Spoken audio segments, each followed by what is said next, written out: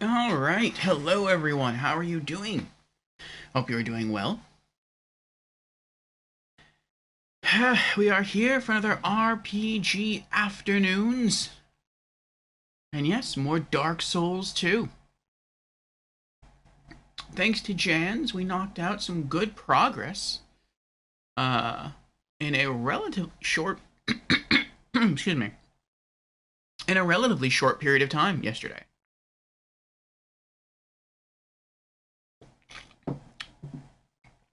So we'll see what happens today. And hello, Zombos. How are you doing? Lord Orpheus returns. Yes, praise the sun. I hope you're doing well, Zombos. So, let us launch into our opening announcements as usual, and then we'll dive into the game.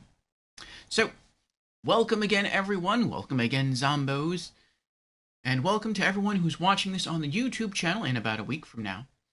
I am your host, Lord Orpheus. I am a variety streamer on Twitch. In addition to being a YouTuber, there's always like something on my glasses at the start of stream that I never notice until like the light is coming through my glasses.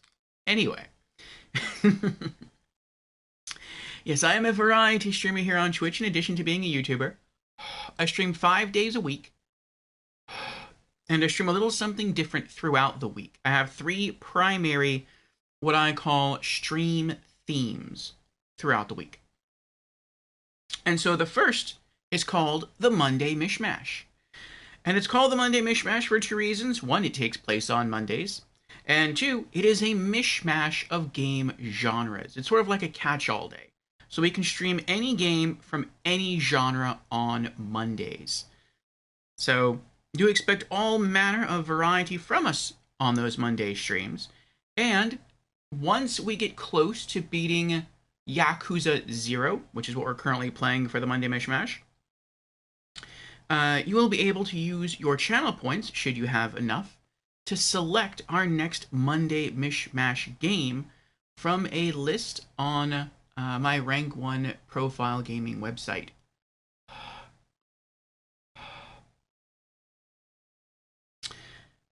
Let's see. Tuesdays, I take the day off. Wednesdays, we have our weekly Just Chatting stream here on Twitch called Community Chat and Gaming News, during which we discuss community updates, gaming news, and game releases for the week. And so if you just want to hang out, chill, talk about games and gaming, and indulge in our favorite hobby, Wednesday is for you. Then Thursday, Friday, and Saturday are our RPG afternoons, which is what we're doing today. And so those days are dedicated to role-playing games. So if you like RPGs, then those 3 days out of the week are for you. And Sundays, I take the day off as well. So if any of those stream themes are of interest to you, then I encourage you to give me a follow. And I hope to see you sometime throughout the week. And with our opening announcements now out of the way, let us return to the stream of the day. So again, we are here for RPG Afternoons, and this is Dark Souls 2, Scholar of the First Sin, from Software. So now I shall sip my coffee, get back to stream chat, then I will tell you what we did yesterday in Dark Souls 2 and what our plans are for today, and then we'll launch it.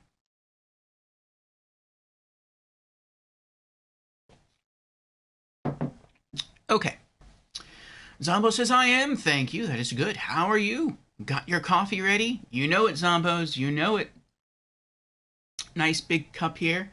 This mug, I believe, actually holds 3 cups of coffee.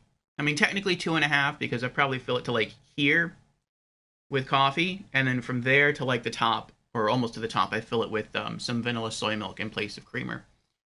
So it's about 3 cups of coffee. So yeah, it looks like 1, but this is actually quite a large mug. And I have another full mug waiting in the pot.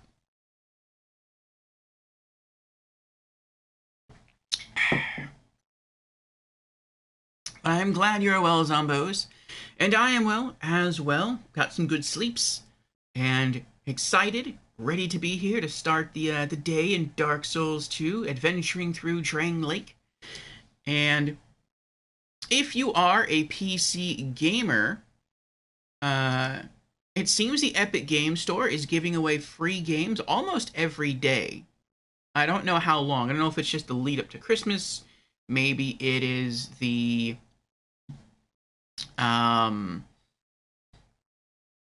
lead up to New Year's. But if you are a PC gamer, you may want to check them out. I just scooped up a game before stream. I'll post a link in the chat. The Epic Game Store right now is giving away The Art of Rally, which is a racing game that has a really interesting visual design to it. I've been wanting to pick it up for a while. I just haven't gotten around to it. And today I did, for free. So, pretty nice. All right. Let me pop in my earbuds and let's talk about Dark Souls 2. So, what did we do yesterday in Dark Souls 2? Well, we started off venturing into, what was it? Venturing down the well in Majula to the Grave of Saints. And from there, we located and defeated, on our second try, the Royal Rat Vanguard. From there, we continued to drop down further, and we made it to the gutter, got the bonfire. Then we went even further down into the Black Gulch. We spoke with Lucatiel. We defeated the two giants, got a giant soul and the giant's key. We spoke with Dark Diver Grondel for the first time. And then Jans joined us. We finished exploring all alternate routes in the gutter. And we also enlisted the help of Lucatiel and Jans to join us in our fight against the Rotten, which is one of the old ones, down in the Black Gulch. We beat it. And then from there, we moved on to... Let me start logging in. The visualizer. The visual of the locations we can travel to always helps me recollect. And the soothing music of Majula is also quite nice to listen to.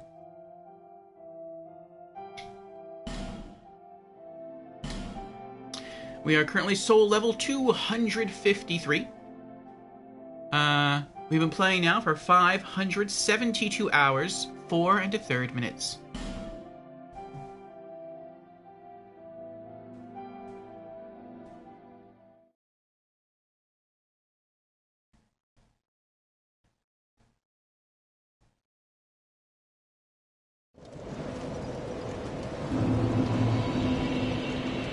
We have 167,000 souls, too. Okay. Let's see. Ah, yes. So after clearing out the gutter and the Black Gulch, we returned to the Lost Bastille. We gave the Dull Ember to Macduff. We unlocked him as a smith. And then we knocked out all of the Lost Bastille, including Sinner's Rise and Belfry Luna. That means 3 bosses. So in the Lost Bastille proper, we took down the Ruined Sentinels. In the Belfry Luna, we fought the Belfry Gargoyles. And then finally, in the Sinner's Rise, we fought the second old one, which was the Lost Sinner. So today's plans are to make our way through the Shaded Woods, meet Dark Diver Grondel for the second time, and then let's see, we're also going to see if we can free Ornifex, the second boss weapon merchant, then head through the doors of, well, we also need to fight Vengarl of Ferosa, fight the Scorpioness Najka,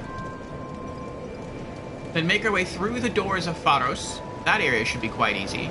See if we can defeat the Royal Rat Authority. We're going to have to solo that boss. Hopefully it won't be too tough. Then from there, continue on to Bright Cove Seldora, enlist the help of Benhard of Hugo, fight against the Wandering Magus and his congregation, and then make our way to the Duke's Deer Fraser, the third old one, a very large spider creature, and defeat her. And that is the plan for today's stream. So, it's a good amount of content to get through. I'm confident we'll make it. Let's see what happens.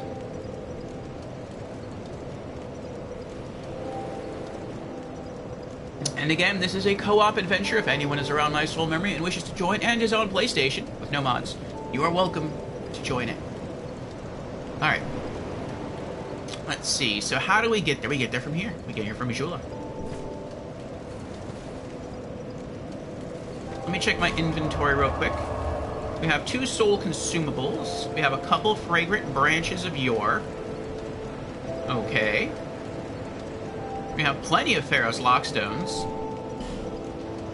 We got a lot of stuff to sell.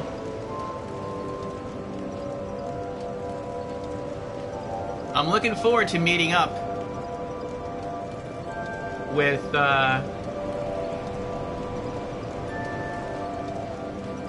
our friend tomorrow, our merchant friend.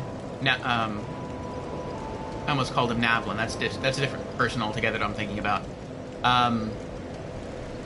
Our dwarven friend, Gavlin. I never noticed how close their names are to being the same, Gavlin and Navlin. But yes, Gavlin wheel, Gavlin deal. Have a lot of stuff to sell.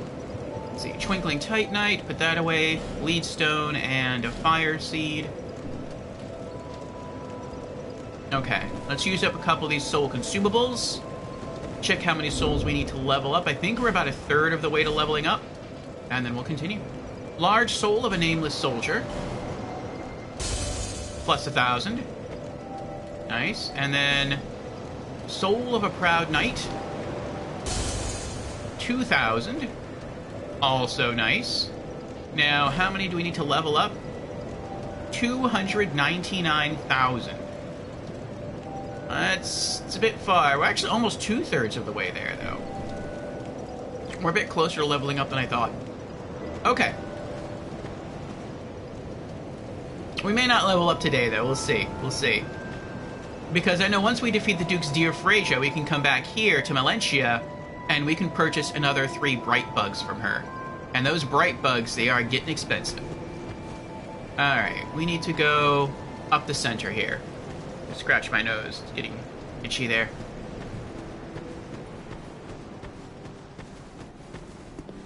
The majestic Majula. I also eventually, and I may wait till closer to the end of stream to do this, not today's stream, but like overall with Dark Souls 2. I have read that if we go to the armorer in that hut and we spend a certain amount of money, he starts to sell better gear, which is what I did in standard new game, though I did that off stream. But I learned in this playthrough, in New Game Plus Plus, he actually starts selling the pretty poisonous butterfly armor set. And so just to get like a cool, unique bit of armor, we will eventually just have to just blow some money at his armory, really for no other reason than just to unlock his inventory. But, it's for the greater good, I guess. I don't know exactly how many souls we have to spend to do that, though.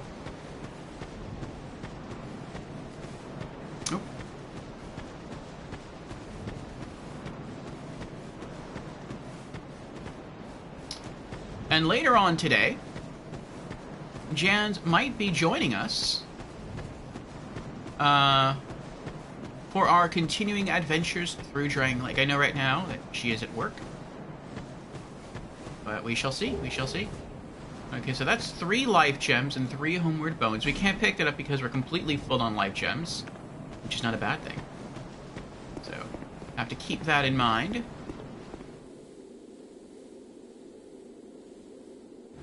Alright, I think as soon as I pull that lever over there, we get ambushed from the enemies on the 2nd level. So let's at least eliminate these 2 enemies here on the bottom first.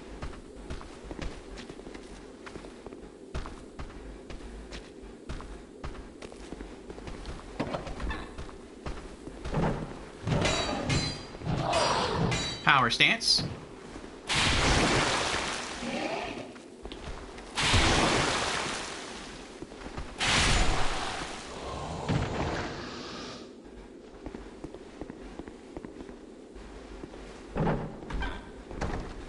Even though this is a dungeon, it is still always proper to close the door after one opens it.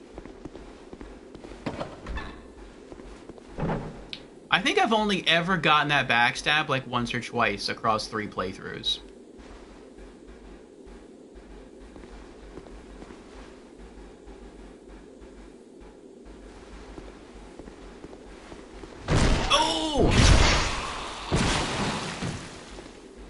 Nice, we did it. We got it that time.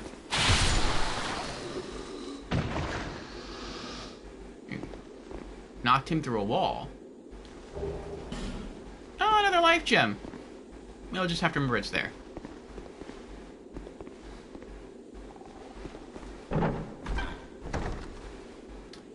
Sneaky Orfeo. Well, I will try to get the upper hand in combat when I can. This character is not necessarily an honorable paladin or knight. He is a beastmaster, and so he plays by beastmaster rules.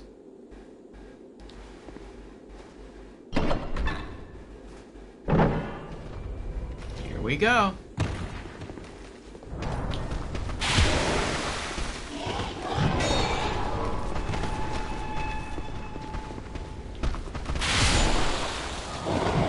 Nice. Ah! He got me. Oh no. That frog landed right on my head. That was funny. I did not see that coming at all.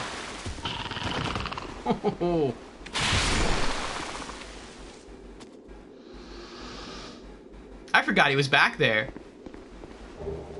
Faint stone. Those are kind of rare in this game, it seems. Battle axe. As are Dark Knight stones. They seem to be kind of rare. Well, now we have a reason to use that that life gem.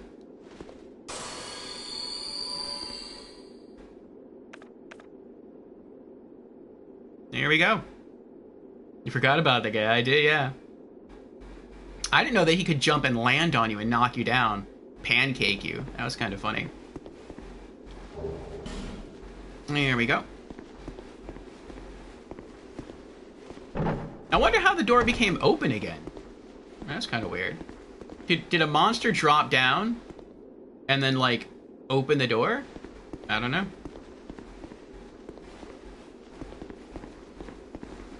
Okay, let's get the bonfire here.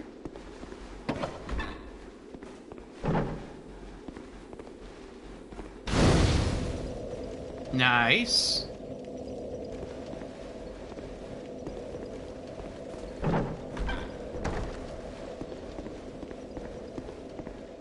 Okay.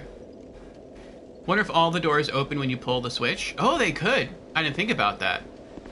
But then... Oh, yeah, you're right. Even this door opened.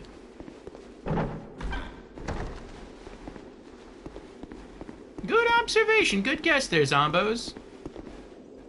Ah, Tukitsune is here. Hello, Tukitsune. How are you doing? Tukitsune says, hello, Orfeo.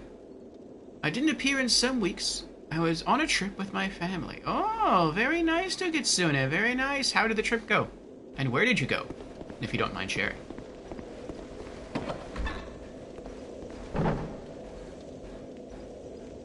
Okay. See what's in the chest.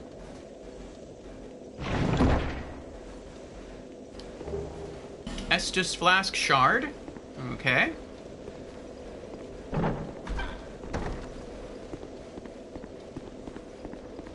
And we could just ignore everything else, but I don't want to ignore everything else. So let's kill them all. Hopefully this won't take too long to run and jump over here.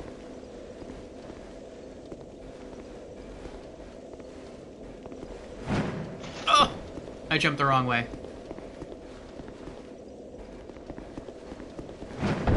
Yay, we made it!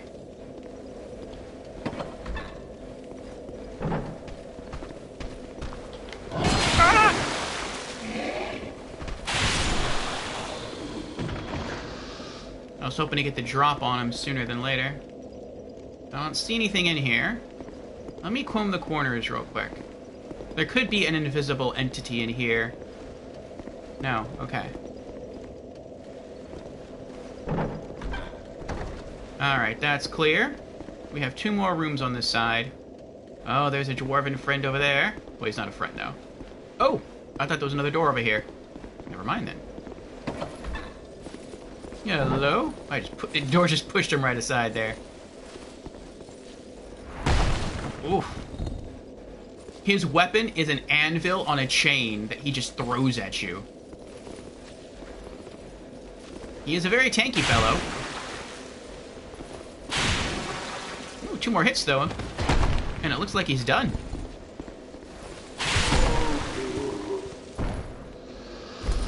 Or 1. 1 more hit. Could do it. Nothing there. Nothing there. Nothing there. Oh, there's something. Soul of a proud knight and a human effigy. Oh, we can't use that. We can't pick that up. Ooh, I really want the soul, though. Oh, I know what I can do. Go in inventory. Select this. Leave 1 human effigy behind.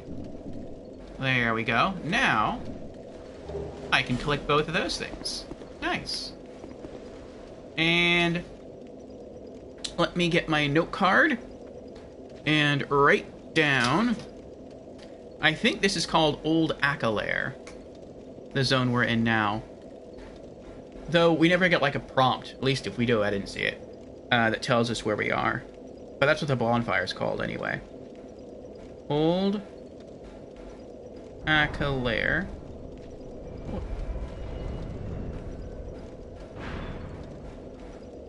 What was that? Did you hear that?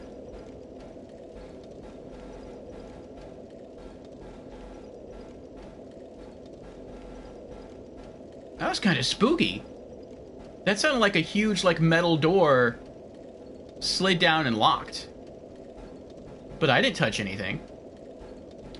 And I can still see sunlight, like, streaming through the doorway there and casting itself upon the floor and the walls, so I don't know what that's about. Well, after I get done writing, we'll stop it and see what's going on. Okay. Old Akalair. We left behind 1 human effigy.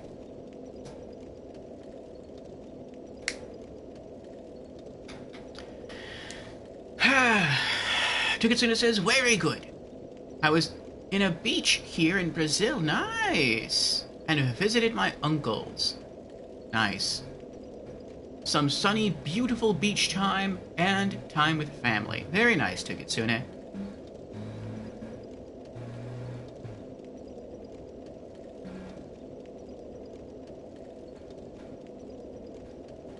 Excuse me.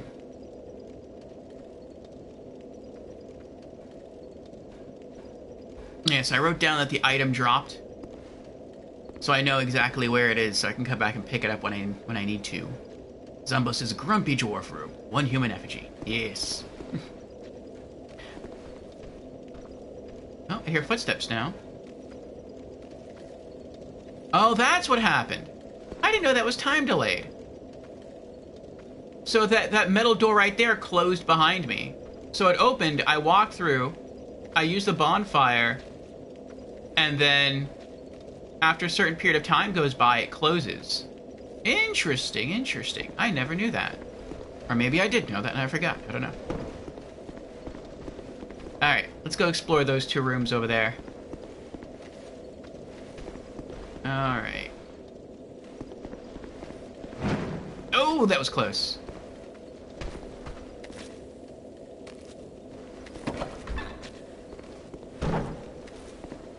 I'm typically not good at the kind of platforming where you have to run into the room and then or where you have to like run in the direction the camera's pointing and then just veer off the side and jump in that direction. I also never figured out what this is for. It's like a piece of metal.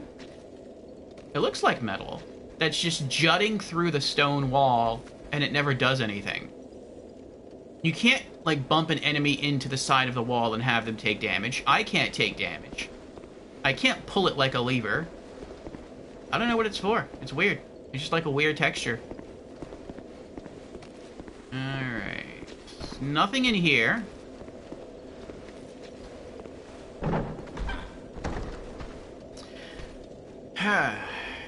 Even if you set at a bonfire.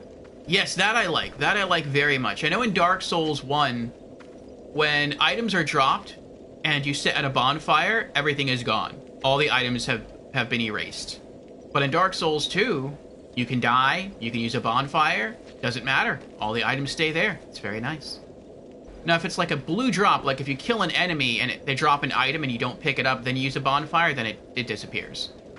But if you drop an item, then it's okay. It'll still stay there. It's a torture chamber? Oh, that makes sense. Or a code hook. It's a civilized cell, says Zombos. Alright, one room left.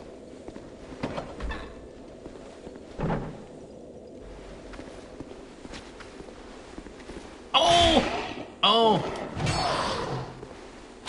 I had the opportunity to get a double clap in, or whatever you want to call it there, a power stance hit, but his back was to me, and I thought maybe I could sneak up on him real quick and get a backstab in, but it didn't work.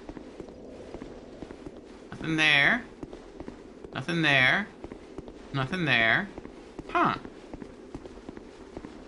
Alright, so the two rooms on the right contain nothing but enemies. Wait, is there anything up here? No. Now that would have been clever to hide an invisible enemy like right up here. No, even if the item is enemy released, you can sit at the bonfire and they don't despawn. You tried it. Interesting. That is very nice. It was very courteous. Wait, wait. Could I do that again? The other way? No. Okay. But I like that. That makes me feel like some thought was put into that as far as like being nice to the player. Okay, so that doesn't work the other way around. If I'm over there, or if I'm, I guess, over there, I can run back. I can use the top of one of these pillars here to make it back to the stairs. But if I'm on the stairs, I can't do that to get over there. So whatever. Whatever.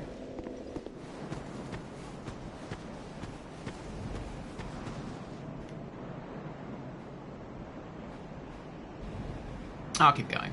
I thought I could go rest at the bonfire to get all my health back. And then I could start this journey, but it's not really that long of a journey any... Well... No, it's not that long of a journey anyway.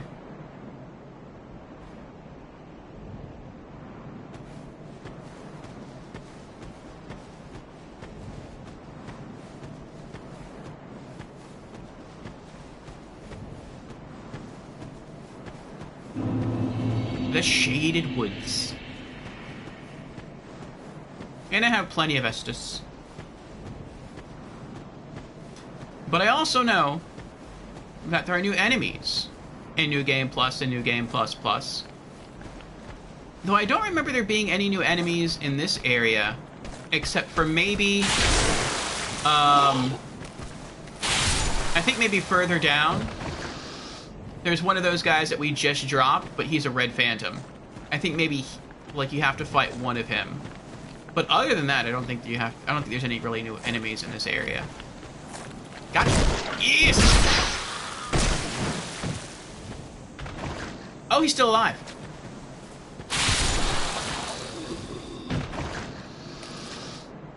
Even the basic enemies out here are getting so strong that a single backstab won't drop them. That's pretty strong for New Game Plus Plus. Fading Soul. I mean, this is almost like a starting area. All you need is one fragrant branch of yore, and you can start making your way through the Shaded Woods. Alright, just goes to show how hard New Game Plus Plus is. Can you imagine people playing this all the way up to the point where the game stops getting hard in New Game Plus 8? That must be incredibly challenging.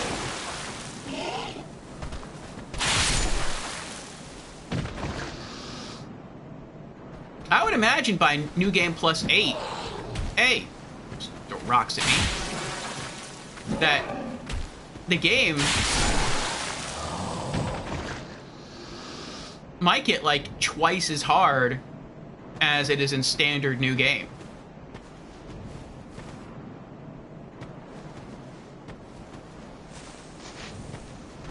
Do you have any knowledge on that, Tukitsune?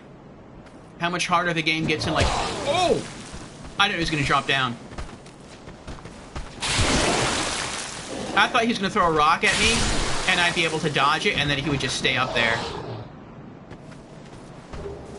Life gem. Oh, well, that's good. Ow! Come here. Get over here. Oh, you're lucky I missed. Ow! I kept thinking that he was going to try to claw me, but he just kept throwing rocks at me, so my dodges were ineffective. Alright.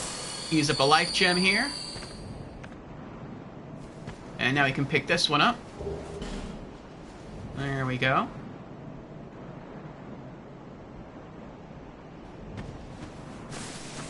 Well, if that metal door didn't drop down behind me, I'd probably pop 3 more life gems. And then, actually, I probably could. And then go get the Homeward Bones. That'd be free.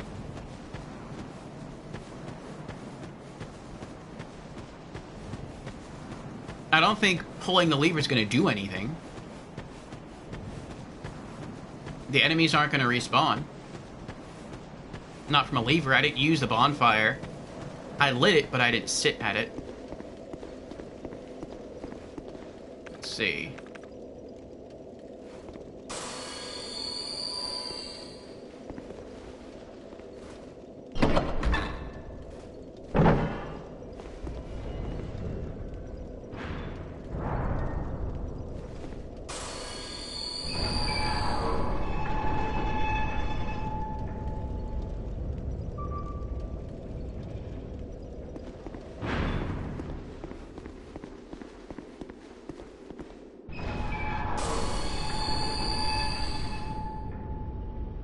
Alright, we're back at full health.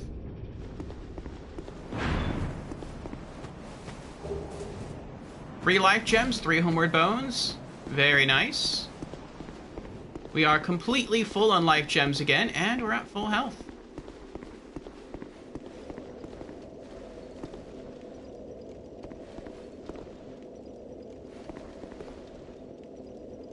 What?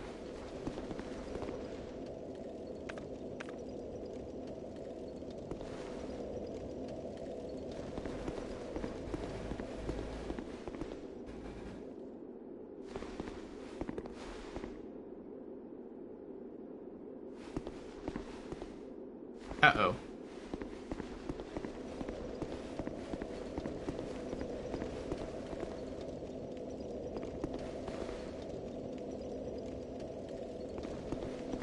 I'm not sure what I'm supposed to do here.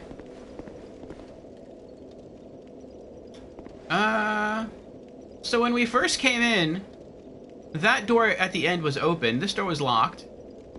We pulled this thing from over there. It opened this door, and it opened this door. So then I came back, and I pulled this lever, and it reopened this middle door, and it reopened that door down at the end.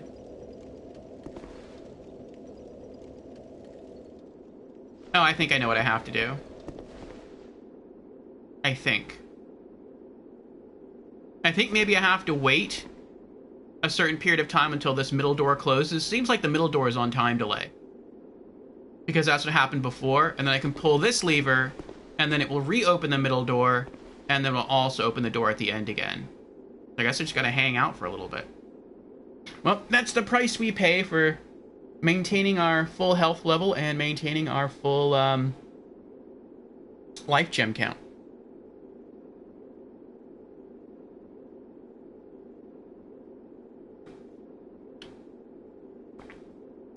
Tukitsune says, in New Game Plus, the game is like 1.5 times harder. In New Game Plus Plus, it's more like 1.75 times harder than normal game. The damage rises, the enemies spawn in more numbers, and...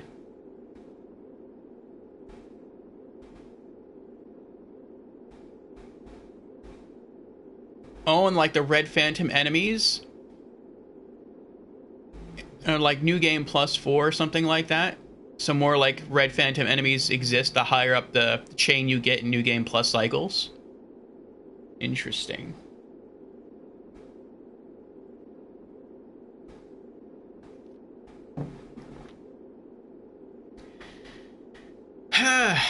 And yes, I'm glad you had fun on your family retreat to Kitsune, your family trip.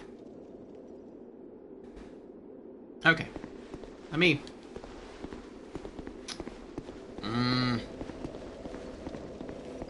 I feel like maybe I could speed this up.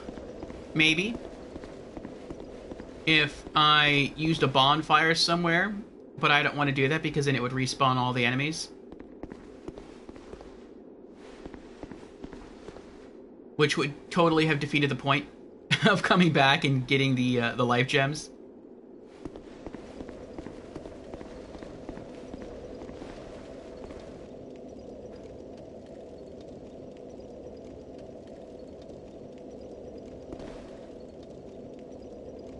That's irksome. Now what do I do?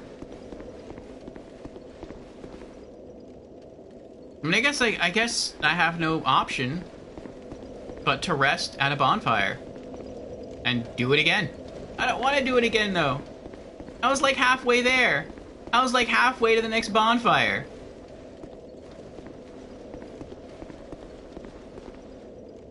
Alright, well, let's do it again.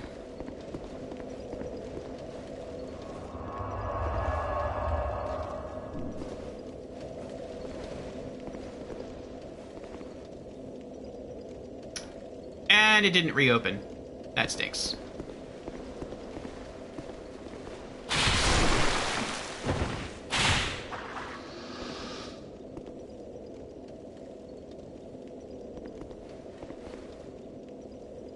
And your uncles from Chile came before the trip. Nice. They came out to the trip from all the way from Chile? Nice. Oh no, this just made me realize if I have to do this again...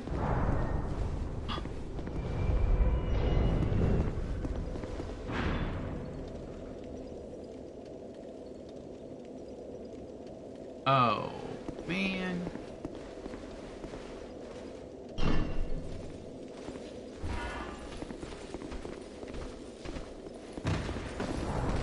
I thought so. I'm gonna have to fight all these enemies all over again.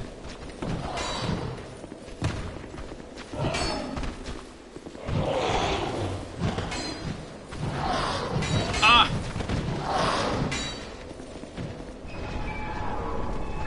It's opening! I didn't know it opened, though.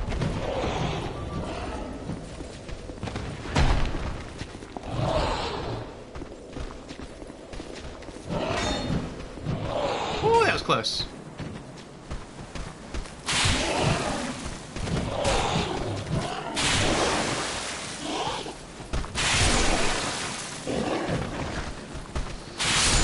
Double kill!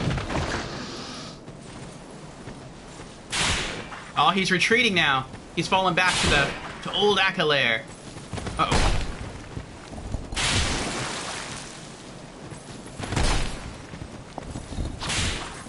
Oh, I guess you can't backstab him.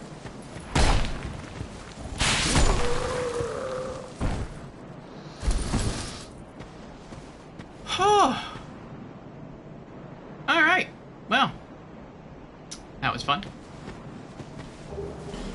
Rapier, Battle Axe, Large Titanite Shard,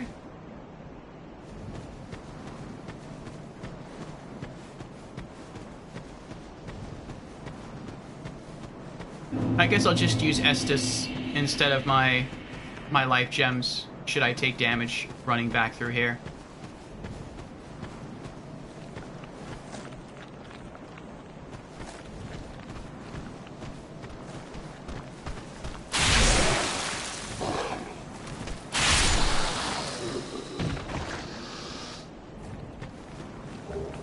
Another rapier. Weird that they drop rapiers, but they don't use them.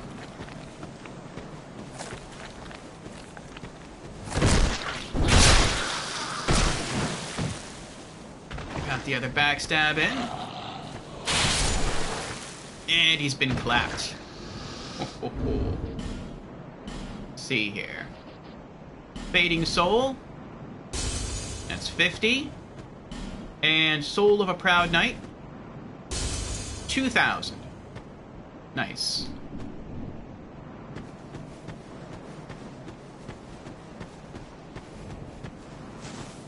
Yeah, the next bonfire is right in that circle up there. It's very, very close.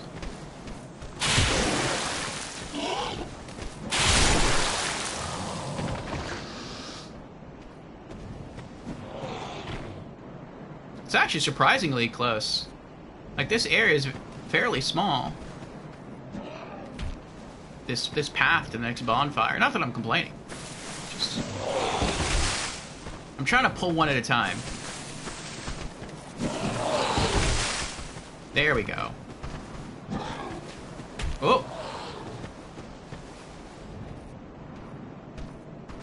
Will they not come down here? They will not come down here. Okay, fine.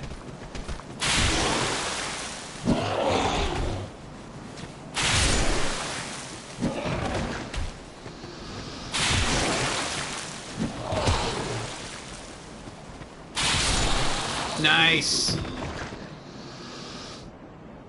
We still took some damage, but we did a lot better that time.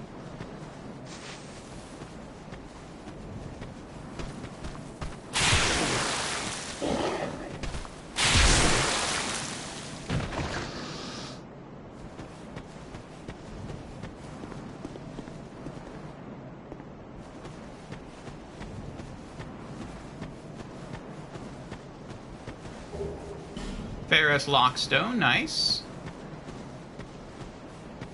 And that's it. We have, I think, one more battle to go and we're done with this area. We have to fight that group of enemies over there. And then we walk through that path to the bonfire. Though I could probably just sprint past them, but that's no fun. Let's see what we can equip. What explosives do we have? We have black fire bombs. Alright, let's equip a black fire bomb. We'll do that.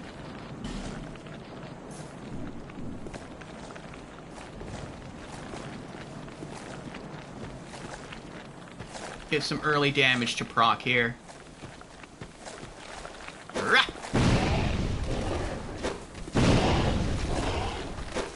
Uh-oh.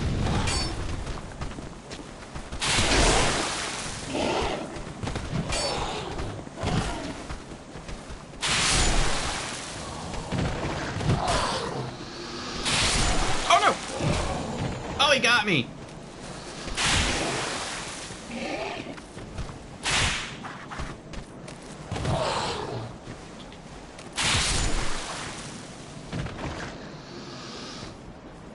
Oh, a falchion. Nice. I thought that when I was hurling the black fire bombs that maybe I killed one of them. I was wrong. Soul of a Proud Knight. Human effigy. Alright. So...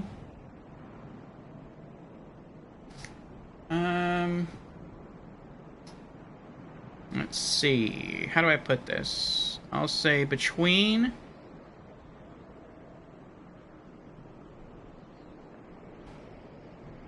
Old Akalair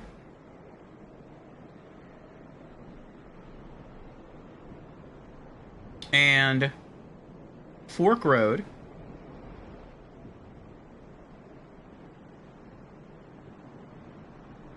equals 1 human effigy.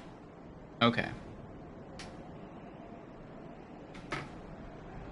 You know, until I started writing this down, I didn't realize that the game really does give you a lot of human effigies. It scatters them around a lot. But it actually does give you quite a lot of them.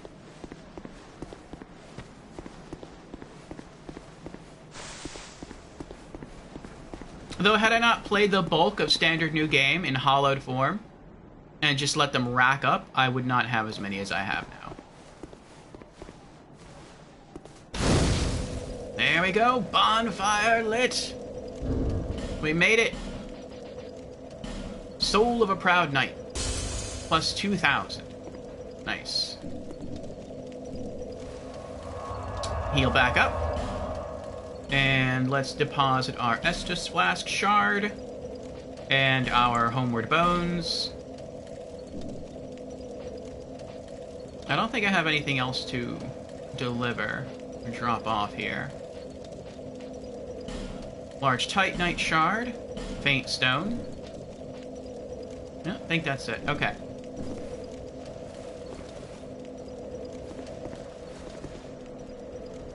Okay.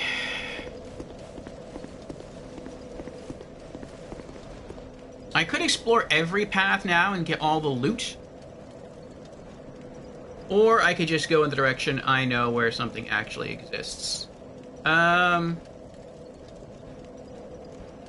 guess let's go for the loot. So that means we have to tour all 3 paths. And then eventually go through there. Okay.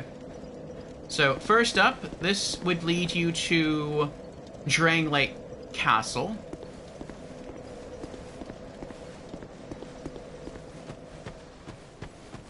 Through the Winter Shrine.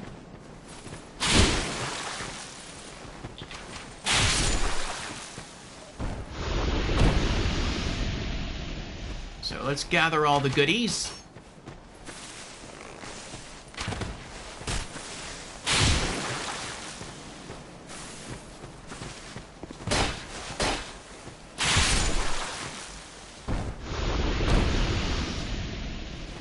And all these paths are pretty short too, which is nice.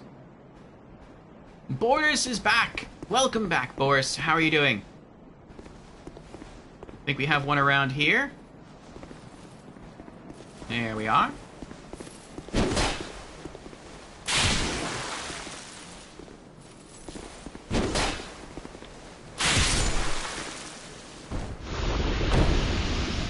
We are making more progress today, as you can see, in Dark Souls 2. Tukitsuna says, when I played to win against the Dark Lurker first time, I had 86 human effigy, and ended with only 1. Oh boy. You were a complete noob that day. I'm quite worried about that fight. I didn't do too bad, at least I don't think I did too bad, when fighting Dark Lurker my first time in Standard New Game. But I was told that you have to fight Dark Lurker on your own. In, oh boy. I thought I was going to be able to stagger them. Nope, you can't stagger them. Okay, or at least I can't stagger them.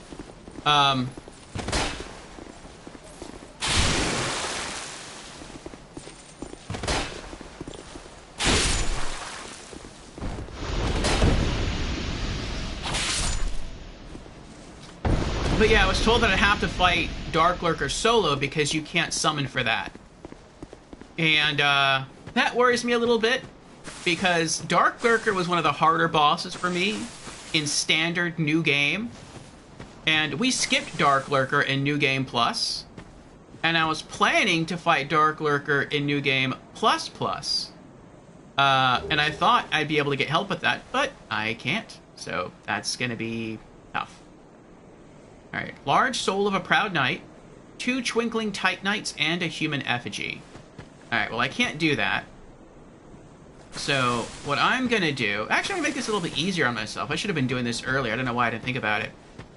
Instead of dropping a human effigy there, because that would be more complicated to retrieve later on, because I'd have to fight those enemies again, I'm just gonna come back here, stand someplace safe, go to human effigy,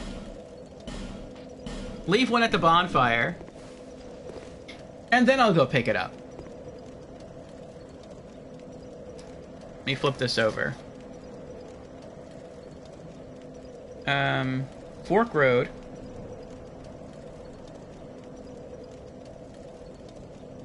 Equals 1 human effigy. Okay.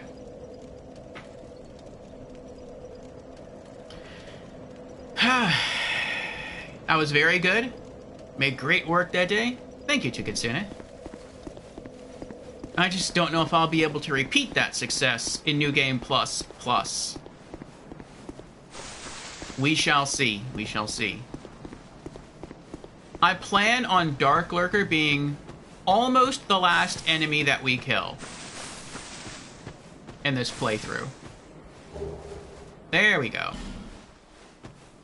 So I'm planning to get down to... For the main campaign, I'm planning to defeat all enemies leading up to the final boss arena. So I'm not going to go into the boss arena to fight the Throne Watcher or Defender, but I'll fight and defeat all the bosses in the main campaign up to that point. Then I'm going to go into the DLCs. I'm going to receive the Blessing of the Crowns. Then I'll go fight Dark Lurker, and then I'll go fight the rest of the bosses.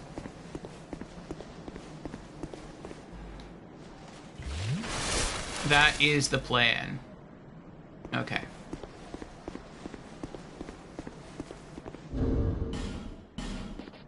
Large Soul of a Proud Knight.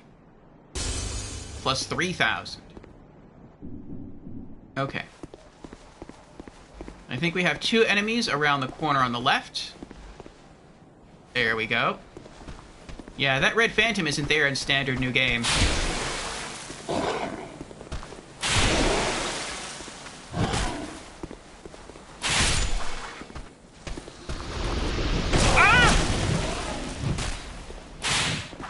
I hit the attack button, but for some reason my character didn't attack. I don't think I was out of stamina. Maybe I was. I'll have to start paying more attention to that. Heal back up again. Let me get my sword out. And here we go.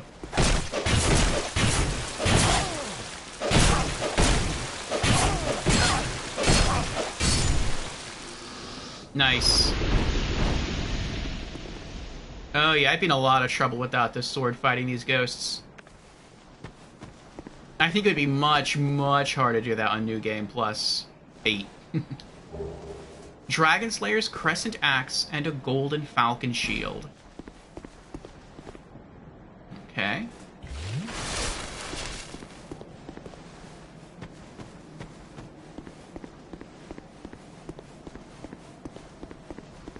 Now, is that it? I don't remember if there was an enemy guarding the Winter Shrine itself. It doesn't look like there is. Okay. The Shrine of Winter. Seek mightier souls. Which is fine. Oh no!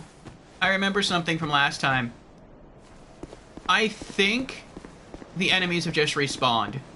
If they have, I'm going to use a feather to get back to the bonfire. Okay, never mind. I thought last time I went over to the Shrine of Winter, and then something happened.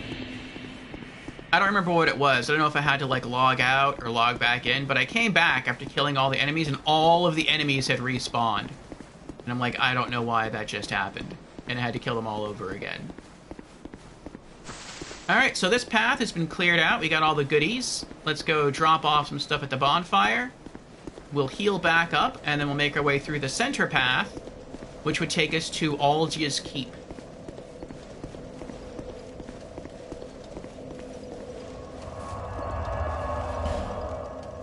Alright, anything to put away?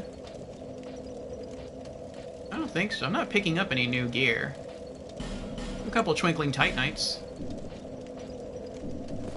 Okay.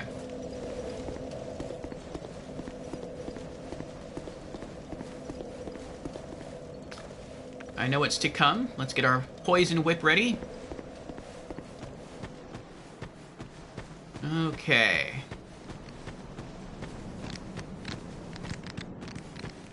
Kobolds run away. I think when I do clear out this whole world map in Dark Souls 2 of enemies, I think I'll leave the kobolds. Because the kobolds don't well, actually, I might kill those kobolds. They do aggro if you get into their swamp, but I'm not planning to get into their swamp.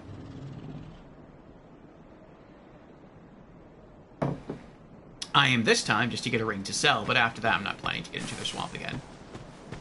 So, I feel like if an enemy doesn't aggro on me, then I have no real reason to try to attack it. Alright, we poisoned it. Now we go back and let the poison do its work. And I think we have to poison this guy 3 times, I think, to kill him. Maybe 4. Actually, maybe 4. Because this guy is, like, extra tanky. Oh, yeah, it's gonna take a while. We're gonna have to poison him 3 times, and then maybe do stuff beyond that.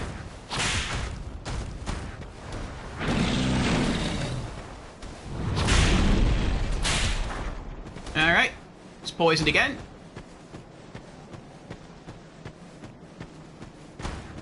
One of the most helpful combat techniques I've learned in Dark Souls 2 is to lock onto something, attack it, and then to unlock to run away, because you move a lot faster when you're unlocked as opposed to being locked on.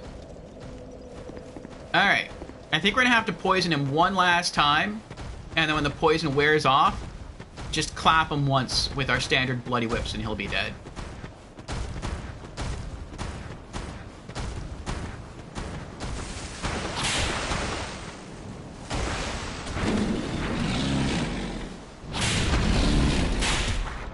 Alright, he's poisoned again.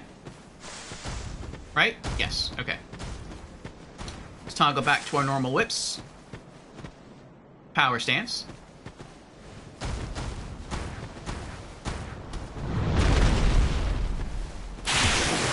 And he's done.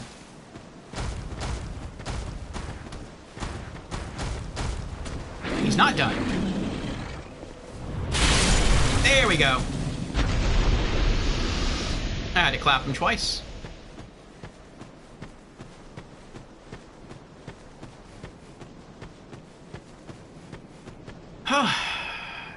Plus 3 million soul memory, or be all 4 lords in every new game plus. And plus 1 million in soul memory. Now we're gonna go for all bosses. This is an all boss run. Our standard new game was an all boss run. We skipped some in New Game Plus, just to kind of speed things along. But in New Game Plus Plus, Red Tear Stone Ring, it will again be a new game. I mean, it'll again be an all-boss run. At least that's the goal. I am very anxious about Dark Lurker, fighting Dark Lurker in New Game Plus Plus. But we'll see if we can pull that off. Like, when I fought Dark Lurker last time, I was already as strong then as I am right now. There's no power difference between standard New Game and New Game Plus Plus in terms of me. So it's just gonna have to be pure skill taking her out, and that's not gonna be easy. So she's just gotten harder, like 75% harder. That's gonna be that's scary. That's rough. But aside from that encounter, I'm pretty sure... Oh, I thought that was going to be a backstab. I thought that was going to be a backstab. I'm pretty sure we can take out everything else. There we go. And then clap him as he gets up. Got him again. Nice. And he's done. Produce the symbol of the king. Okay. Let's go back to the bonfire, heal up again, and then make our way through the foggy forest. We'll take the detour, we'll speak to the head of Vengarl, and then we'll make our way to the next bonfire.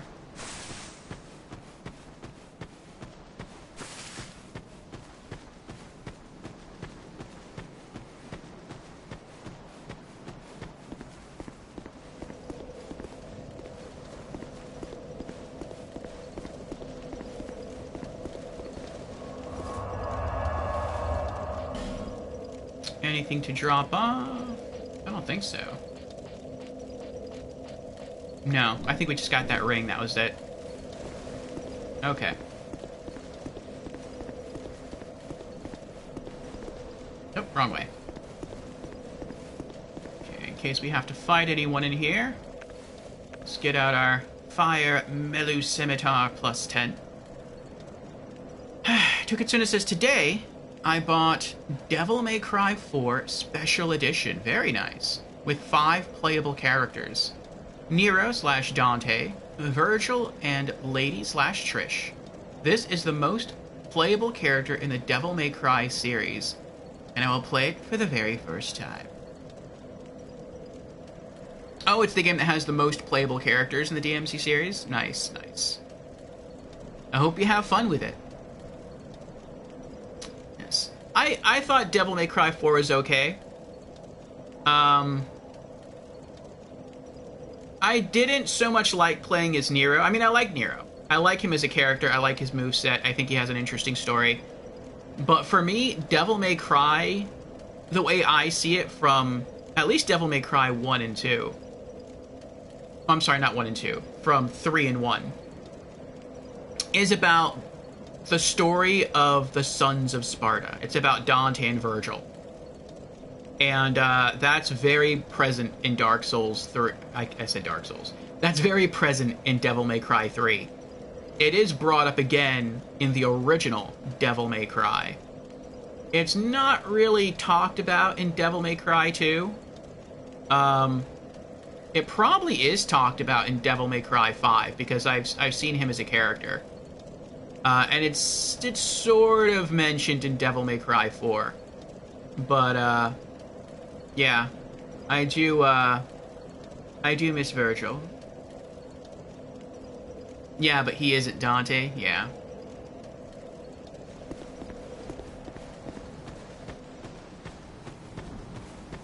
Out of all the characters in Devil May Cry, my favorite character in the series is Virgil. I love his backstory. I like how serious he is. I like his attitude. We are followed.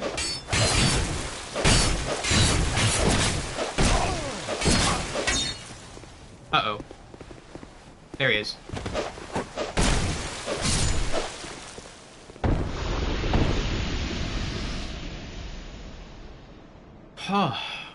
I do look forward, eventually, to getting the Eye of the Priestess, and then returning and killing them all.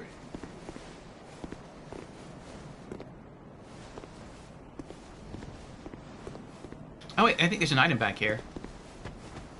I feel like there's an item. There we go. Fire Seed. Okay.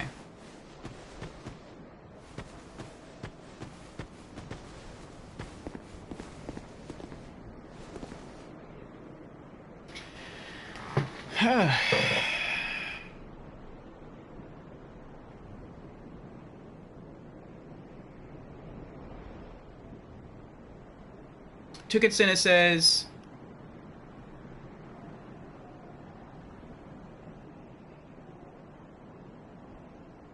which is a good character? Virgil is a good character, very balanced, but Dante is the real Chad.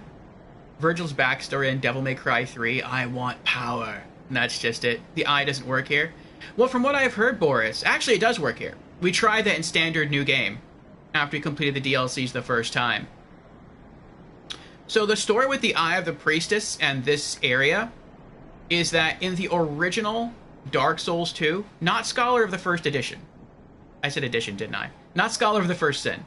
But in the original Dark Souls 2, the Eye of the Priestess only works in the DLC in which it is found, which is DLC 3, The Crown of the Ivory King.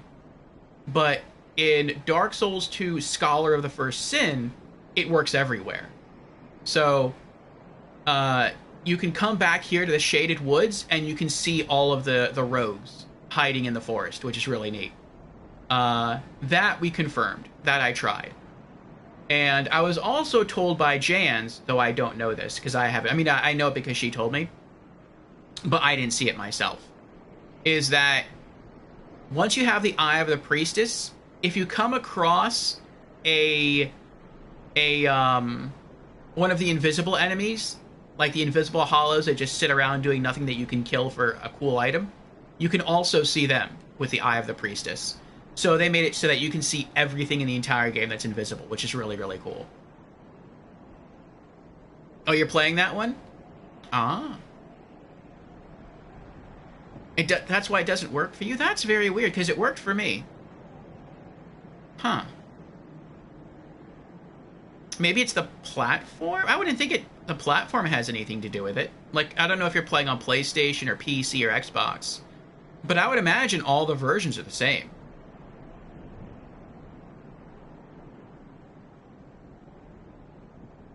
But there is a deeper backstory to Virgil.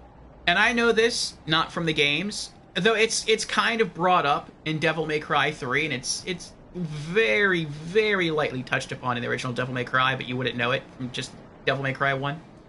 But I've read the mangas, the Devil May Cry 3 mangas, in which it's discussed, as well as the 2 Devil May Cry novels. And so there's a very strong reason as to why Virgil wants power. And it's a very sad reason. But it's like, it's an honest reason. And so it's very touching. And so... Oh, I see, I see. So when you said you're playing that one, you meant you're playing the original Dark Souls 2. I got you. When you said you're playing that one, I thought you meant like Scholar the First Sin. My misunderstanding. Boris says, that's why it doesn't work. I'm playing OG, not Scholar on PS3. Gotcha.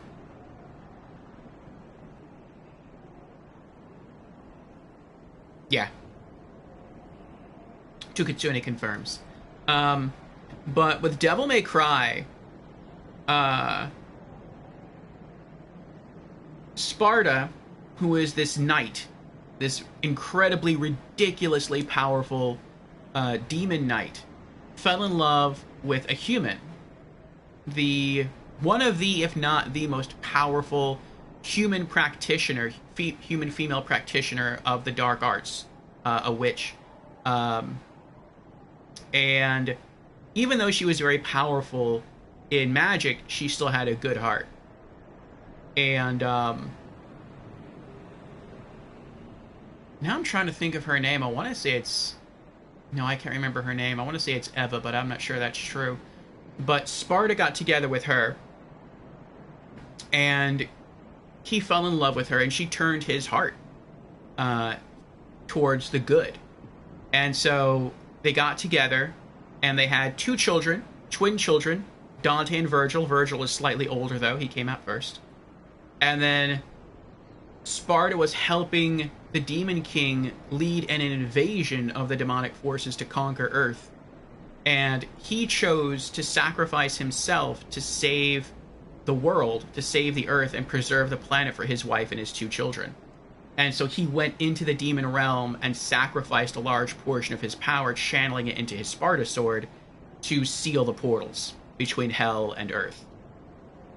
And no one really knows what happened to him after that. It's assumed that he died, because he had to give up a large portion of his power and channel it into the sword just to seal the portals. So without all that extra power, it's assumed that he died, but he could be missing. He could just be off somewhere else doing something.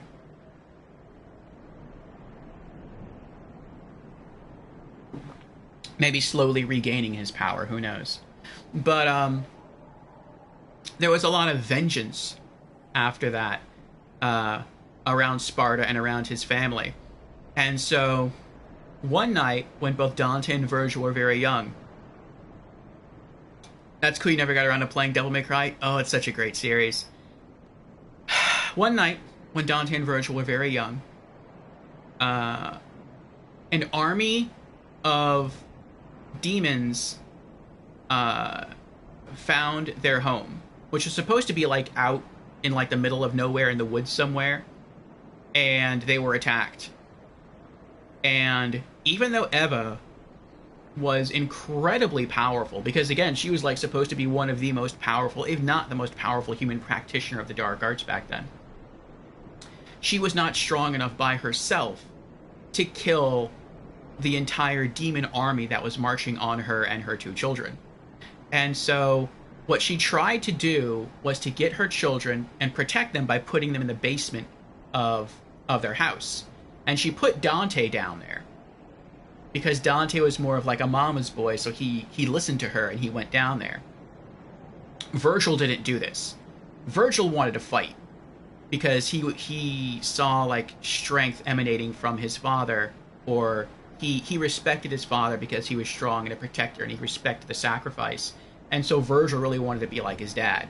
And so Virgil picked up the Yamato, which was one of his dad's swords, and he ran out of the house against Eva's wishes to go fight the demons. And of course, being that young age, he was beaten very quickly.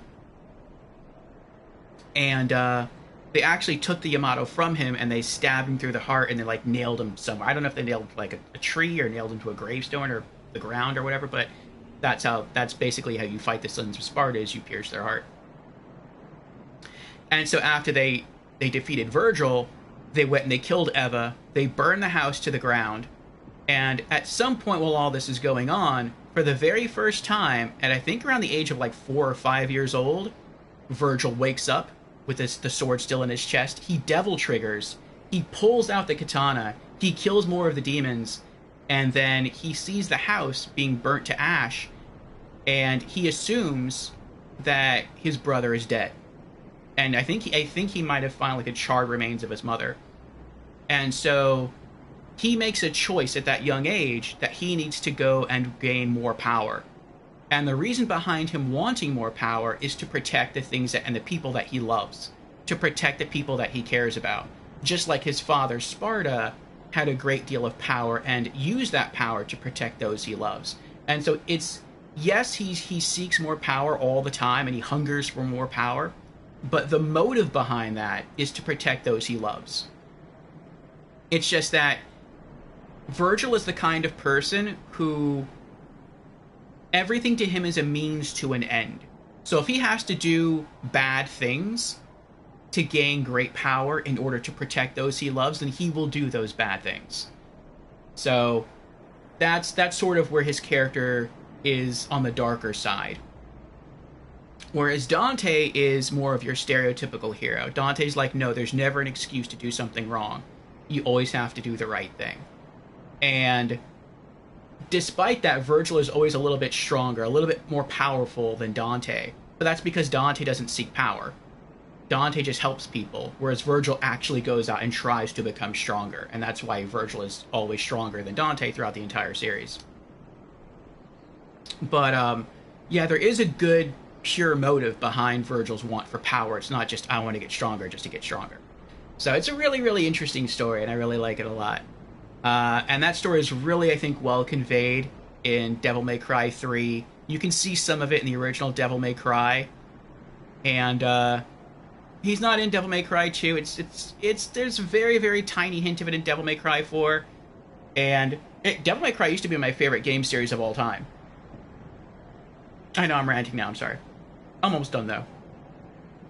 But, that's why I got so irked when Capcom decided to rewrite the Devil May Cry franchise entirely with the reboot of capital D, lowercase m, capital C. And they completely reworked the characters, they redid the origin stories, they're different. And I was like, this is not Devil May Cry. This is not the Devil May Cry that I know. And so I walked away from it. I also saw the anime. I actually have the anime as well. The anime is really good. I like it anyway. But I guess Capcom got so much negative feedback from DMC Devil May Cry that they brought the original characters back in Devil May Cry 5, which I have yet to play. But I do look forward eventually to returning to the Devil May Cry franchise to catch up with what I've missed. So, yeah. Really, really awesome mythos. Tukitsune says, in Devil May Cry 1, you have the better ambience. In Devil May Cry 2, the Bloody Tower was added. Yeah. In Devil May Cry 3, you get the best history. Very true. In Devil May Cry 4, it has the best mechanics. I don't know about that. I would say in Devil May Cry 4 you have the most creative weapons. Like the Pandora's box that can change into a whole bunch of different things. It can change into a gun. It can change into like a little airship that you can drive around for a little for a period of time. Like it has stuff like that. I would say that mechanically I prefer Devil May Cry 3 with the different styles that Dante could shift into.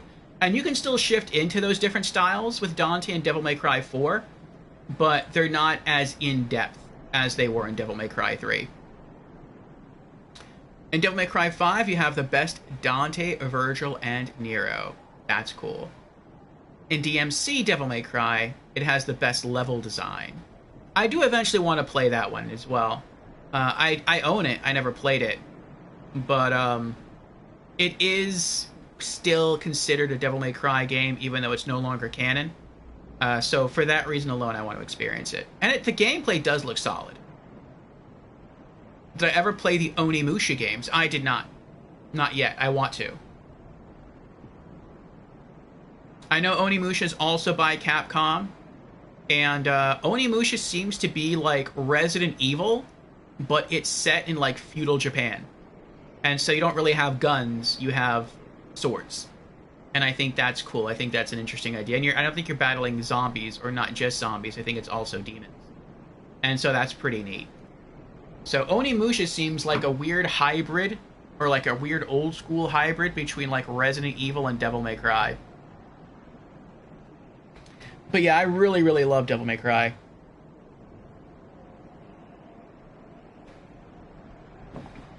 And after Capcom decided to reboot the series, that's when I walked away and I was like, I'll find some other series to try to replace it. I also really love like biblical lore and stuff like that.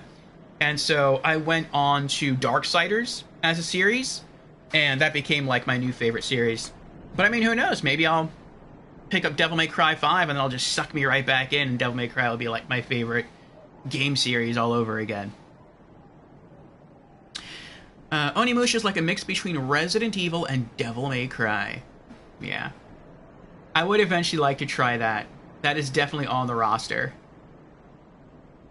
I don't have... Well, no, that's not true. I was going to say I don't have any of the Onimusha games. I do. I have the I think it's the remake or the remaster of the first one. The one that's on last generation consoles, on Xbox One and PlayStation 4. I have that one. And so eventually I'll be streaming that one. But I know there's like, I think on the PlayStation 2 and maybe the Xbox 360, there's actually like 2 or 3 Onimusha games. So I don't know how, like, I don't know if the current version, the version on PS4 and Xbox One, I don't know if that's just a remake or a remaster of the first game, or if they just got all the older titles from like Xbox 360 and PlayStation 2, and they just kind of tied them all together, and then that's the version that they gave us for PlayStation 4 and Xbox One. But I would like to play them eventually. Excuse me, hiccups. Tukatsuna says, it's truly a great game. Has 5 melee weapons, 3 ranged weapons, and in PlayStation 4, you have the upgraded version. In PC, you have to play with the old version. In regular DMC Devil May Cry, you can't lock on. Yeah, that's true. In regular Devil May Cry, well, your character has lock on, but you don't control it. Your character locks on to whichever enemy is closest to you. And so you have to very carefully plan out your character movement, because you can't switch targets whenever you want to. So you have to move your character towards the enemy that you want to shoot and stay locked on to that one. It's pretty cool. Leave me be. I like it quiet. Leave me be. What business have you here, traveller? You may call me Vengal, if I deserve a name in this sorry state. 'Tis rare to flap these gums. This is pleasant. Long ago, I was hired to defend the kingdom. I remember a long, brutal fight, and then Somebody killed me. Or so I thought. I came to and found myself like this. I don't know what explains it, but it's not so bad, really. Now I watch the days go by and gaze at the night sky, thinking of the finer things, far removed from war. I'd grown weary of battle, but did not realize it until now. I know not what brings you on this journey, nor will I deign to ask. You may bear a great burden, don't we all? I prefer to stay my distance. But I want to warn you of something. My body. I see visions. My body, headless, raging without me. My body wielding my sword, a sword forged only to kill. My body will show no mercy. If you see the wretched thing, stay far away.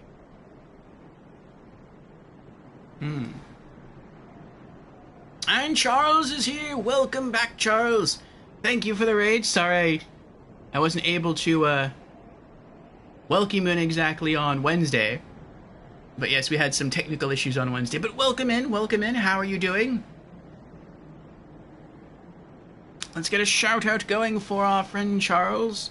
And then I shall catch up with the stream chat while Vengarl was talking.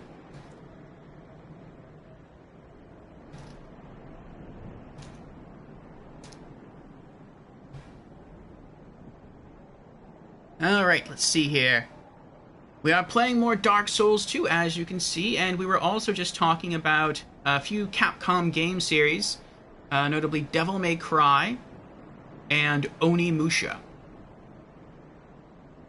Just about their gameplay systems and their story in general.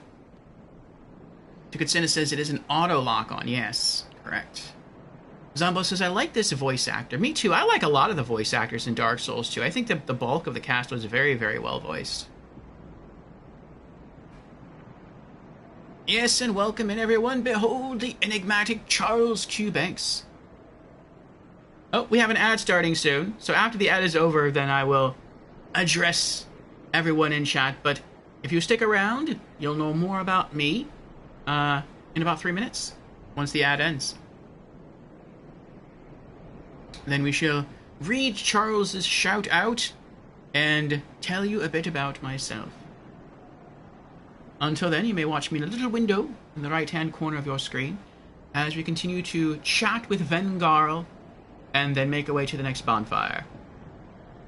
Charles says, thanks for streaming. God bless you. And I'm off to rest, I'm afraid, but I shall lurketh. Very well, Charles, very well. Rest well, and I will see you again, my friend, in your stream or mine.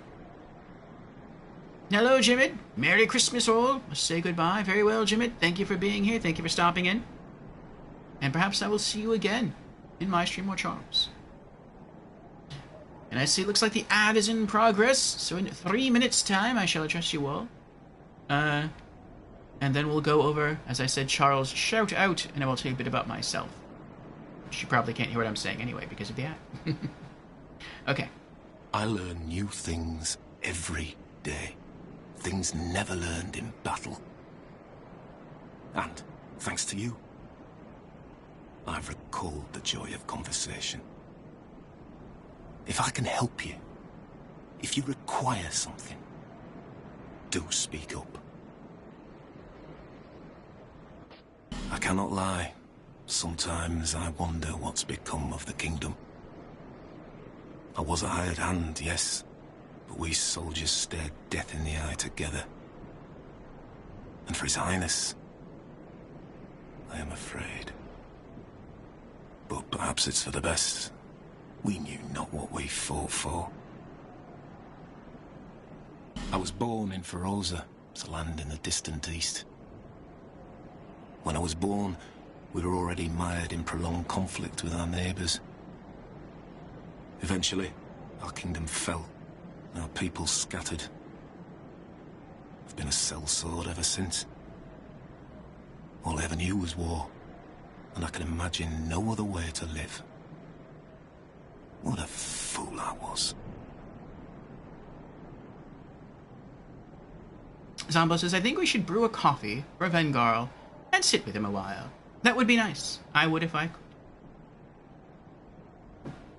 To Vengarl, cheers with a cup of coffee.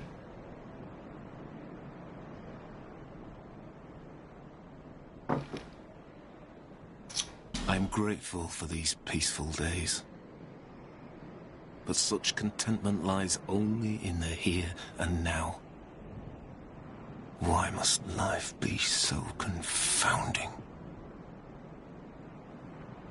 Thank you for lending an ear to my ramblings. Here, take these. I've no use for them.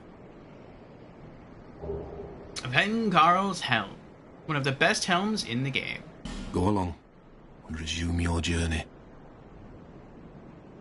Especially one that's so easy to come by. Just hear him out. Talk to him. I cannot lie. I was at and for his eye, but And in your inventory, Claymore, Great Sword, Destructive Great Arrows, Lightning Urns, Gold Pine Resin, and the Magic Barrier Miracle. Okay. Farewell. I will retire to my silence. Alright. And welcome back, everyone, from the ad. Thank you for sticking around. I know Charles and Jim had to away, but yes, I am Orfeo. We were just here chatting with the head of Vengarl. We're about to continue our playthrough of Dark Souls 2, Scholar of the First Sin. If you follow Charles, you're probably also a fan of Souls games, so you may have actually seen him play this game. Let us go through Charles' shout out, and then I will tell you a bit more about myself. Excuse me.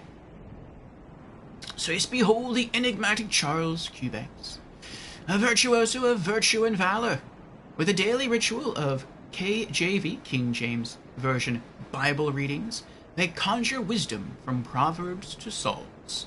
By twilight, they embark on valiant souls-born quests and strategize in Age of Empires. I know he's been in Age of Empires. It looks cool. I think it's a cool game. It's a cool series.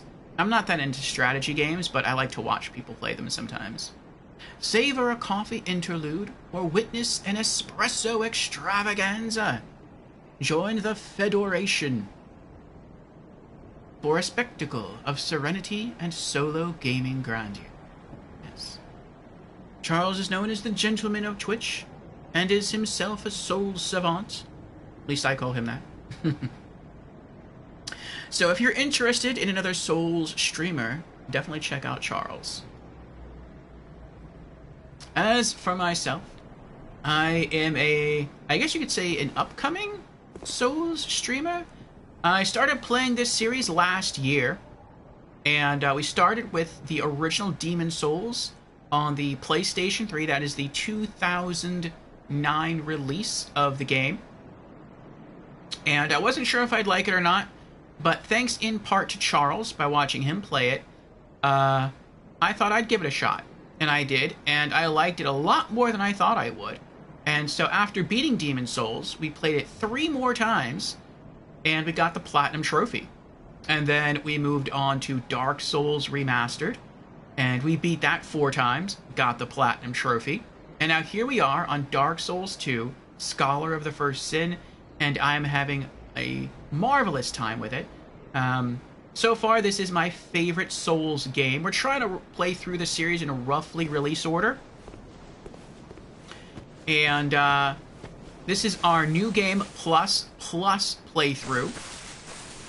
And, no, there is an item there, that's right. Soul of a Proud Knight and Human Effigy. Ooh, Human Effigy.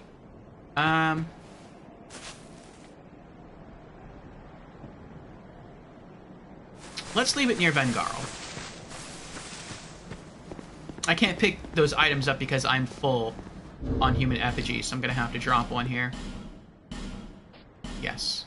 Okay. There we go. Let me write that down. I'm making notes of where all the human effigies are, so in case I start to get low, I know where to go pick some up. Head of Vengarl equals 1 human effigy. Okay, there we go. But yes, we're on our 3rd playthrough now, and we shan't be going into a 4th playthrough, and that's because we don't need to. We can actually get the Platinum Trophy as soon as we reach Drangleic Castle, which I think is about... I want to say Drangleic Castle is about 60% of the way through the game. And we probably won't be getting that far today. But by this weekend, we will be. And, yeah, I am absolutely loving Dark Souls 2. And so we're going to collect... There we go. Soul of a Proud Knight and Human Effigy. We're going to collect the Platinum Trophy, beat this game, beat all of the DLC, and then that'll probably take the rest of the year, and maybe all of January, probably all of January. And then in about February, we'll be starting Dark Souls 3, and after that will be Bloodborne, and then Elden Ring. So I'm not sure if we're going to play Sekiro yet, we'll see. But so far, I am very much enjoying the Souls series, and I look forward to playing through the entire Souls series when I get to those games in the series.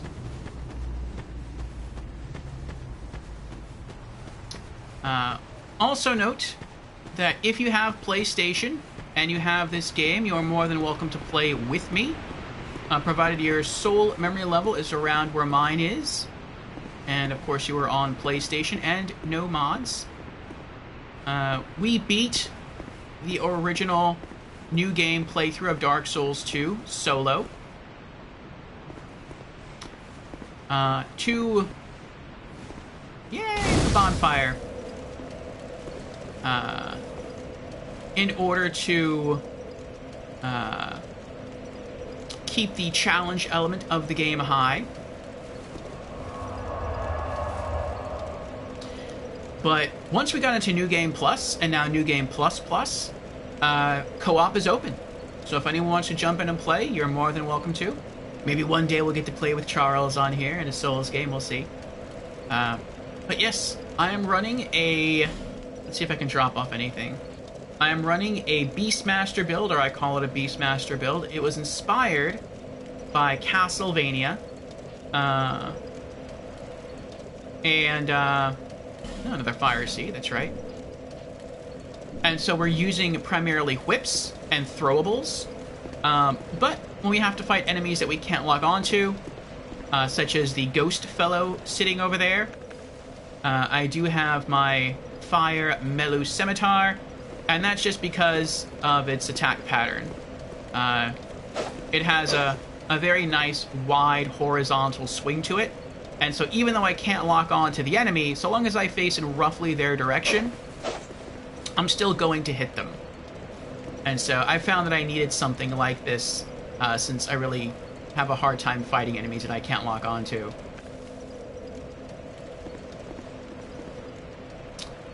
Okay.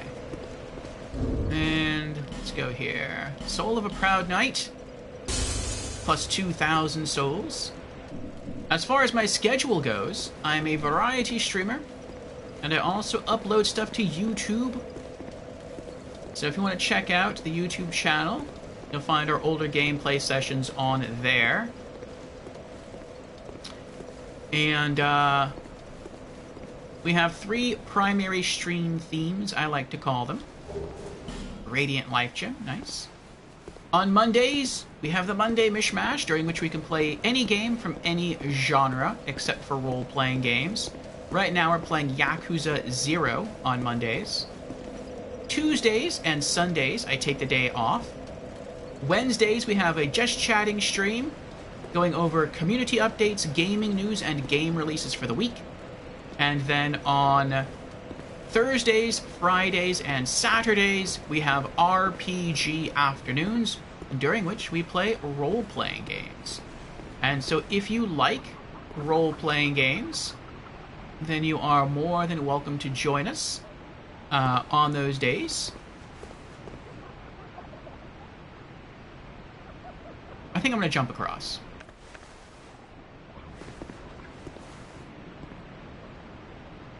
Let me get the fall ring on.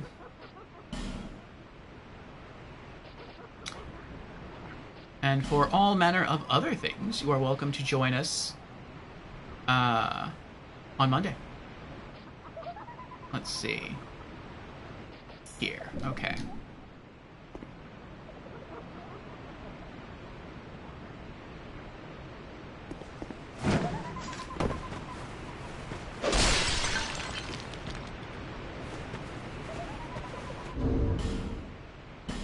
Swap this back to the Ring of Blades +2 to boost our attack. Toggle this. Power stance the whips.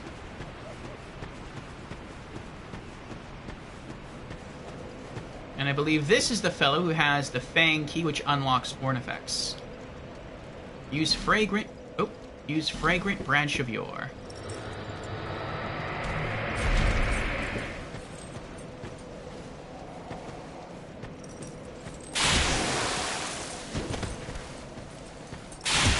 One more. We got it! The Fang key! Oh, yes.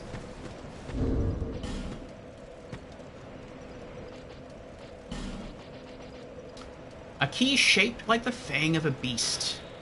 A strange key shaped like a wild beast fang. What manner of dilettante, I think that's how you pronounce it, would create such a key? And what might it unlock?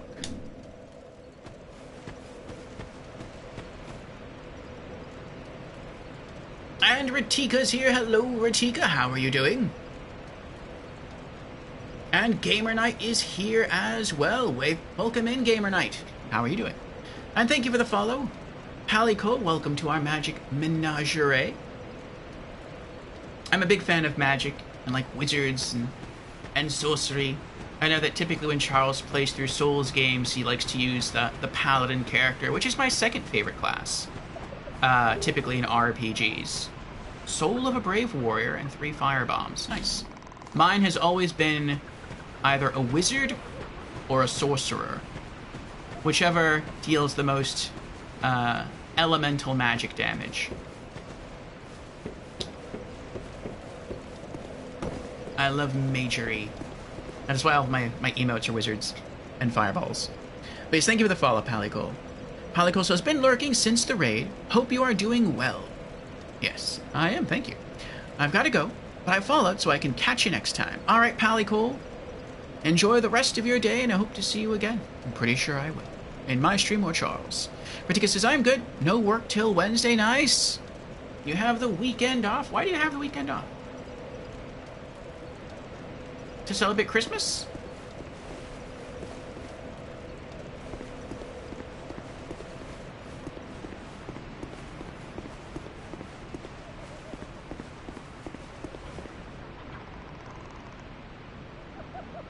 Trying to think what I want to do. Let's go back this way.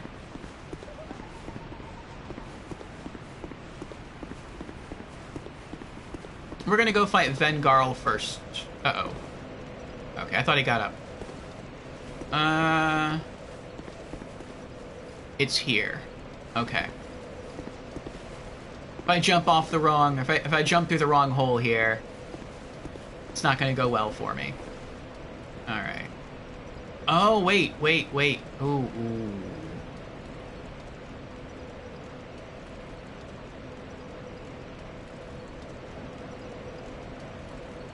In order to speak with the Vengarl, we'll find more. I'm gonna have to use my final fragrant branch of yore. But, like I said, we'll find more. Okay. Whew. Pretty close there. Let's go tackle the Cyan Knight first, though.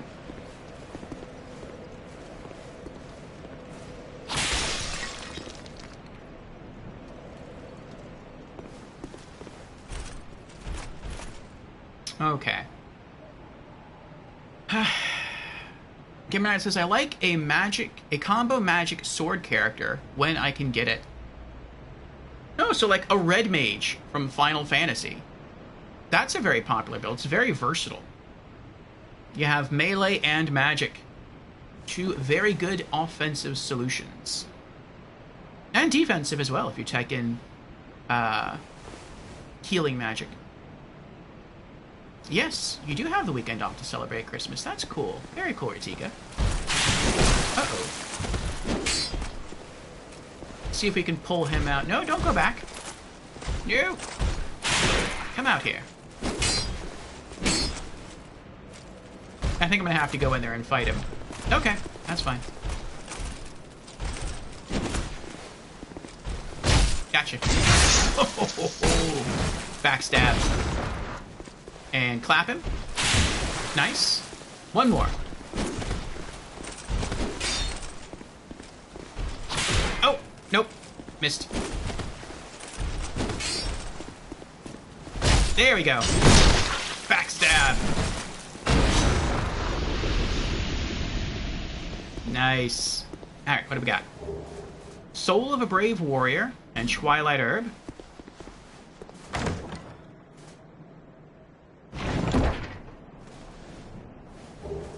Sublime Bone Dust. Okay.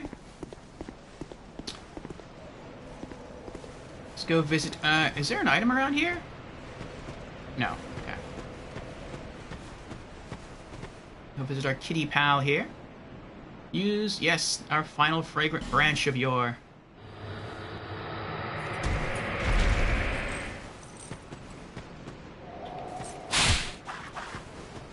No! Stay locked on to the proper enemy. There we go.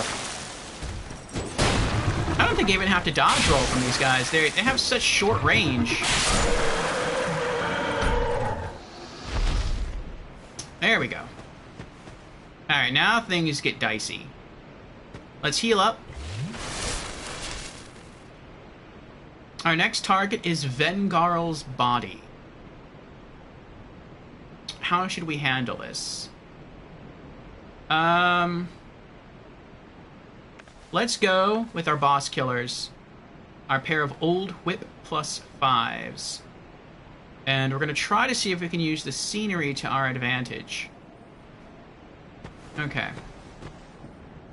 Or I guess we could just run in there. That works too. Into the big room. Surprise!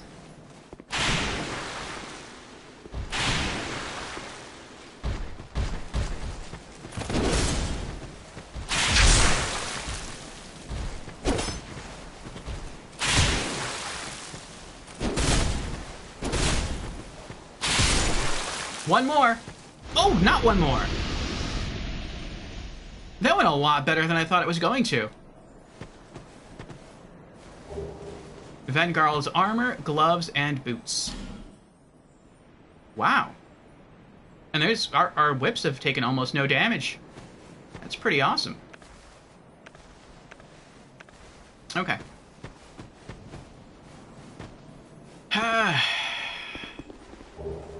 A torch. Nice. More torch time is always welcome. I hear sparkly. Sounds like a crystal... Oh, that's right. The crystal lizard's up there. Okay.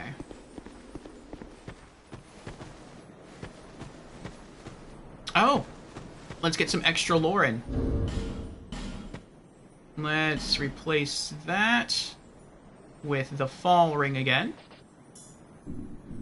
There we go. And there's Vengarl's head down there. Let's land here. It's a bit closer. There we go. Put the Ring of Blades back on. And have ourselves a chat with Vengarl. Back again? Yes. Well, this is a pleasant surprise. Ah, it was you who vanquished my body. Yes. It is my body, you see, and I can sense what happens to it. I do not mourn for it. Good riddance. If you wish for help, summon me. I'm rusty in battle. but will fight by your side. I was born in Ferrol. Okay. When I was eventually, I've been That's a it. all I ever knew. What a farewell. I will retire to my silence. And instead of using the aged feather to get back to the bonfire, I think what I'm going to do instead is I'm just going to run there. And hopefully not get into combat along the way.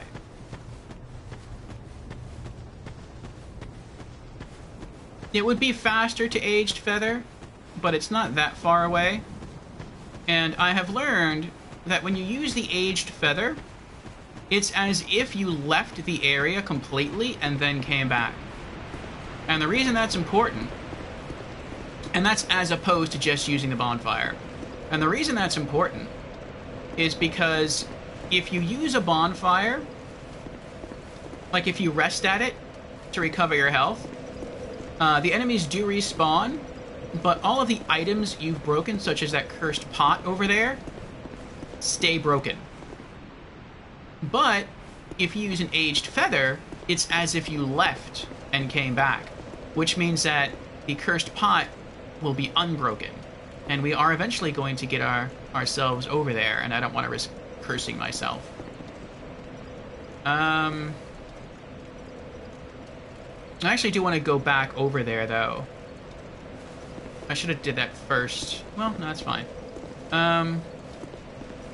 What rings do I have on me right now?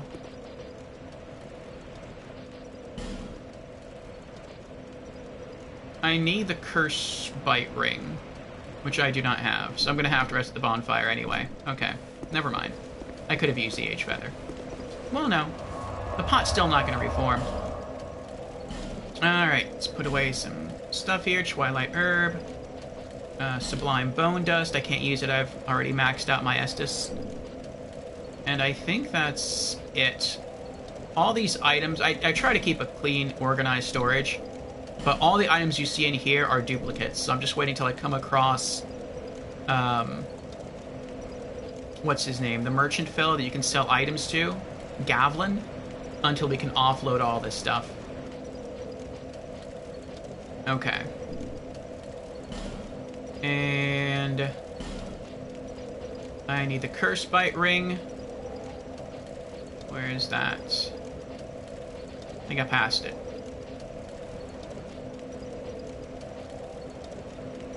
Yeah, okay.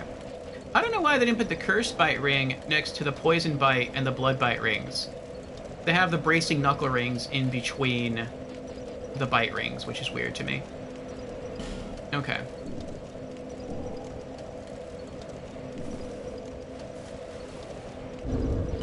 Let's use some more soul items just because we can. Soul of a Brave Warrior. Plus 10,000 souls. Very nice. Okay. And now I have to jump down there, fight him again. And fight him again. I forgot about that. Power stance. Get that ready.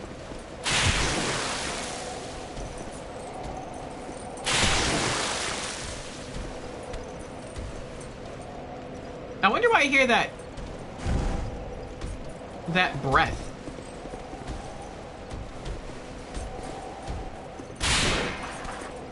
It sounds like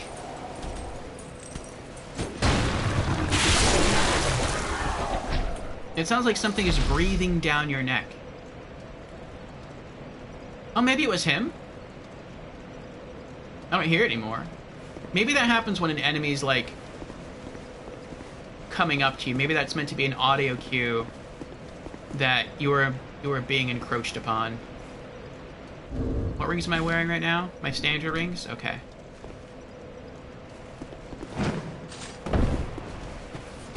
Alright.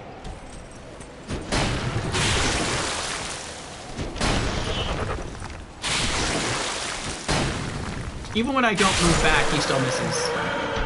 Because his axe has such short range. Okay, I think there is a chest in there. Let me line this up properly. Okay. Ooh. Felt like I jumped a bit too early there.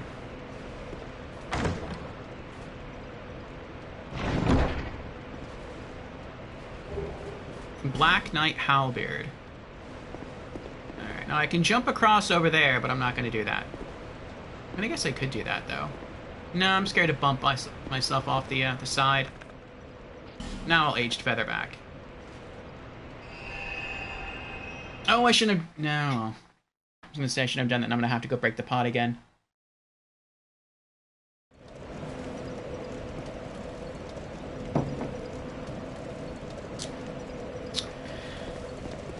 Okay.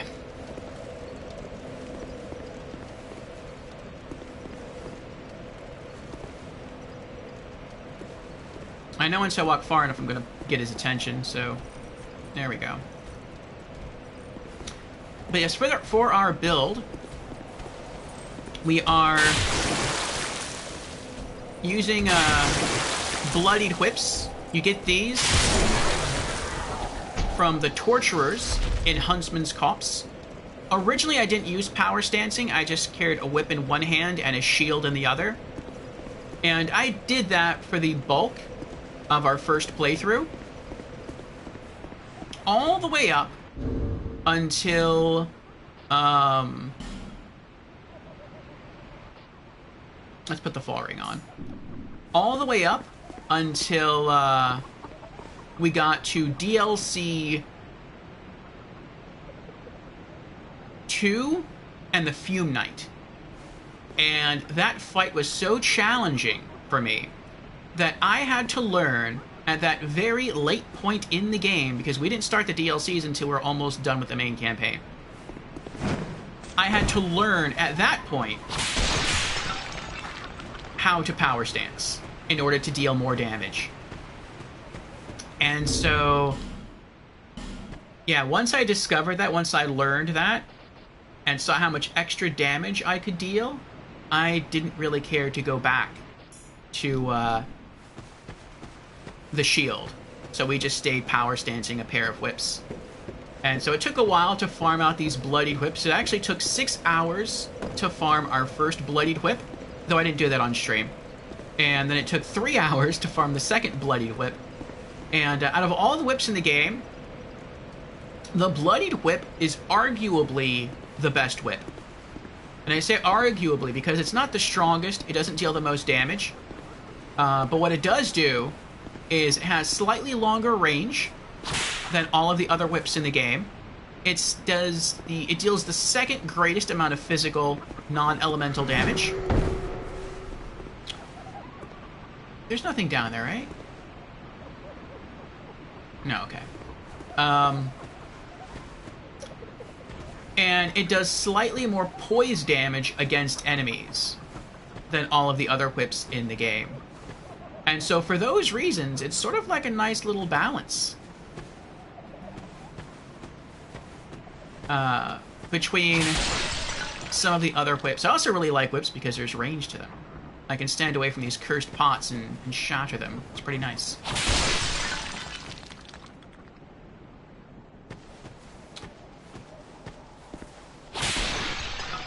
I was also told to smash the vases in New Game Plus and beyond, because some of them have unique items in them, or some will randomly have items in them when they did not in Standard New Game, so... Okay, we can't unpetrify that fellow. We don't have any more fragrant branches of yore.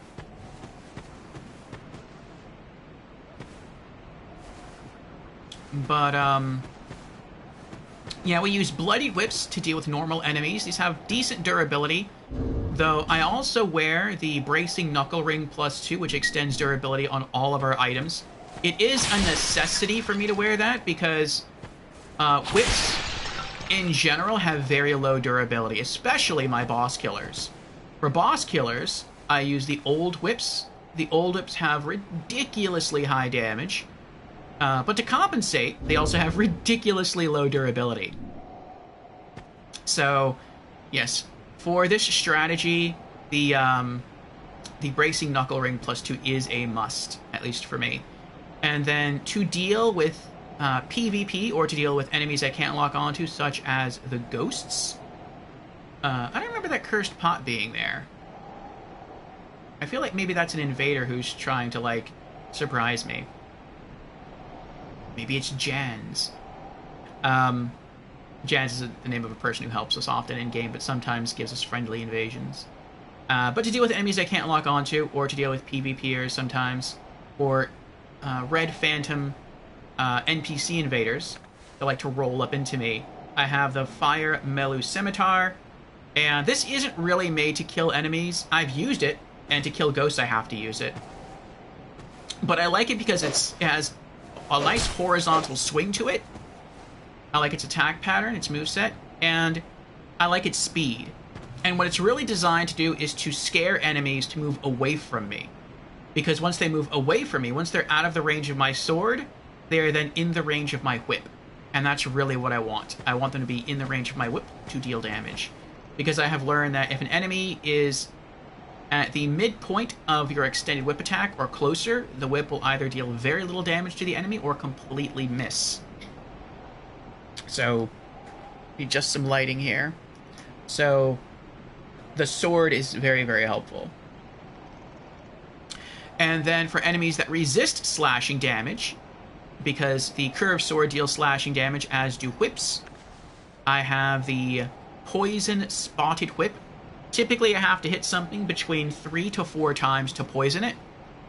And this has proven quite useful in several situations throughout the game, such as the Dragon Shrine, Algia's Keep, the Forked Road, even things betwixt, wherever you find the Blue Hippo people, or really, really tanky knights. The only tanky knights that seem to be able to resist poison, that I've at least tried using poison against, would be the old knights within Broom Tower, or not Broom Tower, within Hyde's Tower of Flame. They seem to be able to resist getting poisoned.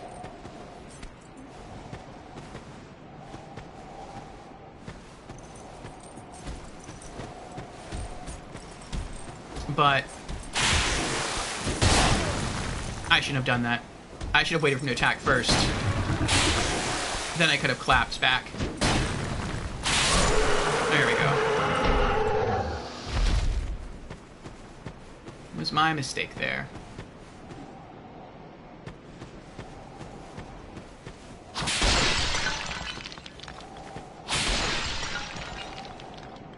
I still hear that breathing, though. That is so unnerving.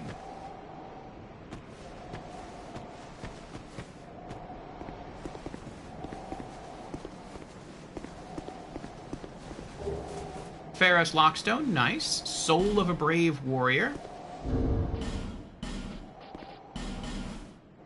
Plus 5,000, nice.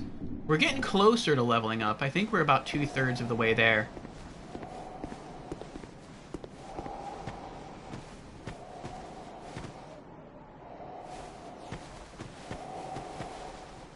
Hello?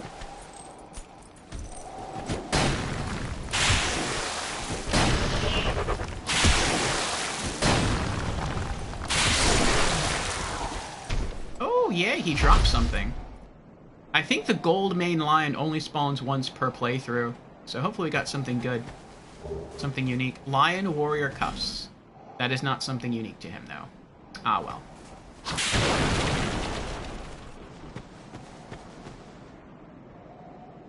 Statue blocks your way. So we'll be back to try to thaw all these guys out later.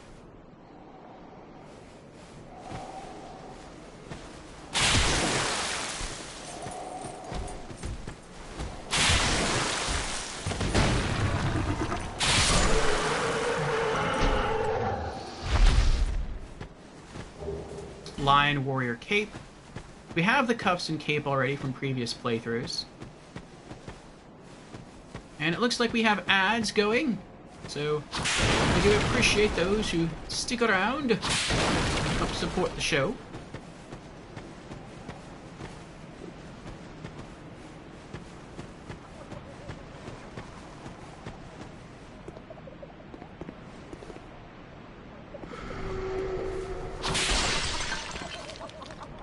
I can destroy the cursed pot even from across the way here. That's very nice. Let me heal up.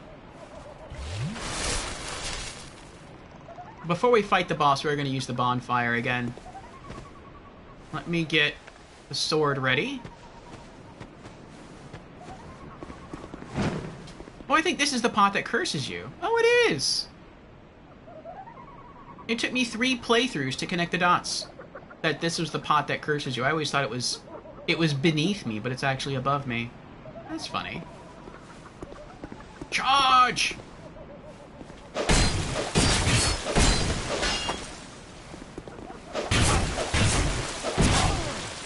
I need to pull him away from the box. I don't want to break it.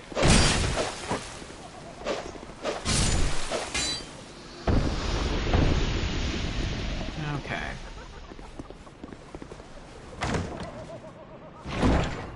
What's in here? Titanite chunk and petrified dragon bone. I don't really plan on doing a lot more crafting. I mean, I would like to, but it's not going to be for anything that I use. I would eventually, in this playthrough, like to get a second, for those of you who know weapons in this game, I'd like to get a second curved nil greatsword and fully upgrade that.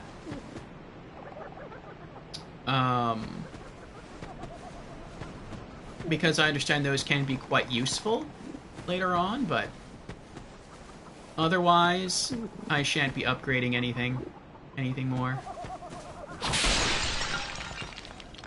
Alright, I'm gonna leave him alone. Him and those cursed pots. Well, I mean, I could... Okay, let's go fight him. Like, I could do it just to explore.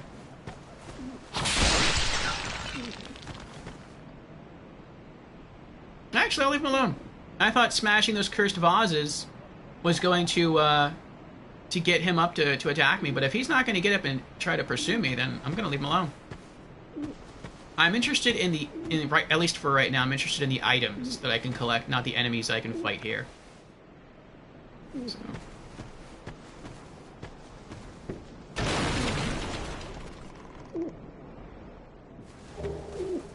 Divine Blessing. Nice. And I've learned you can walk around here without drawing the attention of the phantom enemies.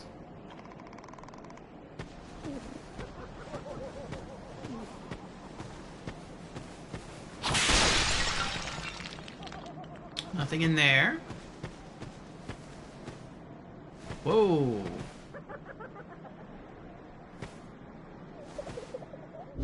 We're gonna switch rings right now. Let's take off the bracing knuckle ring. We don't really need it for right now.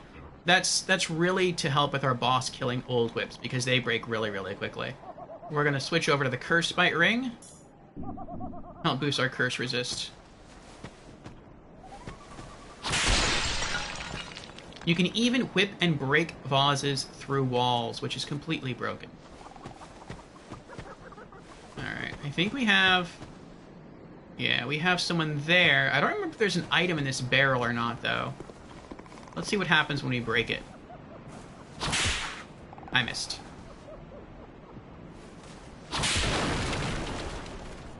Nope, no item. And so we're gonna leave him alone. Is there anything in here? No. What about over here? We have a basilisk, but it doesn't look like he's guarding anything. I mean, he's guarding the statue. But as we have no means of getting over there anyway, I don't see any point in going that way. Nothing here. That's the way to the boss. We can poke our nose inside. I don't remember if there's an item on the way to the boss or not. We're also going to enlist the help of her significant other. I forget his name. Oh, fiddle faddle.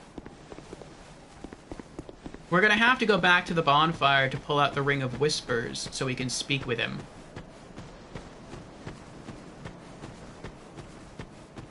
Oh well. Well, let's finish exploring first. We're gonna collect an item, and we're also gonna drop down to go speak to Dark Diver Grendel. And I think when we're down there, we'll also clear out the area of basilisks.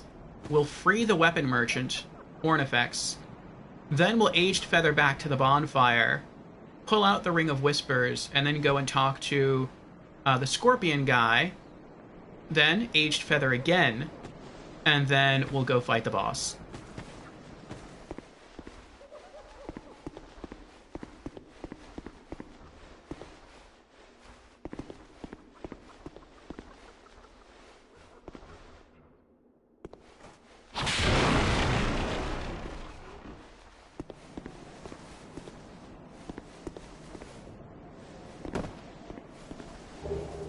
Soul of a Brave Warrior and Skeptic Spice.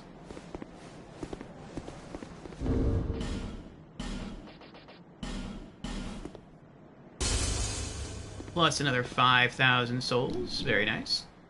And to level up, we need 299,000. So another 50,000 souls and we can level up.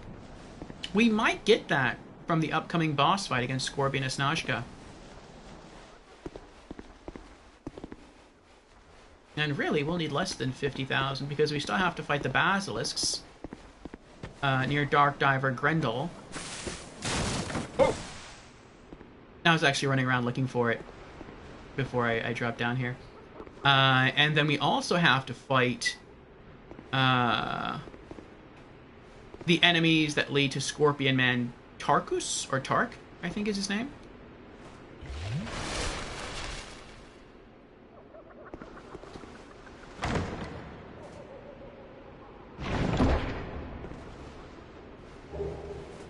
Homing Soul Mass Sorcery. Young undead, don't let this curse weigh upon you.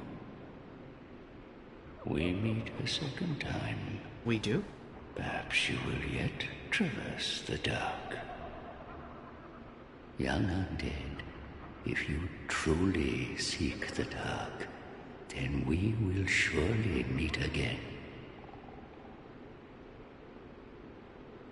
May we meet again, somewhere, sometime. May we... Okay.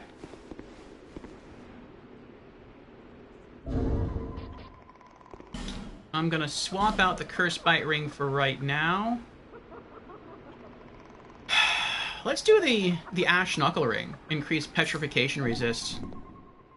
Since we're gonna be fighting some Power Stance our whips here. Since we're gonna be fighting these guys.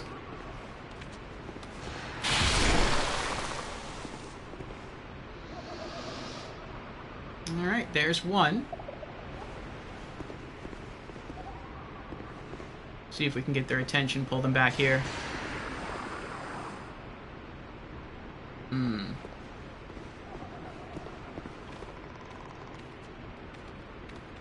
There we go. Oh, we have a couple of them coming now. That's interesting. That's fun. Uh-oh.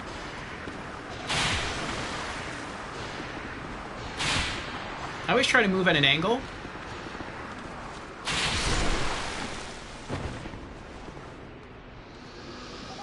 So it gives me time. I also wonder what happens to the basilisks when they go through the acid pool. I know that doesn't deal damage. I know when I walk into it, it breaks my gear. I guess when they walk into it, it debuffs their defenses. Maybe temporarily. Could be it.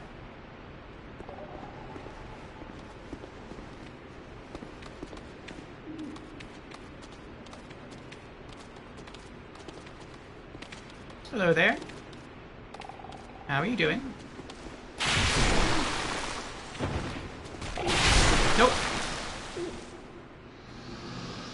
That wasn't so bad. Alright, nothing in here. Twinkling Titanites, nice. I'm grateful that you don't need the Ring of Whispers to talk to Ornifex. That would have been annoying. Used Fang Key. Fragrant Branch of Yore, very nice. Thank you for helping me. You're welcome. I am Ornifex. I owe you some form of thanks, but have nothing for you at the moment. If it would not trouble you, could you visit my abode just down the way? Sure. Thank you, kind traveler. I believe that I can be of assistance if you would visit me at my home. Thank you. Okay. Oh wait, there's no invisible hollow in here, is there? No, okay. Alright. Let's get out of here.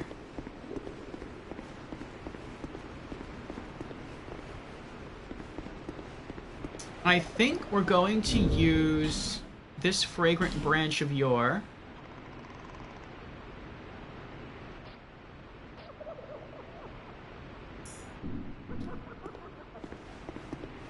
against... Well, I want to unpetrify everything here, eventually. Except for one of the statues leading to the scorpion guy. Though that would really speed things up. But, there's other people that we can unpetrify, so let's do that first. Am I power stanced? I am, okay.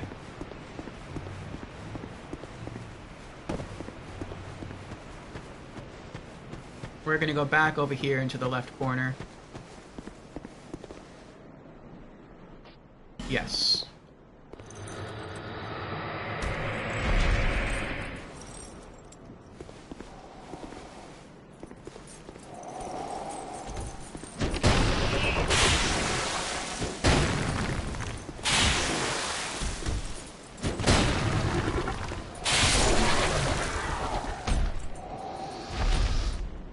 Alright. Lion Clan Shield.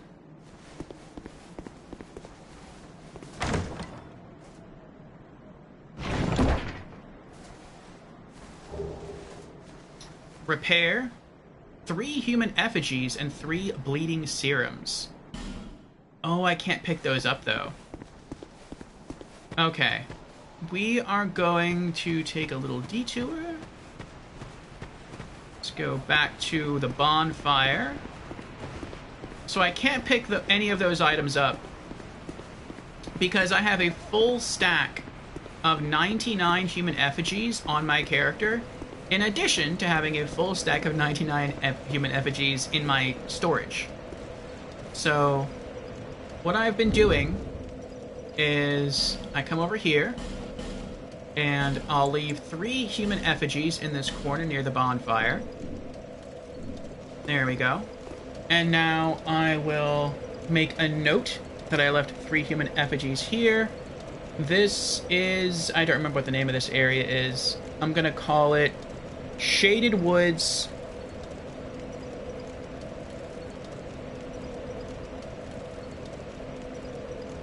Lion area. And the reason why I've been making these notes is because since this is a multiplayer playthrough, if people would like to join, I know that I have to be human in order to invite people into my game. And in order to be human, you have to have human effigies.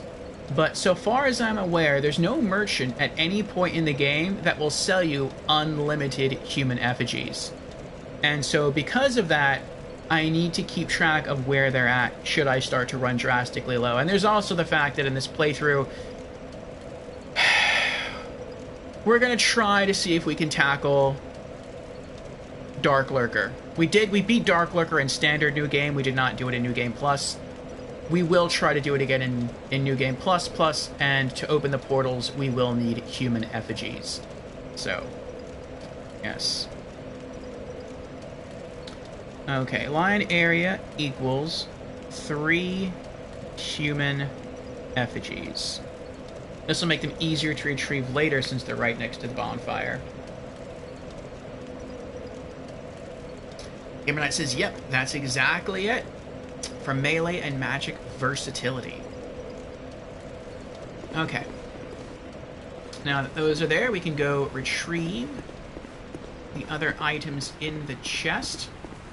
As far as people we still need to thaw out, there's someone over on the right in the maze with the, what are they called? With the basilisk that we can thaw to access another chest. And then there is also a lion character over there that we can unpetrify for something else as well. So. Alright. Repair the 3 human effigies and the 3 bleeding serums. And now we have to go back to the bonfire and rest to respawn enemies, which stinks a little bit. And we have to do that because I forgot to pull out the Ring of... I keep wanting to call it the Ring of Wisdom. That's not its name. To pull out the Ring of Whispers so we can talk to the Scorpion guy. Alright, let's put the Divine Blessing away.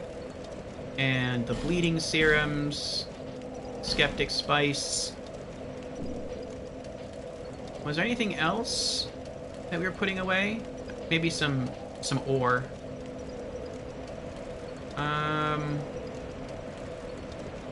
We're gonna keep the rings on us for now. Homing Soul Mass Sorcery, the Repair Sorcery. Titanite Chunk. Twinkling Titanites. Petrify Dragon Bone. Okay. And let's go back to rings. I hate having all these rings on me. Like, all of the rings over on this side are duplicates that I'm going to sell. But, you know, certain ones aren't, and I don't want to get them mixed up and sell something that you can only get once in the whole game. Let's see. Where? There it is. Ring of Whispers.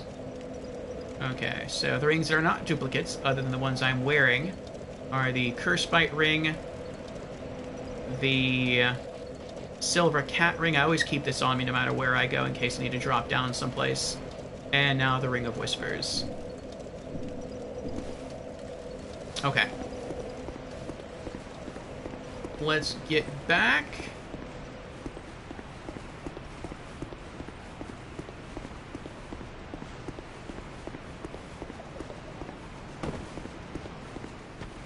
Okay, all these pots stay...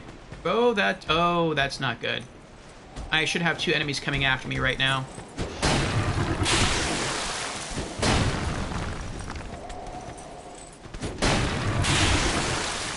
I forgot that when you walk away from the bonfire, you have another lion warrior who tries to come after you. He might have given up, though, because I kept, like, jogging away. I don't see him anywhere. Maybe he did give up. I hope so. Alright. So now we have to run into this house area.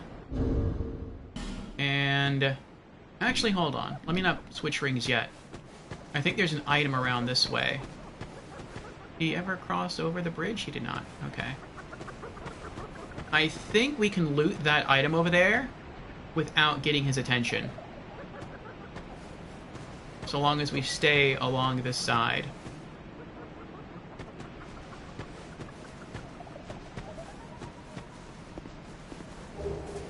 Flame Butterfly and 3 torches. Very nice.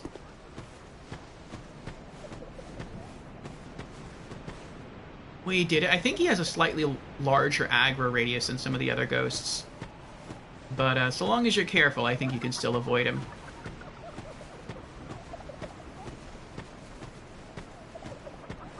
Alright. Now things get more challenging. Okay. Let's switch over now to the Cursebite Ring. There we go. And then we're going to switch over to our Fire Melu Scimitar because there's a ghost in there. And we're going to go shatter some pots.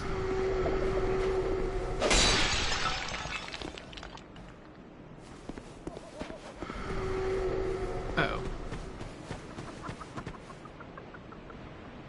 If it weren't for the Curse Bite Ring, I would have been cursed right there.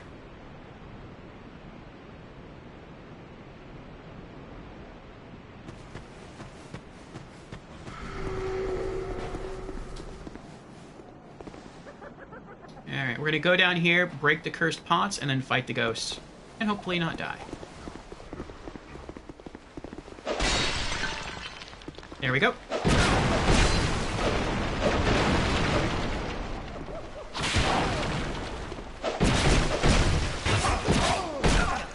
Ah! Build my stamina back up. Uh-oh.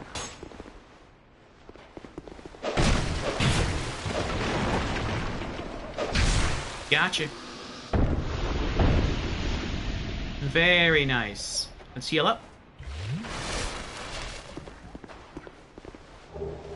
Soul of a Brave Warrior and a Pharos Lockstone.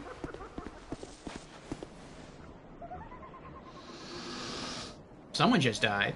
I don't know who. Maybe it was that lion guy near the bonfire. Or that would have come after us near the bonfire. Now it's cursing me.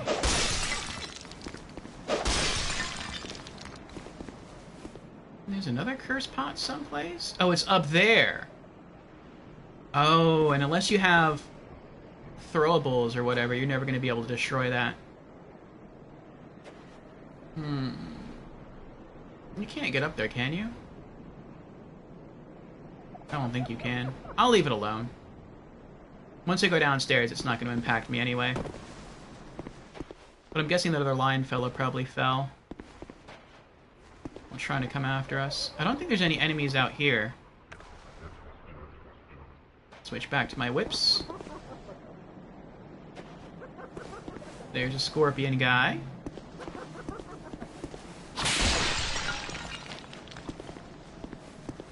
I know we have a crystal. There's no way I'm going to be able to get that crystal lizard. It's not going to be possible.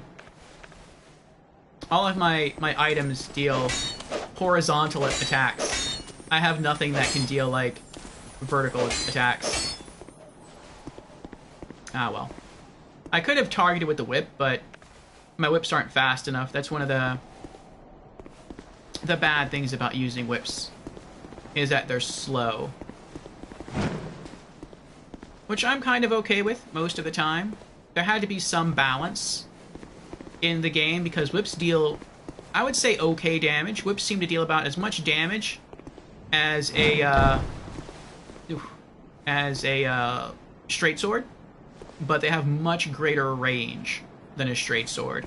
So to balance out dealing that kind of damage from a much greater distance, they slow down their speed. So straight swords still have the edge in terms of DPS.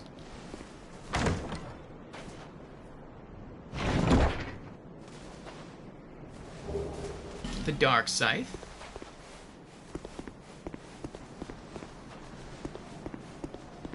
Oh, I didn't have to jump that at all. I could have just ran in here. And again, 3 playthroughs. Still learning stuff for the first time. Okay, is that it? I think that's it. There's never anything up here, right? There's no, like, no invisible enemies. No illusory walls. Oh. I don't want to drop on him by accident. Have him get angry at me. And there's the statue blocking our way. It would be nice. I mean, I think there is actually enough fragrant branches in the game to unpetrify everyone that could be unpetrified, but that's if you find them all. And I don't know where they all are. Alright, I can take this off for now. And let's put on the Ring of Whispers.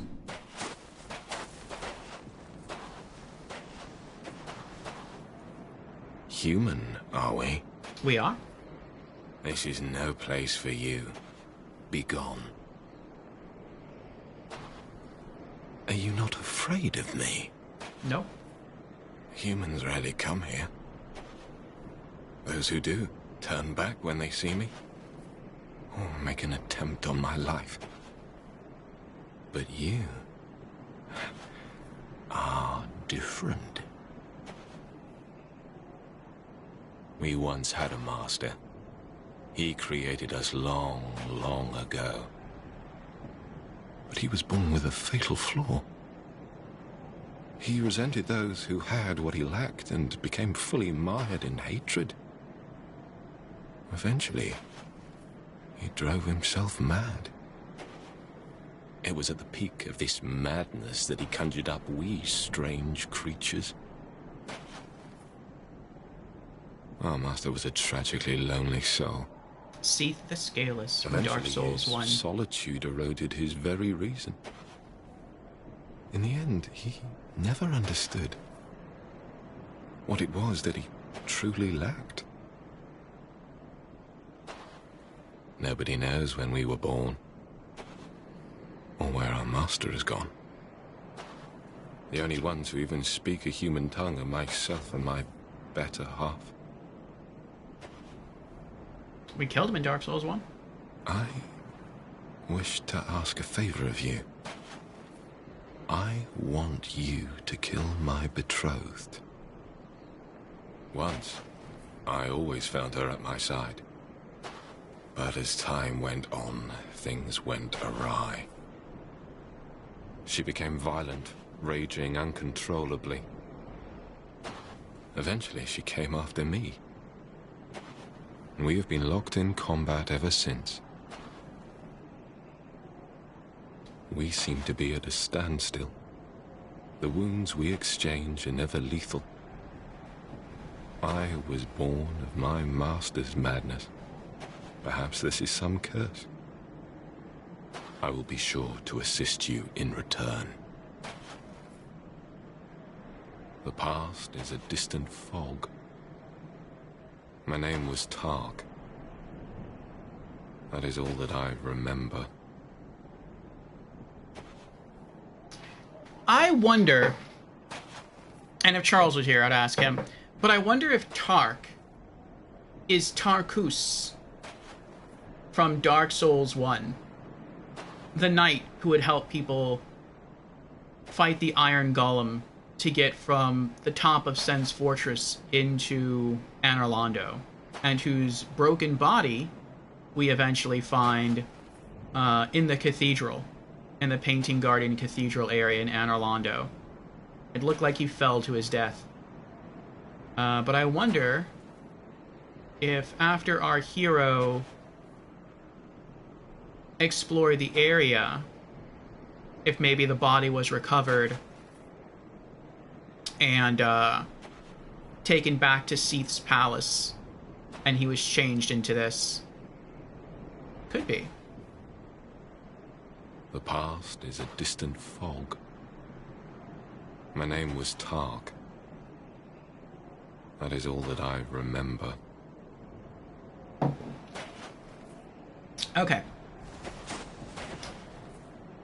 Alright. From here we can leave. Where are we going to go now? We're going to return to Bonfire. That freaked me out. I saw that and I thought it was a ghost. Like a new enemy spawn. I think the noise it's making now is because there are enemies, but they're on the other side of that wall. Let's unequip this. We're going to go back to the Curse Bite Ring. And,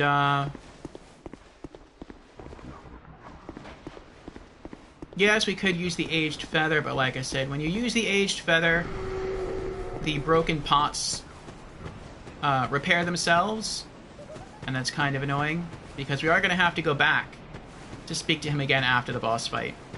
I think we actually have to go back and speak with him 2 more times. We have to speak with him after we defeat his better half, Scorpioness Najka. And then we have to speak to him after we kill the Duke's dear Freya.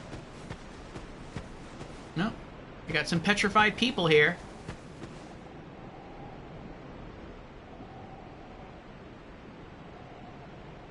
I wonder how they died, though. Oh, I know what it is. I know what it is. You can be petrified. I think you can be petrified one of two ways. Can't you? No, Curse doesn't petrify, does it? I don't think Curse petrifies. But I think the weapons of the Lion Warriors, I think that has petrification on it. It's either Curse or petrification, I don't remember. But I mean, if it's petrification, that would make sense how they both died in this area due to petrification. I mean, they could have egged on the Basilisk that's all the way over there, and they could have chased them all the way over here, but I don't know, I find that kind of hard to believe.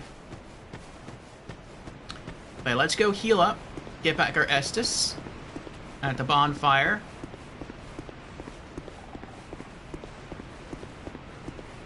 And then we'll go have ourselves a boss fight. Yeah, the lion guy's gone. I guess he did try to follow us and die. And what do we have to put away?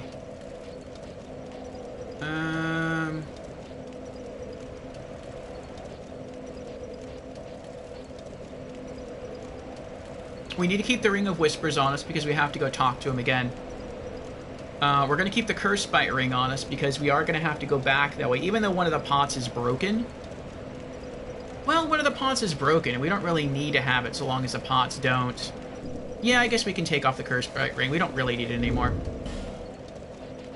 Let's put on our Bracing Knuckle Ring +2.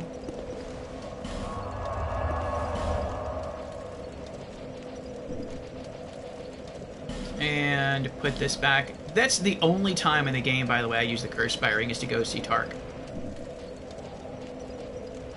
Okay. When we have pots in the way. And let's use the Soul of a Brave Warrior. Plus 5,000 souls. Nice. Alright. And now let's make our way to the boss area. And if I'm right, we should be able to get there without pulling any enemies except for the guy back there that we just pulled. And that guy, but I'm going to try to just jog around. Go this way, so we don't pull any ghosts. I don't think there's any items over here, but we can check. Just have to be careful not to fall down there.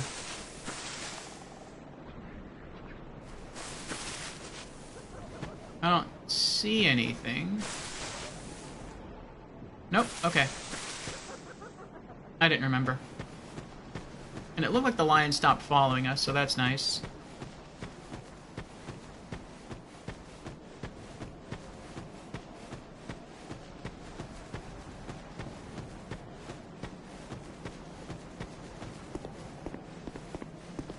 And now that we talked to Scorpion Man Tark, we can summon him to assist us.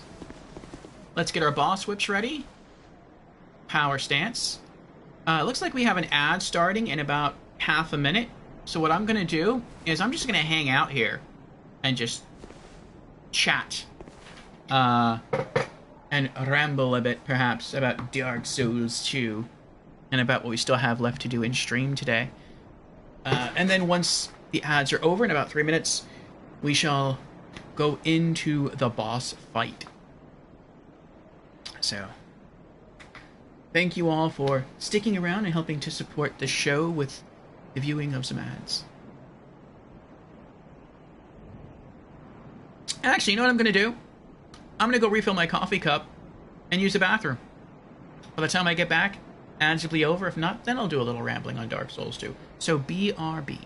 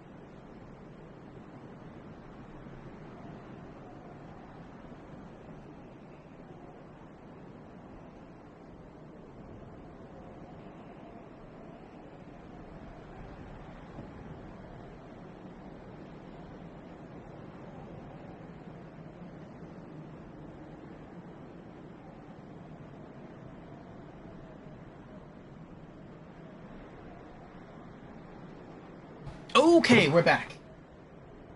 Thank you for your patience. That was pretty good timing. So I have an empty bladder and a full coffee cup.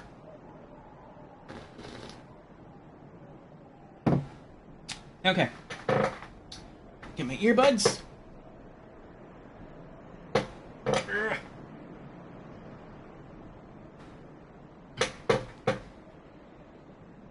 The moment they fell here on the floor.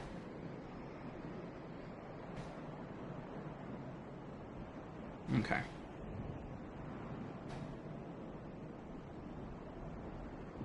And then we'll have ourselves a boss fight.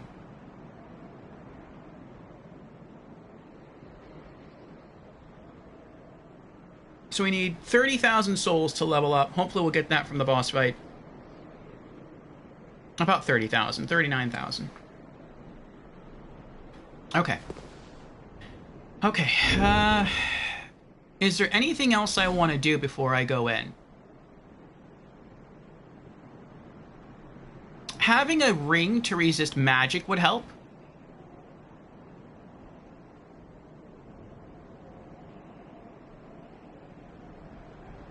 But I am going to have the help. You know, I think I would do that if I didn't have Scorpion Man with me. But I have Scorpion Man with me. I'm guessing he's going to draw a lot of aggro. So we're going to try to go that route. But if I die and I have to come back, I will pull the ring out. Here's a Halberd. Oh. Summon Man Scorpion Tark. Yes.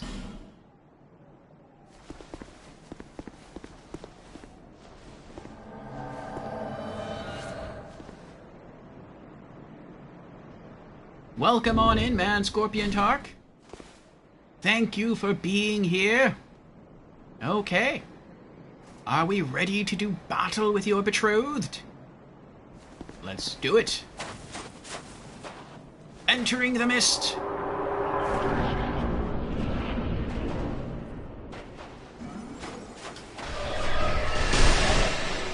That was right off the bat, huh? There he is. I'm gonna see if I can hide behind this tree. I want her to break it.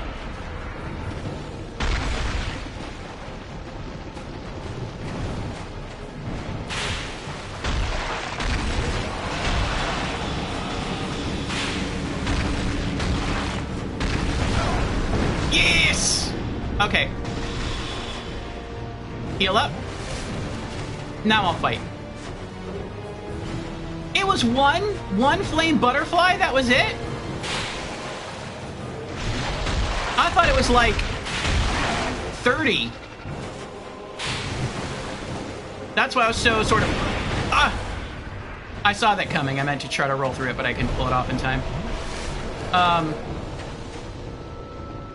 thought it was like 30 flame butterflies. That's why I worked so hard to keep that from happening. So I've learned if you stand here on the stone, she can't surprise you.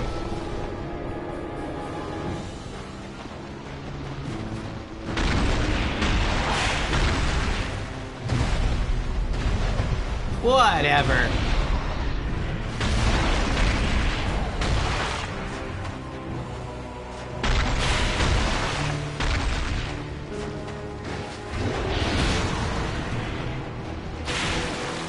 He hits for some pretty good damage here.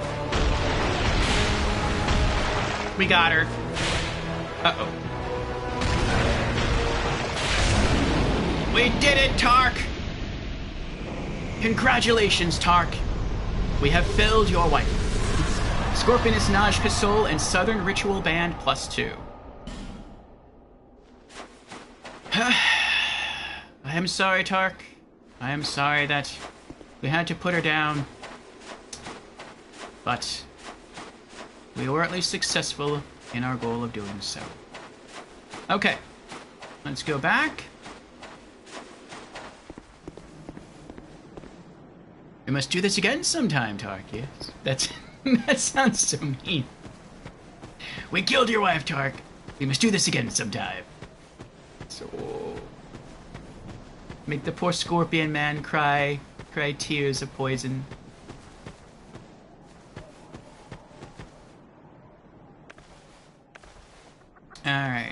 Let's get our sword back out. We're going to try to run all the way back.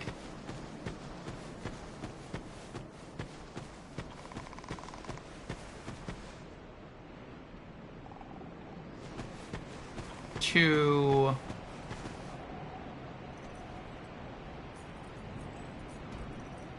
Uh-oh. Forgot about him.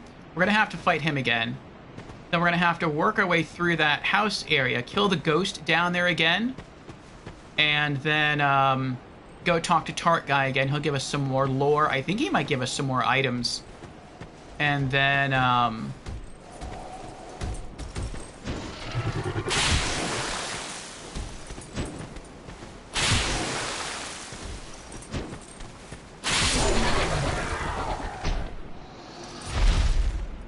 then we can aged feather back to the bonfire. And then, ooh, there goes his axe. And then we can go back to Majula to level up. Let me get my sword back out.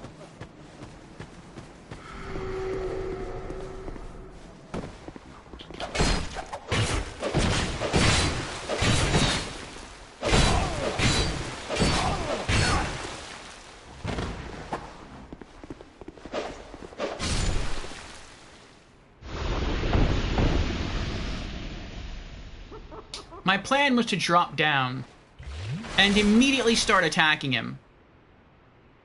But, I hit the wrong button. For some reason, I was thinking to surprise him with a power attack, like I would do with my whip.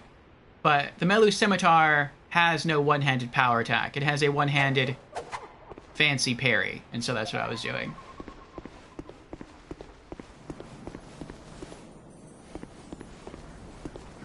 Oh, he's not back yet! I guess you have to use the bonfire first. Oh, fine. That means we're gonna have to fight the ghost again.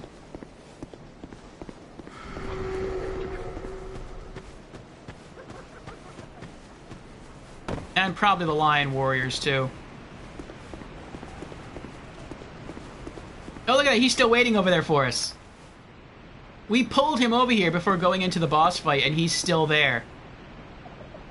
Let me heal up.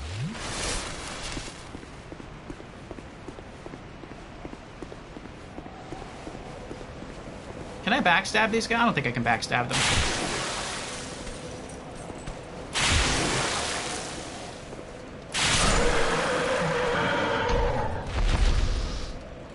Need to stay alert, kitty man.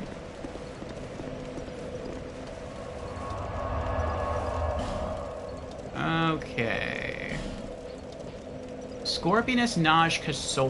Well, I don't think we can do anything with her soul either. Put that away for now. Once we make our way to Ornifex, or get close to Ornifex, we shall re-examine all of the boss souls we have in our inventory to see if we can do anything with them that we can't do right now. Our rings are okay. Oh, wait. We got Southern Ritual Band 2 from that fight. Do we already have that? I think we do. We do. Okay, so I can sell that later on. Alright. Let's go back and speak to Scorpion Man Tark.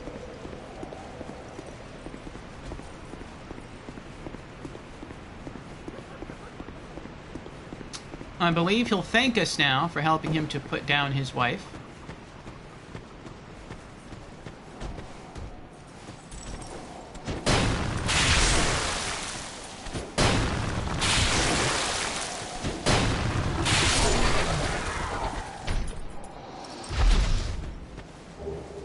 Lion Warrior Skirt. And I already have that. Get the sword ready.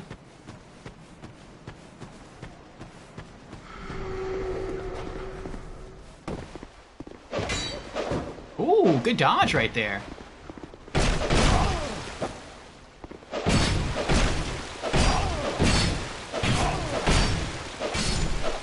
Nice.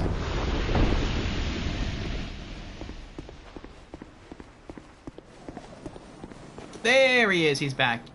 You know what? We're here. Let's try to see if we can kill that crystal lizard. I don't think we're going to be able to pull that off, but who knows? Maybe. Maybe. Oh, look at that! We pulled it off! 2 Titanite shards, a Titanite chunk, and a bolt stone. Very nice. You know what I think did that? I think what did that was using the speed power stance attack, which is... because that kept the crystal lizard staggered long enough. Had I done the power stance attack, which is the clap, that right there, I think he would have gotten away. So that's good to keep in mind. It only took me like 2 playthroughs to learn that, but we learned it. And Fusion is here. Hello, Fusion.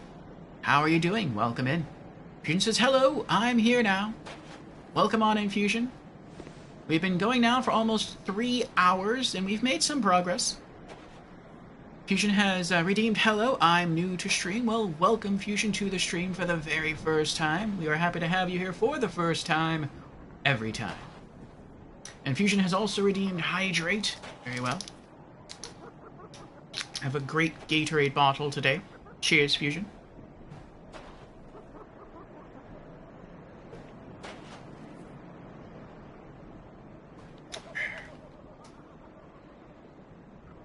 Okay.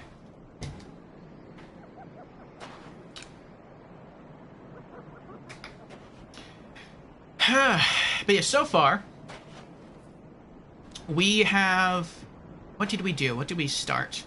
We made our way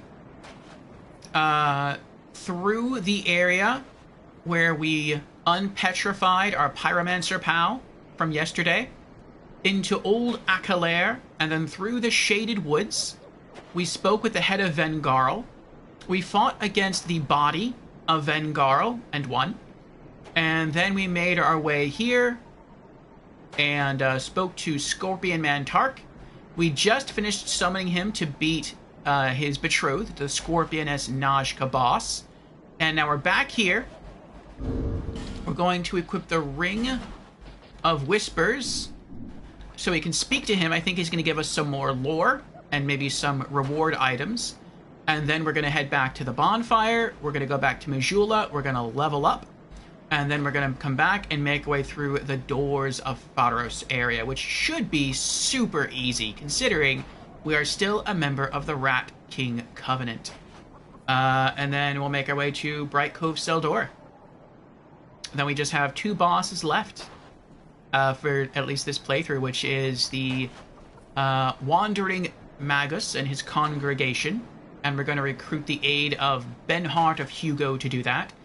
And then we'll be fighting against the Duke's Deer Frasier and igniting another primal bonfire. So, much fun still to be had.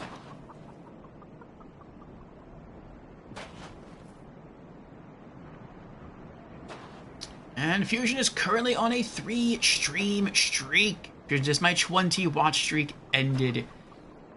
Yes, I think it did. Though some of those might be because I was doing test streams to get some stuff going with maybe on last Saturday night. And then there was also the multiple streams, the 2 streams we had on Wednesday because we had a tech issue. That's why it ended, due to the test streams, yeah. So, do you think I should create... I mean, it's been recommended by some people. Do you think I should create a second Twitch account with a different email address just to do, like, test streams on? You ruined me. My apologies, Fusion, my apologies. I might do that. Just open up, like, a second dummy email account somewhere. Actually, I have 2 email accounts, I think. Yeah, I do. I think I have, like, a Google email account, and I have my standard email account. So I could use the Google email account. That would work. No, just keep it on here, including the test streams? Okay. As you wish, as you wish.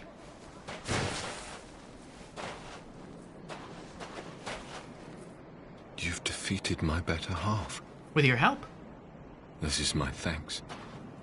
Take it. Fragrant Branch of Yore. Very nice. I forgot that's the reward he gives you. I have no gods to pray to. But still, I pray that your journey will be safe. Aw, thank you. I have no... but still... Alright.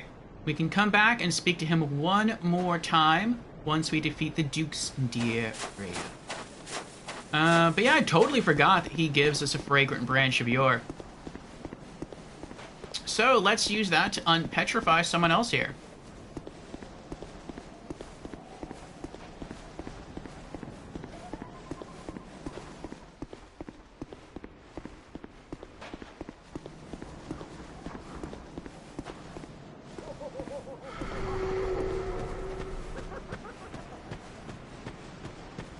And any votes on... This ring so unnerves me with that noise. Let me switch off of it. There we go. So we could either unpetrify the Lion Warrior all the way in the back. I think that Lion Warrior, when unpetrified, once you kill him, you get the Warlock Mask, which we don't need. So you could try to save that for later. And I think inside this area, the chest that's guarded by the basilisk and the other stone statue, I think within that chest is another Fragrant Branch of Yore. So let's go see if we can get that. Alright. Let's try and go this way. I've learned that if you try to go that way, that the ghost will see you and attack you. But if you go this way, that ghost up there ignores you. I guess it's because he's up. He's on a different level of elevation than you are. Okay. And we're gonna leave that ghost over there alone. There's the basilisk's tail.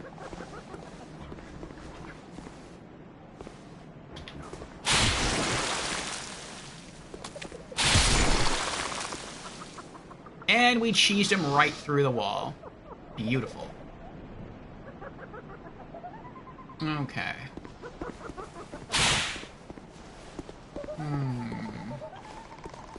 Do I have any explosives? Not really. Oh, yeah, I do. Yeah, I do. Okay. Let's try some fire bombs. See if we can use these to break the pots over there.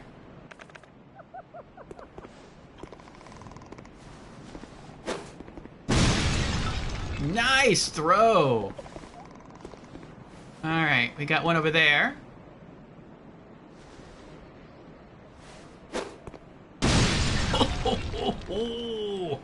I'm quite good at that, aren't I?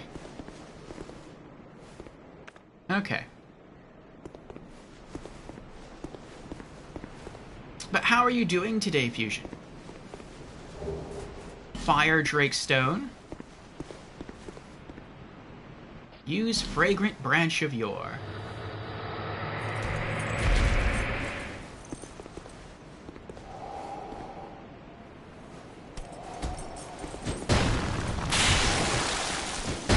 Some thanks he gives us for unpetrifying him, huh?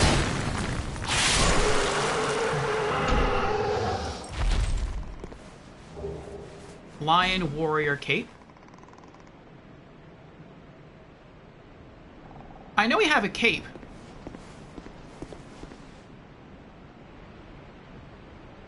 I thought it was just called... I don't know what it was called. That might be a new item.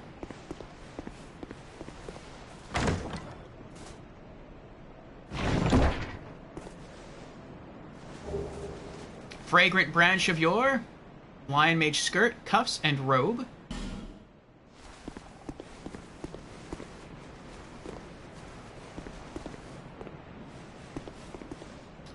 Okay. So there are two more things that we could unpetrify here. There is the lion statue over there, but again, I think that just gives the warlock mask, which we already have. And then there's one over there that gives us a shortcut to Scorpion Man Tark, which I'm tempted to use that for, but I know there's other areas that we can also use this. So I think for now, I'm just going to hold on to it. And, you know what, if we don't find another one by the time we make it back here, after confronting the Duke's Dear Freya, I'll use it to open the shortcut to Scorpion Man Tark. That way we don't have to keep running through that house full of cursed pots and the ghost. Okay.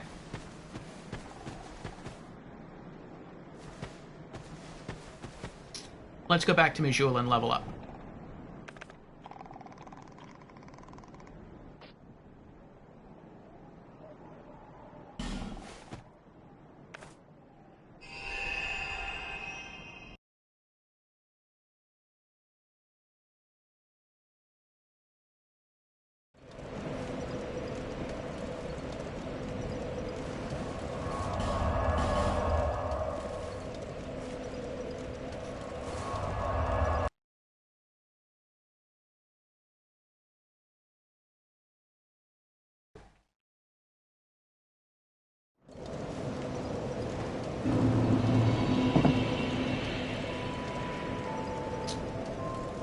Okay. Unequip the firebomb.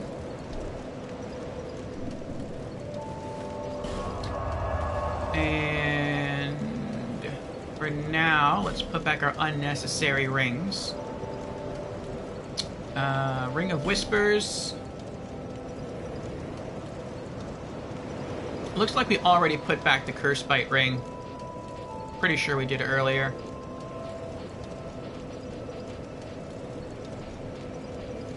Yeah, we did. Okay. I'll keep the fall ring on me.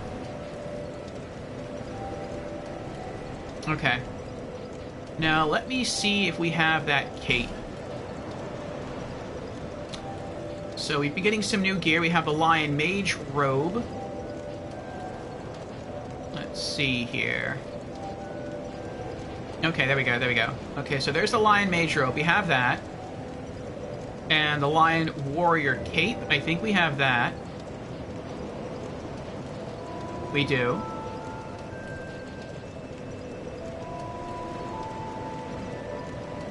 Okay. So we have everything then. So we can still sell everything in here. Alright. We don't have anything unique on us. Titanite shards. Titanite chunk. Bolt stone and Fire Drake stone.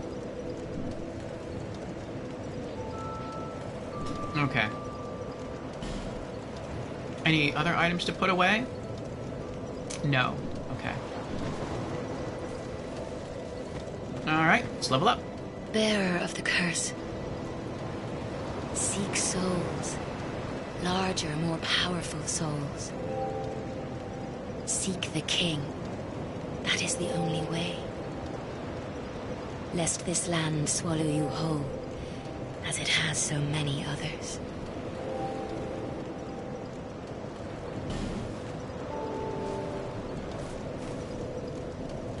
Alright. We can level up Vigor again. That gives us plus 5 HP. Or Endurance, that gives us 1 stamina. Vitality would give us 1 HP and 1 equip load, but we're not going to wear anything heavier, so that's kind of pointless. Attunement for plus 2 HP, but this is a non-magic build. Strength, we're probably going to go Strength, even though that doesn't do anything immediately. Dex doesn't do anything. Adaptability would give us some extra defense. Plus 1 to bleed resist, petrify resist, and curse resist. Int, plus 1 HP, plus 1 magic defense.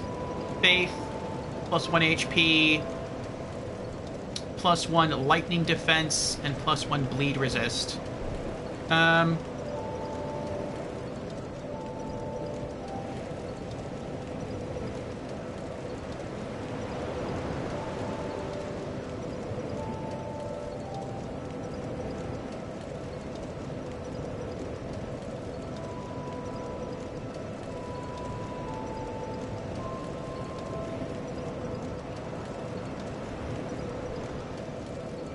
I think I know what I'm going to do. I'm going to go back to Things Betwixt, and I'm going to use a Soul Vessel to reallocate my stats. And I'm not going to reallocate them in a crazy way. The only thing I'm literally going to do is I'm going to shortchange myself 1 point into Vigor, so my HP will drop by 5 points.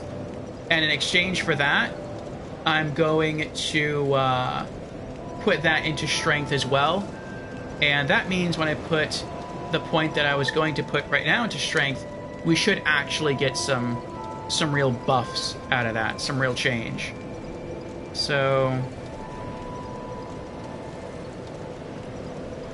okay. So let's see. I want Vigor at 50. I want Endurance at 50. Writing all this down real quick.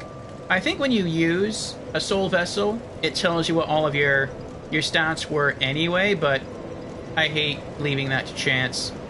Vitality, we're going to bump back up to 30, though really we don't even need 30 Vitality. But I mean, we'll leave it there. I'm fine leaving it there.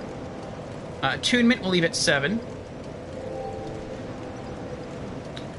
Strength, we're going to boost Strength. It should be 28. The 1 point we have floating now, plus the 1 point we're going to take out of Vigor. Dex is going to be 50. That's going to stay the same. Adaptability is going to stay at 50. Intelligence is going to stay at 21. And Faith is going to stay at 21. So I think at least for now, we're going to try and get our strength up to 30. And maybe even try to get our strength ultimately up to 50. And then after that happens, we'll probably just start balancing back and forth between intelligence and faith to make ourselves tankier. Okay.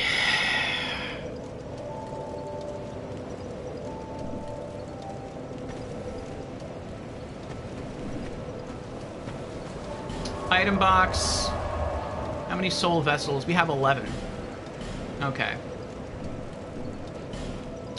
Travel to Things Betwixt.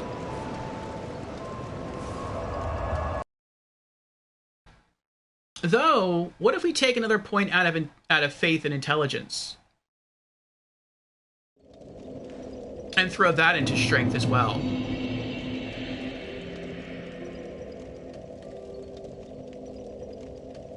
I like round numbers. We will be a little less tanky, and our Fire and Melu Scimitar will deal a little less damage, because I think one of the stats boosts fire damage. But, we'll see what happens. We'll see what happens with our stats. Oh, I still have to go back and purchase the level, though. Oh, that's irksome. That's irksome. Okay, whatever. Because I don't have a level to reallocate right now with all these souls. I just have floating souls. So first I have to spend the money to invest the point. Then I can come back and have everything reallocated. Okay. Also, it looks like we have an ad starting in about half a minute. So, for the 3 minutes, we're just going to be rebalancing our stats during the ads, and then we will return to the Shaded Woods and begin making our way through the doors of Pharos. But we will not step foot into the doors of Pharos until the 3 minutes are over. So you will get to experience our entire walkthrough of that area. Oh, I have to talk to her. Bearer of the curse. Seek, lest this... Level up. Strength. Confirm.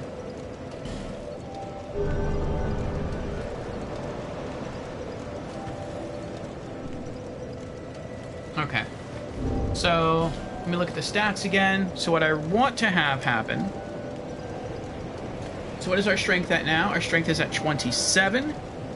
We're going to take 1 point out of Vigor, 1 point out of Int, and 1 point out of Faith. And so... Our strength is going to end up...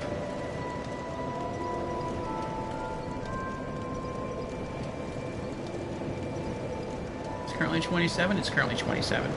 It's going to actually end up at 30, and then our Int's going to be 20, and our Faith is going to be 20.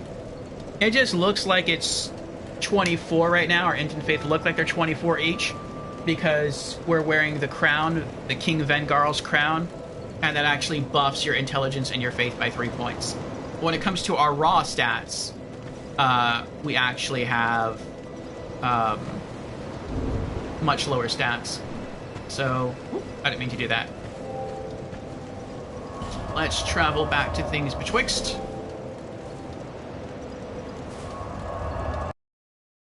And something else I like to do to ensure that I balance the stats properly is I unequip all of my gear. When I go in there, that way nothing throws me off. I don't think you even get to see how the gear changes your stats, but I still like to take everything off just in case. It is extra cautious of me to do so, perhaps unnecessarily so, but I still do it anyway. I take everything off. I get naked Orfeo. No peeking under the loincloth.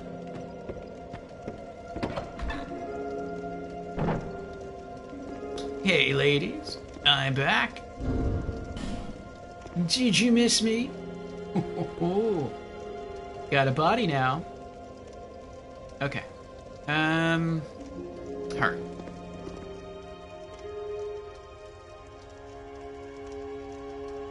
Still determined as ever, I see. Yes? Do you wish to start all over again? Let's do it. Reallocate points. Give Soul Vessel? Yes. Okay. Alright, so we want our Vigor to be 50.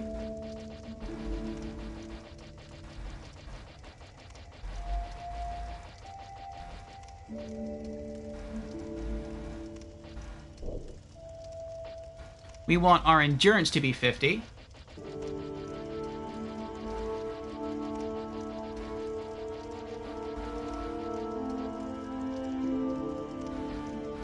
We want our Vitality to be 30.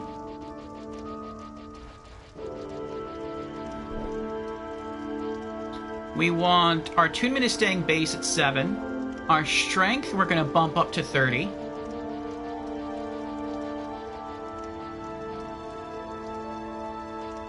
Our Dex, we're going to bump back up to 50.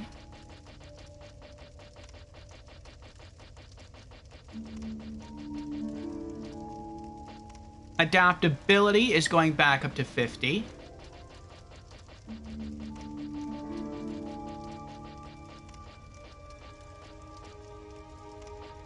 Intelligence is going to 20. And our faith is going back up to 20. Alright, there we go. Those are some nice round numbers right there. Okay. I should have perhaps taken a little snapshot of what the stats were before I rebalance as far as like the physical defense and attack and everything, but ah well. Alright, confirm.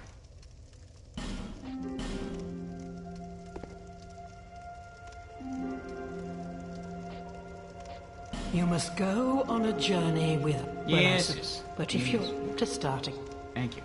now, go along. I think there's one more thing we can do here. Since we journey without rest. Yes. Since we beat all the enemies and things betwixt, we can actually, and welcome back from the ads, by the way, we can actually come back and talk to her, and I think she'll give us something special. You have proven yourself to the forest.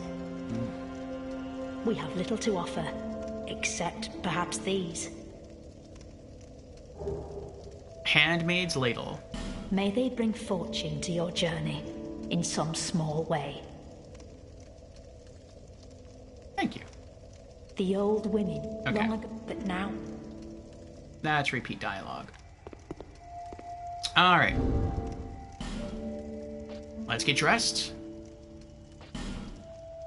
Main weapon, Bloodied Whip plus 10. Power Stance with another Bloodied Whip plus 10. Boss Killer,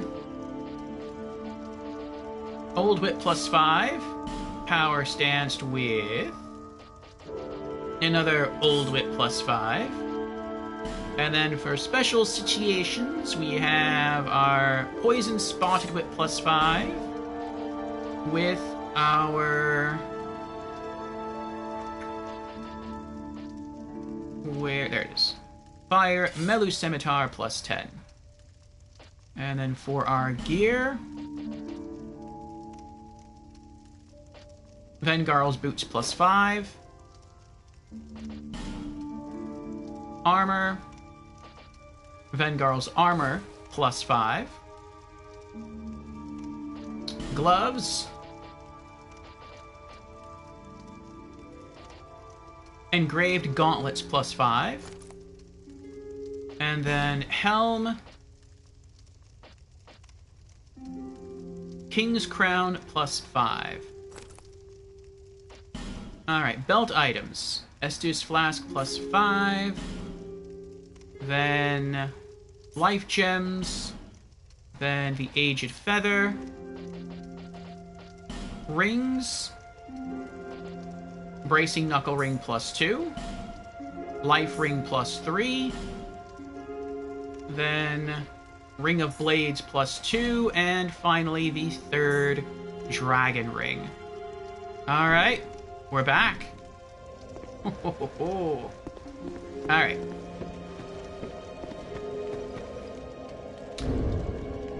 Let's sit down. And now let's take a look at our stats. Jans, welcome back, Jens. How are you doing? Jan says, hello, everyone. Work was hectic today, but I am now free until Christmas is over. Well, congratulations, Jans, on having your holiday vacation. I hope you get to enjoy Christmas, and I hope you get to enjoy the extra time off. Welcome on in, Jans. We, so far today, Jans, let's see what we did. Let's see if I can remember. Oh, yes. We ran through the Shaded Woods. We fought Vengarl's body. We fought Scorpioness Najka. We leveled up. And we just came back here to use a soul vessel to reallocate some stats.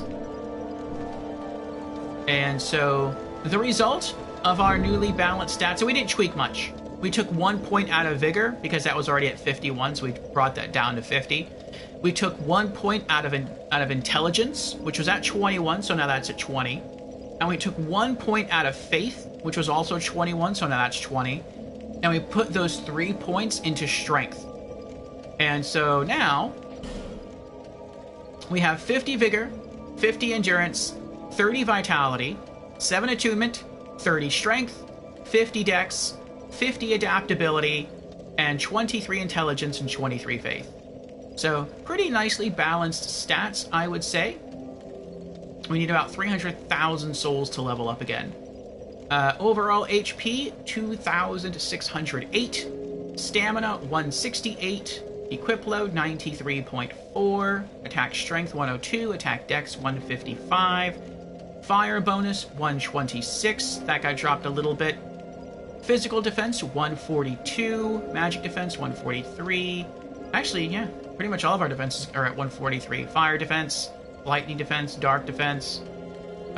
Poison resist, 165. Bleed resist, 163. Petrify resist, 170. Curse resist, 159. That went down. Actually, I think that's okay. Agility, 111. Poise, 13. Our Bloodied Whips now hit for 369 damage apiece. Our old whips now hit for 481 damage apiece. Our Fire Melu Scimitar hits for 434 damage, and our Spotted Poison Whip hits for 267 damage. Defense versus Strike 751 versus Slash 818 versus Thrust 781, Poise 71 and a half. So we're the weakest against blunt damage, strongest against Slash. Okay. Jan says, saving the route to the king for last, I see. Yes, because I know that's going to be the hardest one. So now, we are going to head back to the Shaded Woods.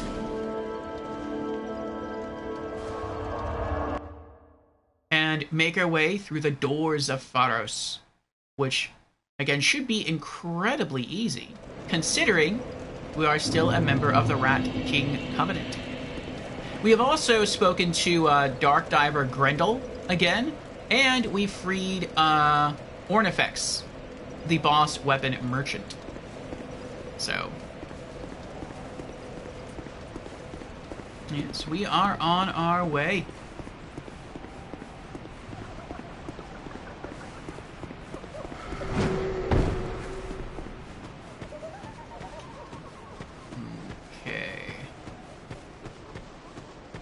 We have one Fragrant Branch of Yore left on us. There's two things here we could unpetrify. We could unpetrify the statue, the lion statue down there, which I think, if I remember correctly, gives us the Warlock mask, which we already have from standard new game, so we don't need another one. And we could unpetrify a statue that would create a shortcut to Scorpion Man Tark, which I'm tempted to use it for that. And we might wind up using it for that once we beat the Duke's Dear Freya, just to make it easier to get back and talk to him. Though we only really have to talk to him one more time. So, I mean, I don't know. I know there's more useful things that we can use it for.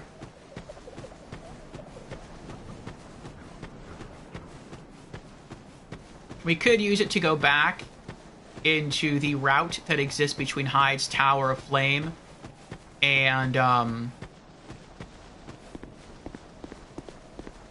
No Man's Wharf, and proceed up to the second level to loot some items that I know we already have, but I mean, we could sell them, get some more souls out of it. And I don't remember what else is up there.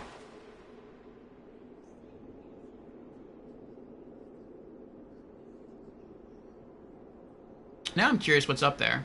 Let's do that. We're already here, though, so let's finish making our way through the doors of Pharos. We'll light up the bonfires here. And then once we get to the second bonfire here, we'll go back and we'll see what items we have waiting for us in the passageway between Hyde's Tower of Flame and No Man's Wharf. We'll probably backtrack from No Man's Wharf to make things easier on ourselves. Okay. So for those who do not know, and Jan's taught me this, if you are a member of the Rat King Covenant, there are two zones in the game where almost all of the enemies will completely ignore you, which is great. The bosses will attack you, obviously, but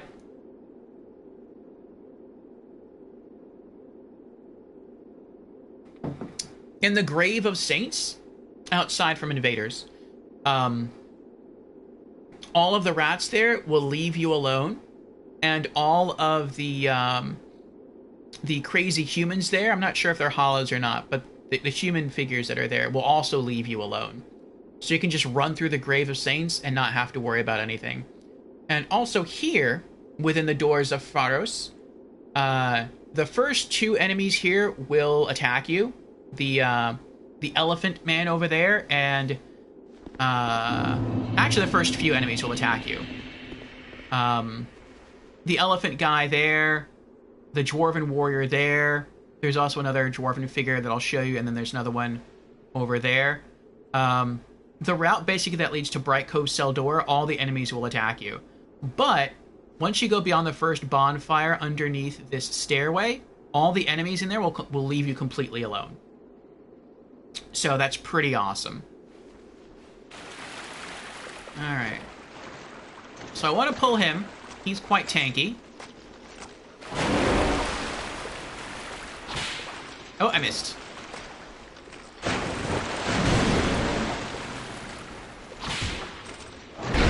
Oh! I didn't dodge soon enough.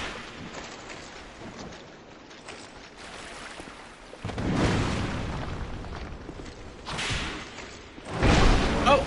I messed up again. But he's poisoned, so that's what I wanted. Heal up. And hang out.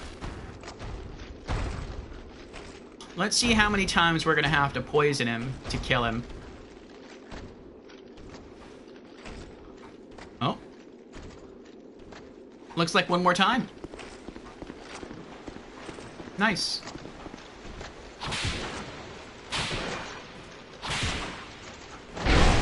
Oh, I hit the roll button there. I should have rolled. Whatever, whatever. He's dead.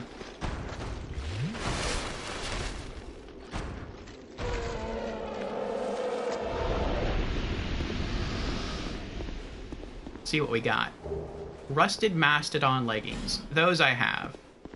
I think I have the Mastodon leggings, and I think I have the helmet. I don't have the gloves or the body armor. Alright, let's deal with the Dwarven Warrior up here.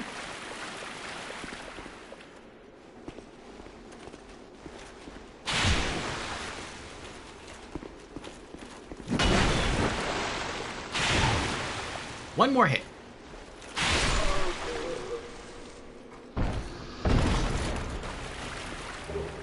Gurm Warrior Boots, Great Gurm Hammer, Gurm Warrior Gloves. That's a lot of drops right there. Very nice.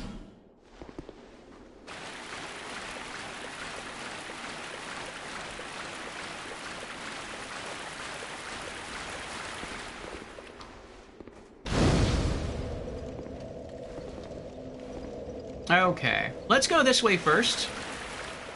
Just to explore and get some free items.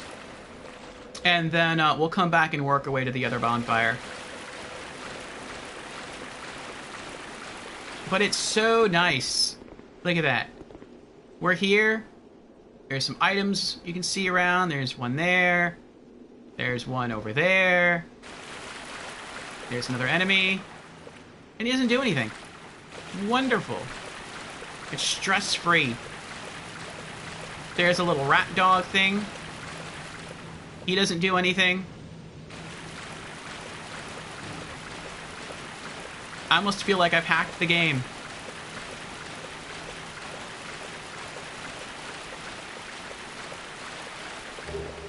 Wilted Dusk Herbs. Oh, that's right. Remember there's an item back there. Before the bonfire area. We'll get that one on the way back.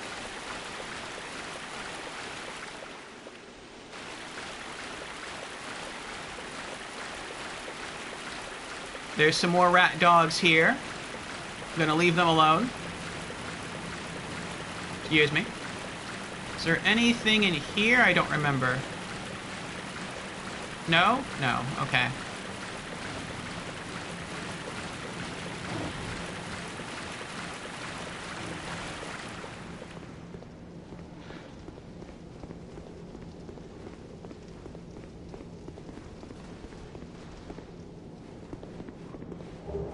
Twisted Barricade and Soul of a Proud Knight.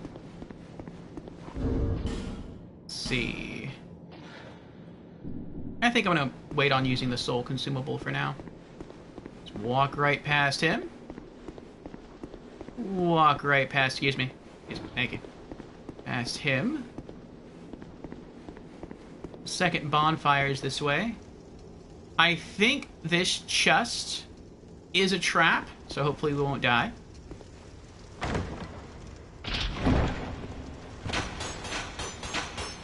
Woohoo, nice. Titanite Chunk, Petrified Dragonbone. Now, had we been considered an enemy, I believe this guy right here walks over here as soon as you enter the room, and he's the fellow who starts hammering away at this button right here, and it's that button that causes the spikes to shoot out of this wall and deal damage to you and potentially knock you off. But we are friend, so nothing bad happens. Pharos Lockstone, large soul of a nameless soldier. Nice. And anything here? No. Let's go in a circle and we'll make our way back. Here's the second bonfire.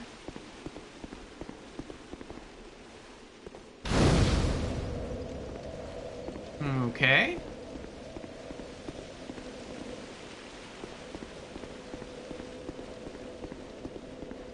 Hard.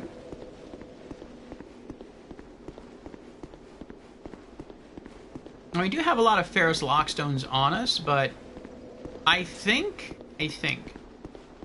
everything that we could use them on here that's important, we already have. Large soul of a brave warrior. I also like just getting to a chance to just look at these characters. They look so cool. Oh, there's runes on their shield. I never noticed that before. That's pretty cool. Huh. But it's neat getting to look at the character models. Okay. And now... there, that's what I was looking for. There is that item right there.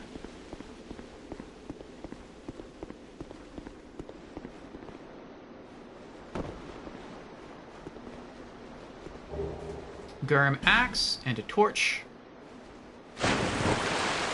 Alright.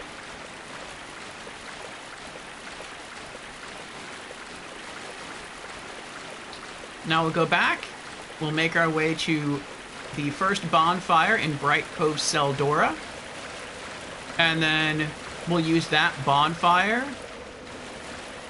to leave to go to the other area where there is a chest waiting for us between the pathway that leads between Hyde's Tower of... Oh, almost forgot again. That leads between Hyde's Tower of Flame and No Man's Wharf. Prism Stones. And then we'll come back here to the Doors of Pharos and see if we can kill the boss, the Royal Rat Authority.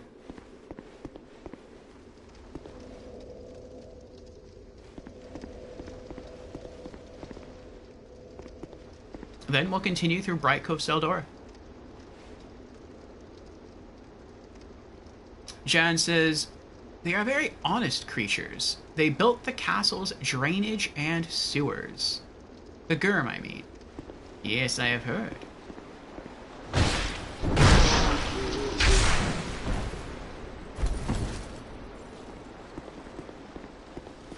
And now they must die.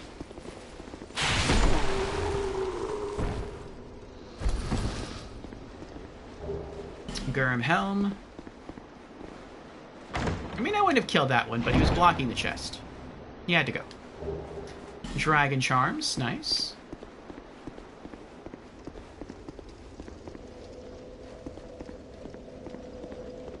Let me heal up, I don't want to get overly confident. He shouldn't be here yet. Yeah, we still have to go visit the other place. Old Radiant Life Gem, nice. We have to go visit the, what is it called?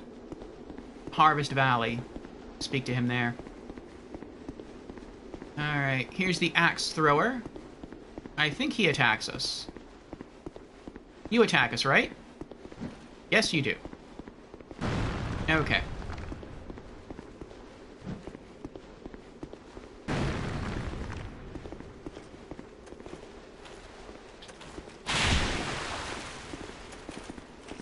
Oh, I let him get too close.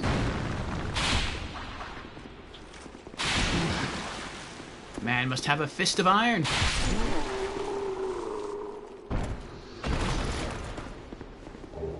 Gurm warrior gloves.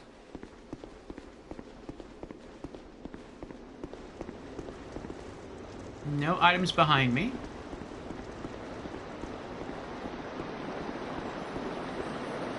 Yeah, I'm gonna leave that alone.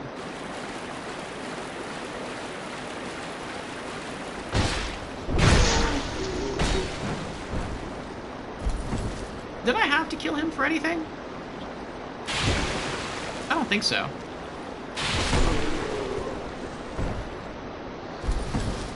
I just didn't think about that before I did it. No, okay. Sorry. Alright, one enemy left.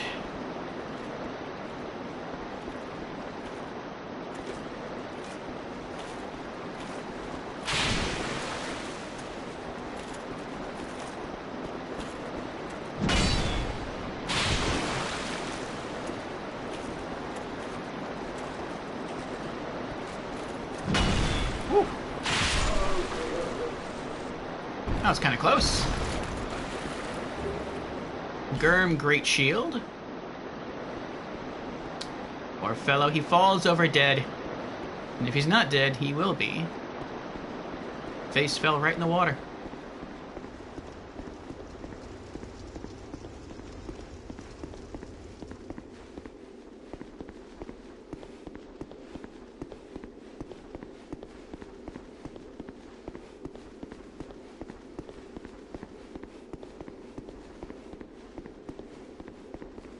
No items behind me.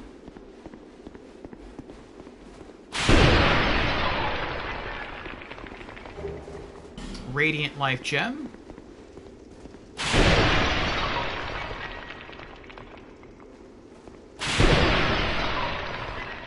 Nothing in there. Nothing around the fountain except for bones. I wonder what the story is of this place, of just the fountain full of bones. I don't think we ever learned anything related to lore in this place. Brightstone Cove Seldora. Okay.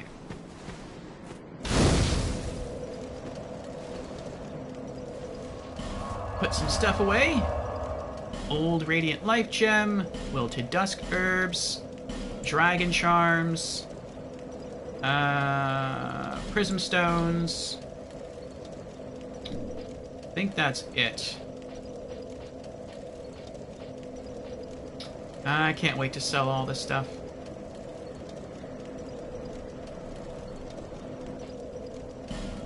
Twisted Barricade, Titanite Chunk, Petrified Dragon Bone.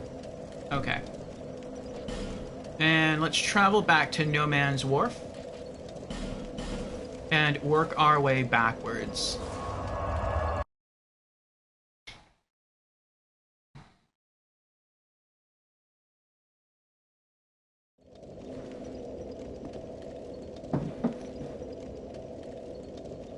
Okay.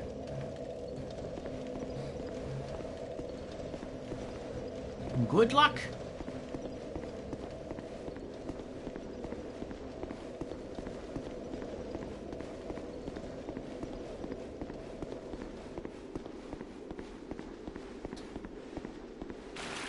I wish I could receive help fighting the Royal Rat Authority. It is not to be. There's no invisible hollow down these areas, right? It seems weird that there's like little alcoves here and at the other end of this, but there's nothing in either one. There we go. Okay.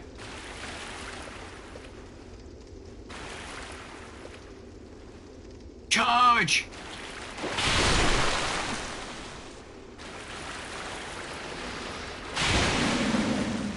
Oh, hit both of them.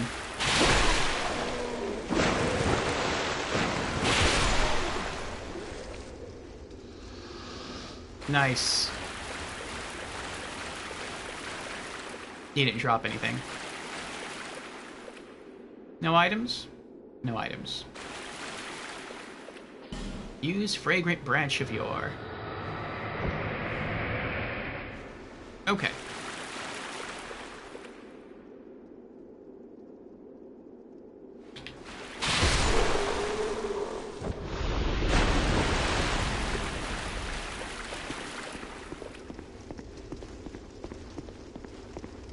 Elephant Man. Switching to Poison Whip. Jan says, behind this door, you shall find something familiar to collect. It'd be nice if it was another Fragrant Branch of Yore.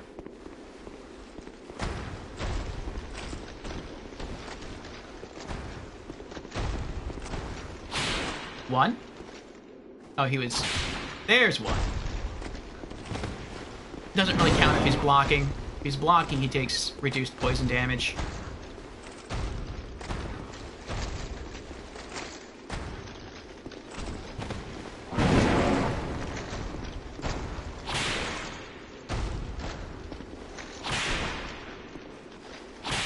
Two. Three. And he's poisoned. Nice. Alright. Now let poison do its thing.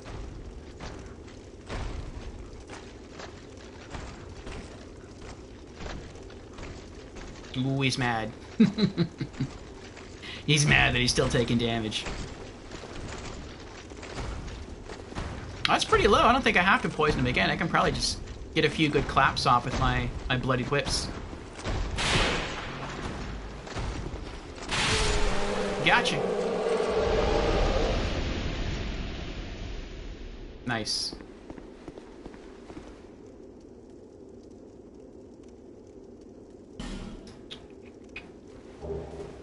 Estus Flask Shard. Oh, okay.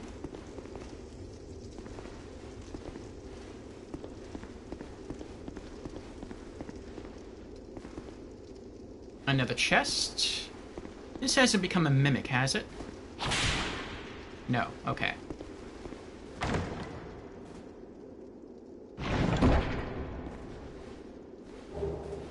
Ah, the full knight set.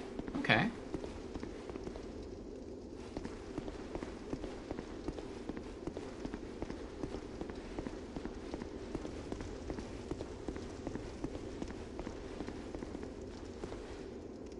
Broken doors that unfortunately we can never go through.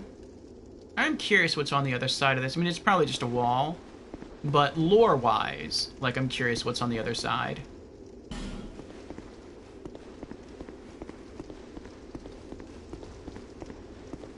Alright. So we have everything. Let's go back. We'll speed this up. Feather back to the bonfire. And now it is back to the doors of Pharos for the boss fight with the Royal Rat Authority.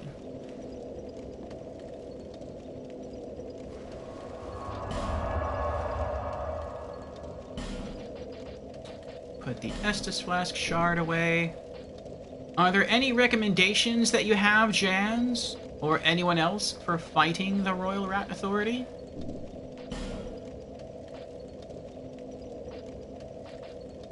Doors of Pharos, Ordeal's End.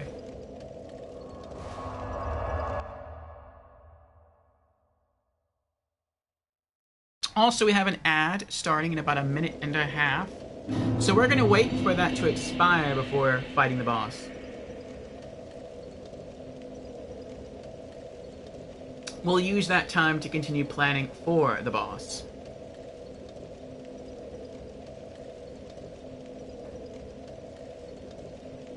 But so if anyone has any recommendations, do let me know.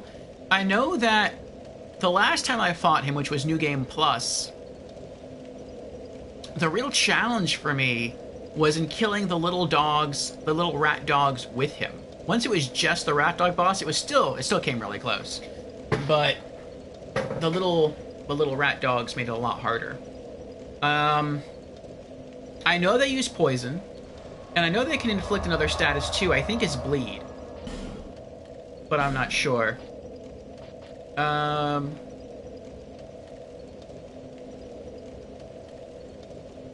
would like to wear poison and bleed rings, but I feel I really can't do that. I really need to keep the rings on that I have on. I need the Ring of Blades +2 for added attack. Though I didn't have this last time. No, I didn't. So that's going to help a little bit more. I need to keep on the Bracing Knuckle Ring +2 to be able to use my old whips more. I would really like to keep on Life Ring +3 because this gives me a lot of extra HP. The only thing I could possibly take off is the third Dragon Ring. I lose some HP, some stamina, both of which is bad. But if there's a better ring that I could wear, I might use that. Pray to Gwyn that you don't die.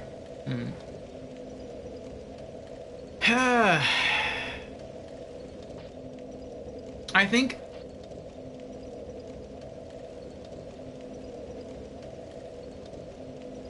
I feel I'm going to replace the third Dragon Ring with something, but I'm not sure what. I feel like it's easier for me to get poisoned than to be hit with bleed. Which makes me want to put on the Poison Ring. I think I passed it again. That makes me want to put on the Poison Bite Ring +1. But I have consumables that I could use to deal with poison. I have Poison Moss. So I could just carry Poison Moss with me and wear the Blood Bite Ring +1 to avoid bleed damage and to avoid poison. But, I mean, I would have to avoid getting hit in order to eat Poison Moss. So there's that.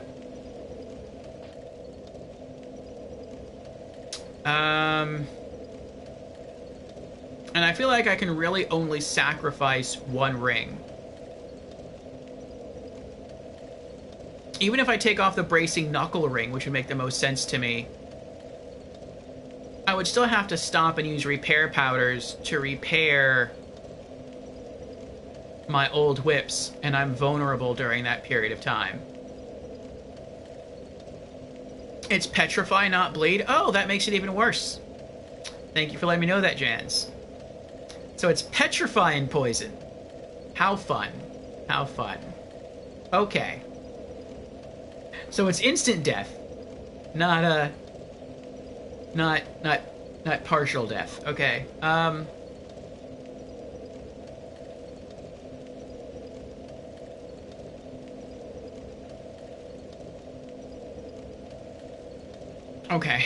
Okay. I think what I'll do then is I'll pull out the Poison Bite Ring +1. I'm not going to pull out the Poison Moss. If I get poisoned, I'll just try to Estus through it. Maybe that's a bad decision. You know what? I think that is a bad decision. There's no reason why I can't have this on me.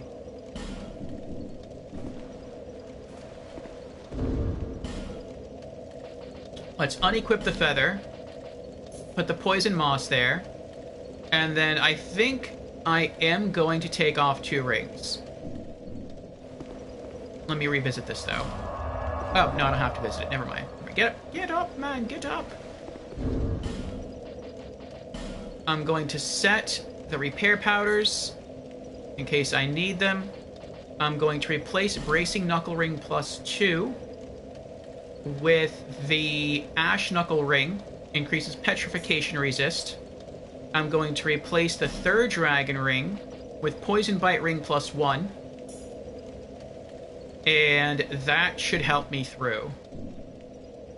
So now I have added Petrify and added Poison Resist. And hopefully we're going to be okay. Alright, let's make our way to the boss door. There's no items in here, right? No, okay. Let's get our boss whips ready. Power stance our old whips. Alright. Ad should be ending soon, and then we'll make our way through the fog door.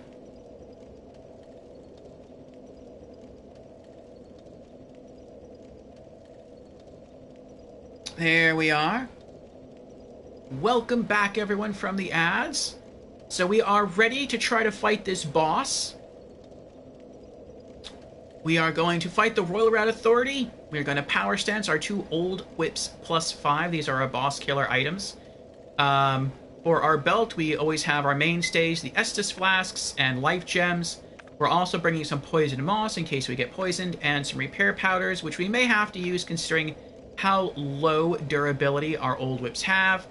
And then for our rings, we are wearing the Poison Bite ring to help fight against poison, the Ash Knuckle ring to help fight against petrification, and then our Life Ring +3 for a huge HP boost, and Ring of Blades +2 for a huge attack boost. So hopefully we'll be able to make it through first try. If not, we'll just keep trying. So here we go. Entering the mist.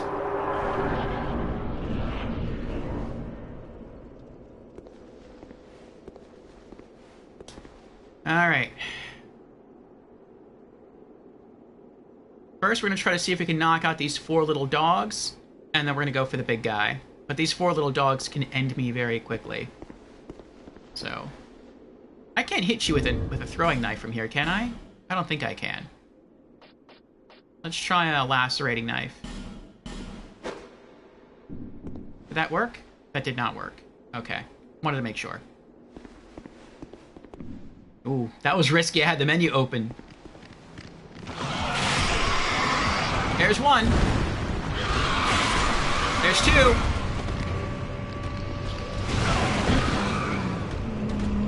I like the fact that he can also kill his friends. There's 3. And 4. Alright, now we just have to survive and heal. Uh-oh.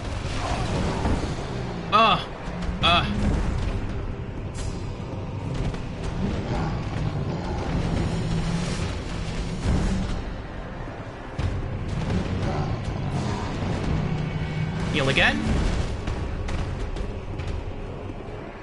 Uh-oh. Oh.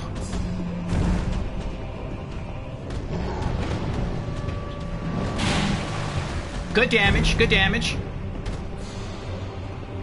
Uh-oh. Nice. Oh, he brought us with him that time. I got him with 1 of the whips.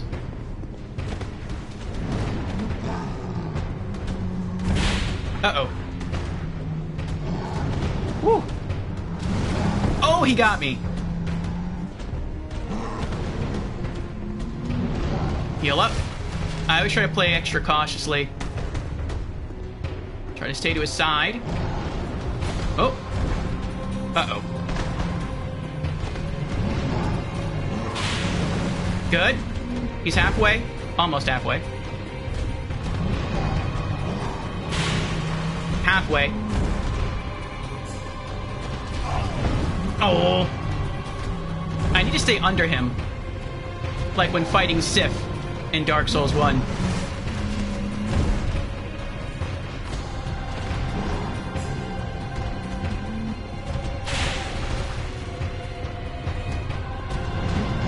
Whoa.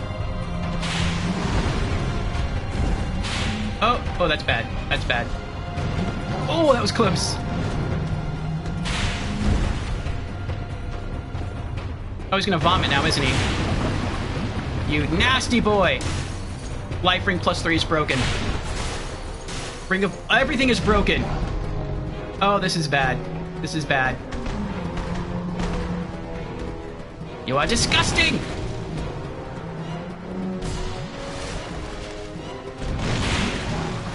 One more hit. We did it! Yes! Victory achieved! Let's get our Royal Rat Authority Soul and Rat Tail. First try, we are victorious! Oh, that was close. That was close.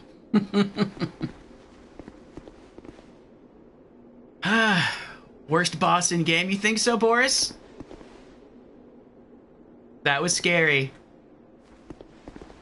Yeah, it's especially bad because you can't bring anyone to help you. No other real-life players, no NPC phantoms. You have to solo it. Another rat tail. I'm glad our whips didn't break like our old whips. I thought they would. That's why I had the repair powders on the belt. Let's take those off, take those off. Let's put the aged feather back on. 3 of our rings broke. Ouch.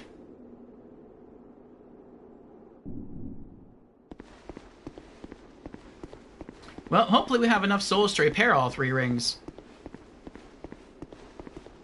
Ah, USN is here. Hello, USN. How are you doing?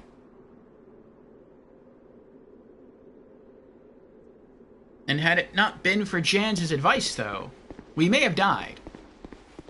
Because I was planning to try to rock the blood ring, the bleed resist ring, and the poison resist ring, until Jan corrected me and said, no, it's not bleed, it's petrify.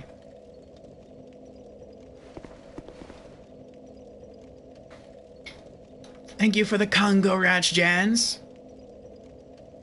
Thank you for the GGs, Boris.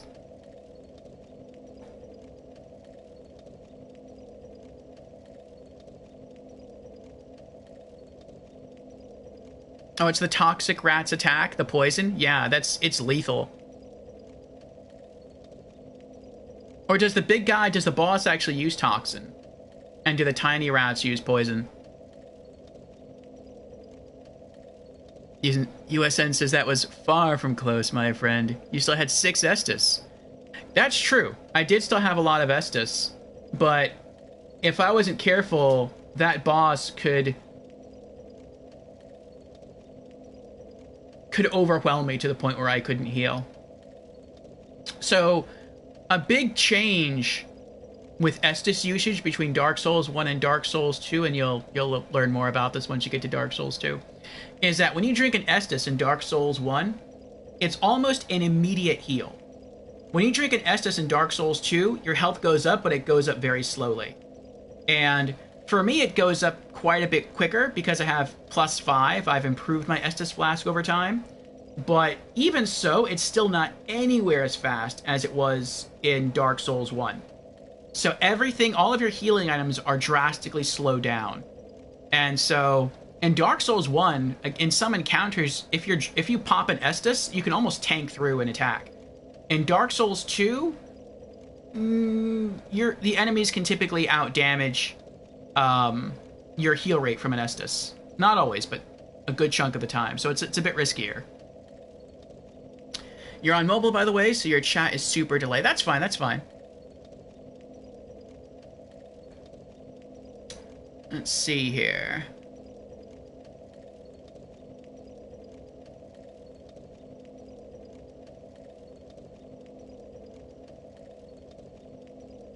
Oh, USN has iPhone. Nice. Fancy. I just got a new phone myself Wednesday morning. My old phone was having an issue. It's an Android. The battery on my old phone was swelling. Alright. So, I didn't want it to explode on me, so I had to go get a new phone.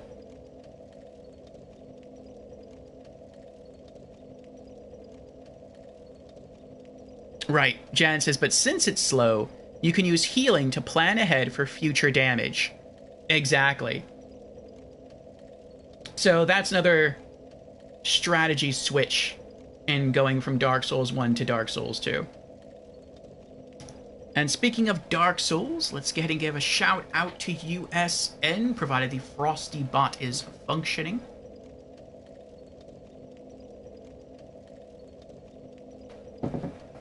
There we go. Behold, as USN conjures up a spectacle of gaming with a forehead, grand enough to be its own stage. From the depths of Dark Souls to the serene trails of PNW hikes, they enchant with chill vibes and 420 friendly spells. Watch in awe as they dabble in satisfactory sorcery and Dark Souls daring do, all while their patience teeters on a high wire act. And for their final act, witness the emotional roller coaster from Doki Doki to outdoor escapades. Voila. So yes, for those who do not know, USN is a variety streamer friend. and he streams quite a few different things. He streams Dark Souls. He's still working his way through his first playthrough of Dark Souls Remastered, and he would like to, so far as I'm aware, work his way through all of the Souls games. So I think Dark Souls 2 will eventually be after Dark Souls Remastered, and I'm looking forward to that. And he also streams outdoor hikes. He likes to go out in the forest, in the mountains. It's beautiful out there, and it's fun to follow him along on his trails and get his perspective on things. So you kind of feel like you're right there with him, traveling along. It's pretty cool. And yeah, he also does Satisfactory. He's been playing that for a while. He has a lot of skill in that game. So if any of those things interest you, go ahead and drop him a follow. Alrighty. Let's get some lore from this rat. I'm not sure how much we're going to get. And then I guess we'll head back to Brightstone Cove, Seldora. Speak thy mind, servant.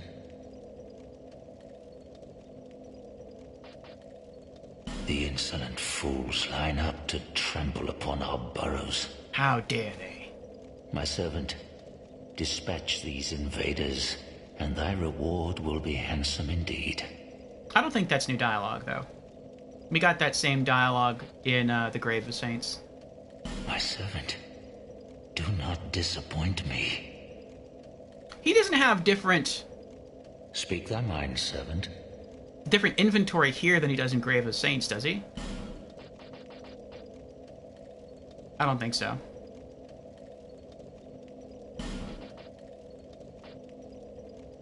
Okay. Oh, that's why he has bleed resist and petrify resist items here. I see, I see. And even poison resist stuff here. My servant, do not disappoint me. I am your servant no longer.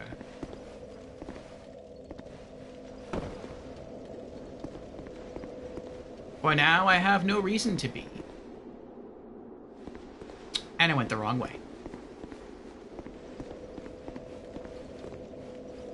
Once we get... Oop.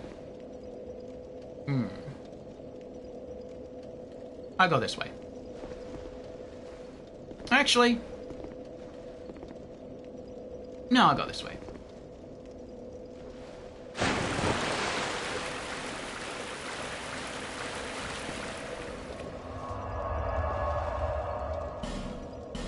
Let's head back to Majula.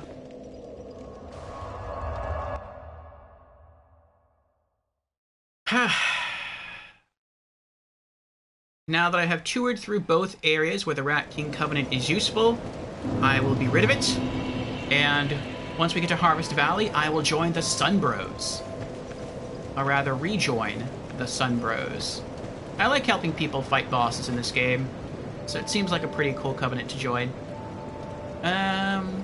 Smith. We have to get our rings repaired. I guess let's also pop the soul consumables. Large soul of a nameless soldier. Plus 1,000. Soul of a proud knight. 2,000. Large soul of a brave warrior. 8,000. Alright, 67,000 souls. Hopefully that'll be enough. Oh, I'd given you up for dead. Almost had me worried, really. Do you have any new dialogue? You'll need souls to repair and improve equipment. I don't think so. I know only of smithing, but souls have many other uses as well. Don't waste your souls on useless trinkets. Think before you spend. Repair. Oh, my gloves broke too? Jeez. That vomit is lethal. At least it's cheap to fix. 500 souls. How much are the rings? Oh my goodness. That is obscene. 3150 for the life ring. 2650 for the poison bite ring. And 8,800 for the ring of blades. Sheesh.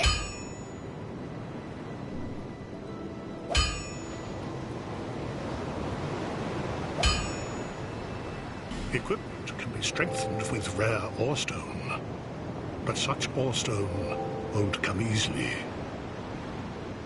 My girl knows her stones, but she's always out prancing about. Now, there's a time for travels, but you can't wander the world forever. Even you must have someone waiting back home. I'll be around if you make it back. Okay. Royal Rat Authority Soul. Rat Tail. Rat Tails. Plural. And I think that's it, unless we have ore on us. Oh. Oh, wait. Let's put our normal rings on. Take that off. Take that off. And Bracing Knuckle Ring +2. Third Dragon Ring. Okay. Poison Moss.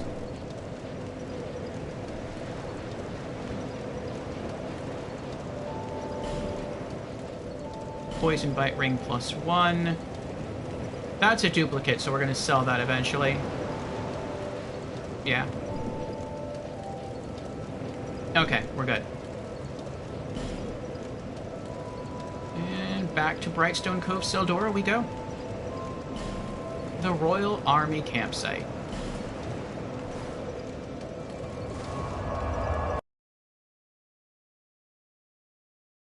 Boris redeemed Hydrate. Very well. Cheers, Boris.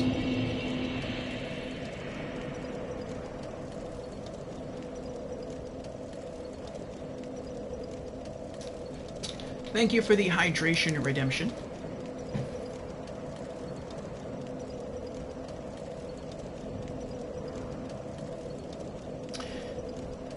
And Jans asks, oh, what did you respec into, by the way? Let me have a look at your stats. I shall be joining you shortly. Very well, very well. So, we gained 1 level, and I decided to readjust a bit, and so I took 1 level out of Vigor, I took 1 level out of Intelligence, and I took 1 level out of Faith, and I put all 3 of those levels, plus the level we gained this playthrough, after defeating the Scorpioness Nazca, all into Strength. And that brought our overall Strength from 26 to 30. So now I believe our weapons are hitting just a little bit harder. And that's where we are. And so as I continue to level up, I think what I'm going to do is just try to boost my Strength from 30 to 50. Which I may not even get that far in terms of gaining another 20 levels. But I mean, if it happens, it happens. It seems like that's when the fall off really hits hard. And then, should I make it that far, then I'll just start bouncing between Intelligence and Faith to make our character tankier and get both of those stats to 50 as well. So that's sort of our build planned out. And if we actually get that far, then once everything is 50 except for attunement, then I'll probably just start adding a level, like, to everything just down a list. Just Vigor 51, Endurance 51, Strength 51, Dex 51, Adaptability 51, Int 51, Faith 51, and just keep doing that until they all hit 99. Then I guess just start bouncing between Vitality and Attunement, because there's really nothing left after that. But alright.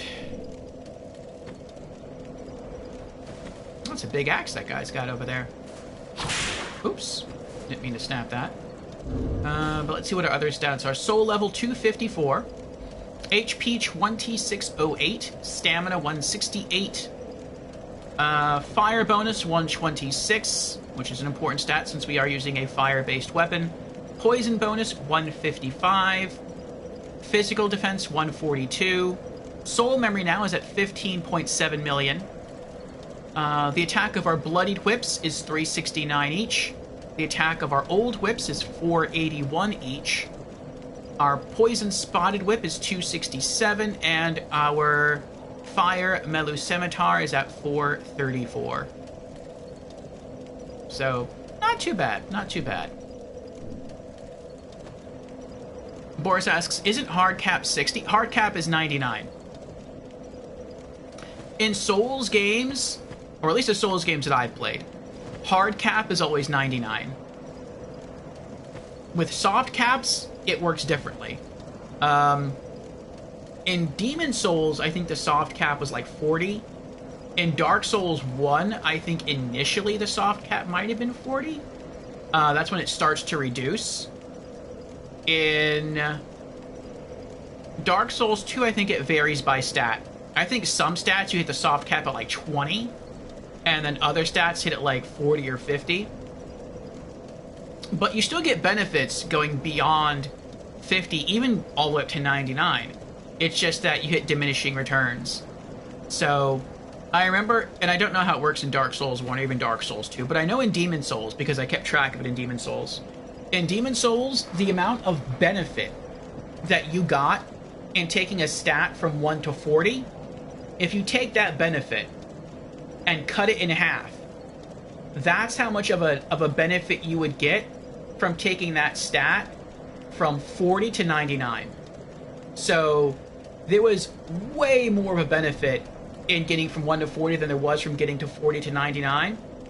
But getting plus 50% bonus on top of what you already had from that stat was still a worthy investment, because that's still a pretty good chunk of extra bonus.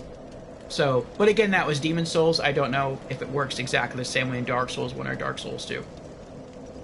So, it is like worth it, really, to take a stat all the way up to max to 99. It's just, it could be, those points could be better spent elsewhere, depending on what your other stats are.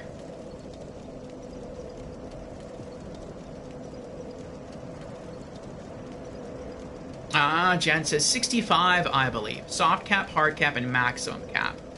Soft cap is 40. Gotcha. Okay. Alright, so let me know when you are ready, Jans, and I will get rid of the, what is it called? What effect? The effigy effect. Ready? Okay, let me sit back down. Nullify human effigies effect. Yes.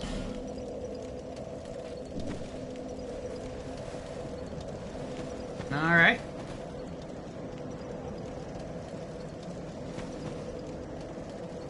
Power stance my bloodied whips. So we have to go through and clear out the entire army camp. I'd also like to drop down and try to fight the what is it called? The mimic chest, just for extra items.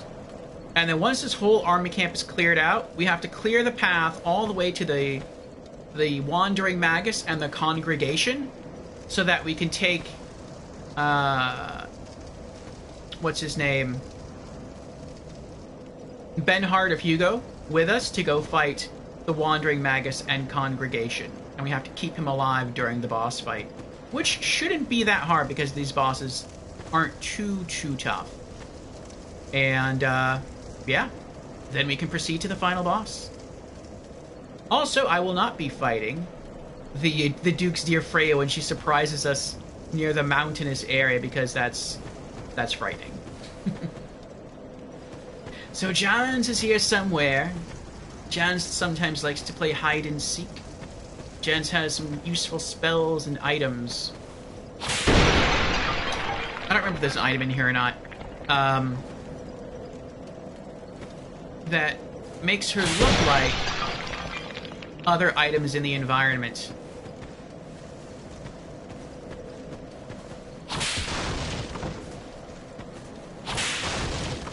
I think that was Jans right there.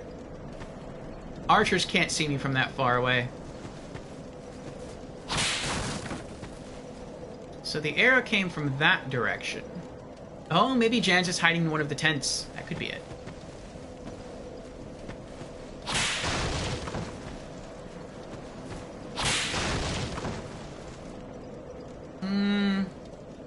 Yeah, I'll go this way first.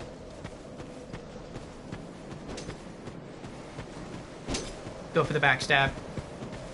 Gotcha. Oh, yes. Ah! Oh, I forgot about him. Forgot about him. Running away. Running away, running away.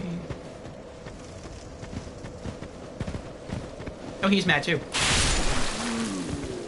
Alright, well, one enemy down. Oh boy. Wow, he's tanky.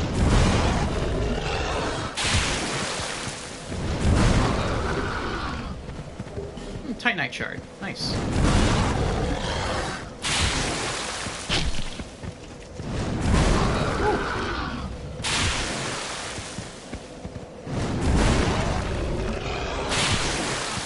One more.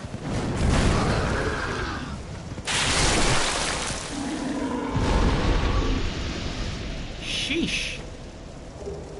Divine blessing. Nice. Alright. And eventually, and I'm not going to do this on stream because it would be very boring, or at least I would consider it to be very boring for you to watch. But eventually, I have to come back here and... Okay, there are still normal pigs around. And I have to farm this entire army camp out completely except for the tiny pigs. And then I have to farm every enemy between here and I don't even know where. Like halfway through the level. Out. Because there is a very, very rare weapon that you can only obtain by a very certain method in this game, and it's called a pickaxe. Which I don't think does a lot of damage anyway, but I mean, it's cool to have. It's unique. And the way you have to get it is very obtuse. I have no idea how someone found this out. Like, maybe it's included in the official Dark Souls 2 guide, if there is an official Dark Souls 2 guide. I don't know. But basically you have to get one of the pigs to follow you, like, from here all the way through... I don't even know how far. Through, like, the boss congregation room. So through a boss area. I don't even know how you do that. And then get them to drop down to where there's mushrooms. And then when they find mushrooms, they stop attacking you. And they start eating the mushrooms and digging into the soil with their hooves. And that digs up the item, which is the pickaxe. And then you can loot it. Like, that's crazy.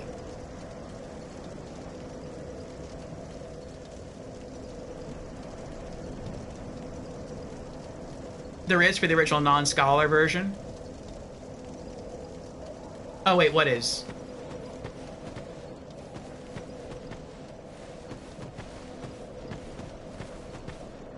Oh, there's a guide for the original Dark Souls 2.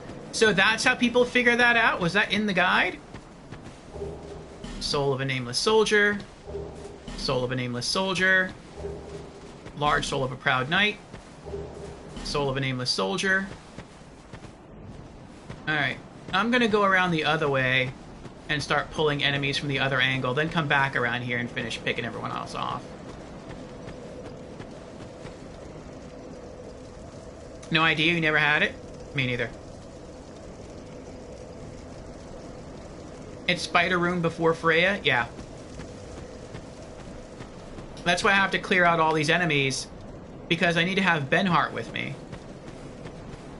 If I didn't need to pull Benhart with me, I could just totally ignore this entire area and just go straight to Freya.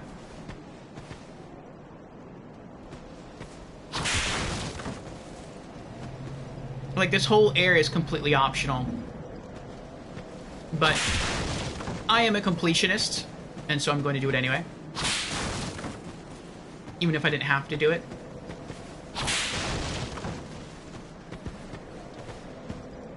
No, he sees me.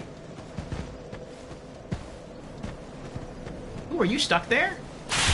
Ooh, can I cheese you through the wall? Wait, will you poison? Can I poison you? I can poison you. Nice. I mean, if you're not gonna attack me and you're just gonna hang out there near the wall, okay. Oh, no, don't go away, don't go away. Hold on, hold on. No, no, no, no. Come back.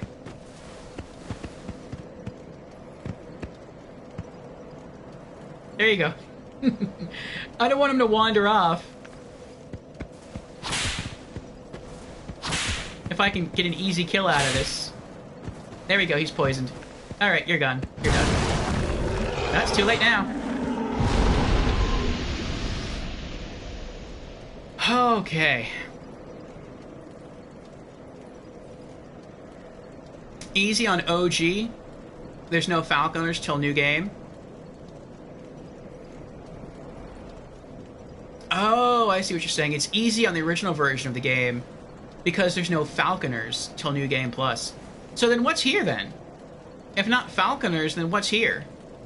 Is it just empty? Are there only pigs here in standard in like original Dark Souls 2?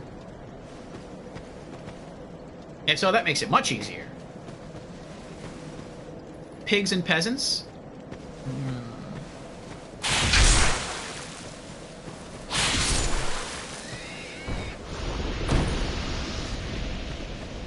I actually fear the peasants more than I... Oh. Oh, that's Jans! I actually fear the peasants more than I fear... Welcome in, Joe! I actually fear the peasants more than I fear the Falconers. Because the Falconers have very, like, limited movesets.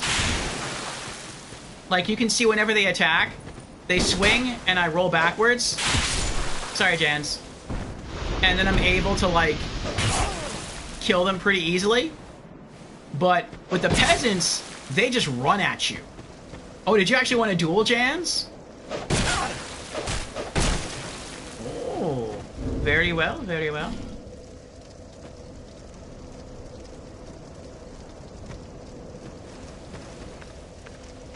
Alright, switch to my PvP gear. What was... Oh, I think that was a branch I saw. I was like, did she just swing a whip that was like... that glitched the game? Like, what was that? It was a branch I just... Okay. Oh, the espada.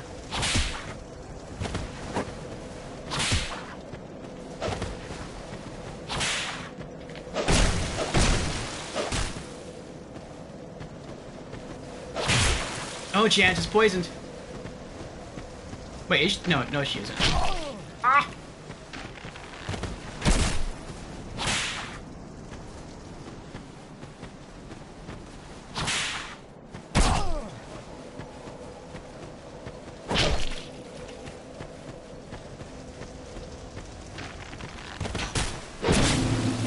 Invader banished! Jans has been vanquished. Good duel, Jans. Good duel.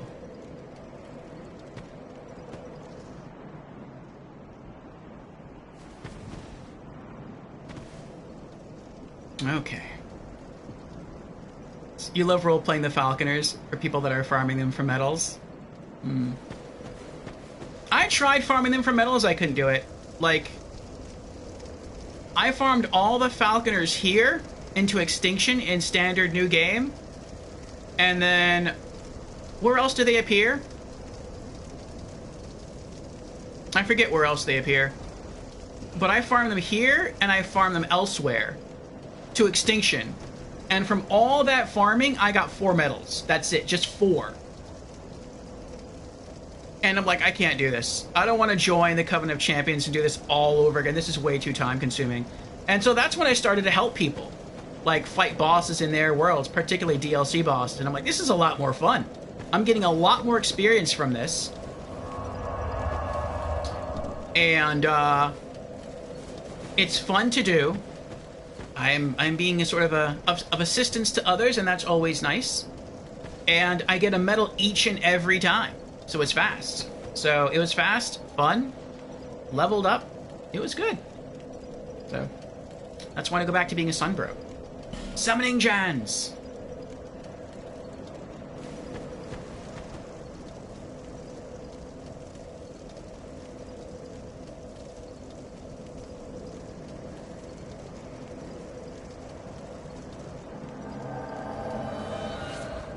Oh, she's got the Pate Shield back.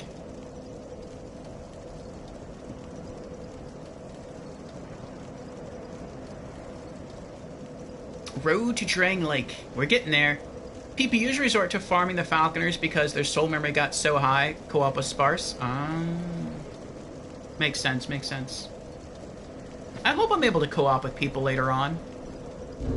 I do have a lot of fun co-oping.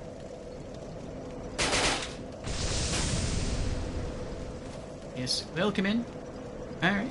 And rocking Pate's Spear.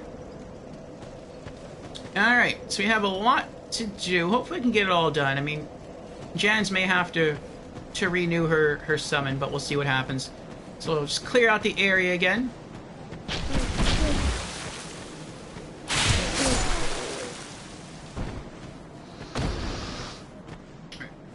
You're gonna go that way? Alright. Lacerating arrows.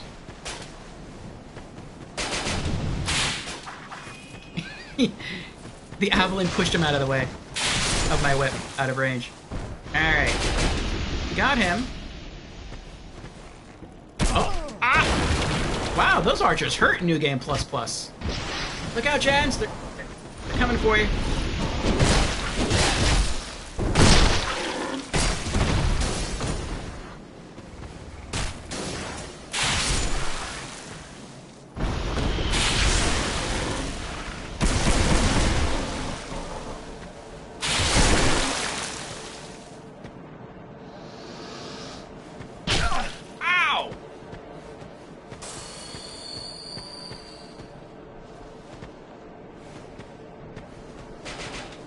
That's why I go this way.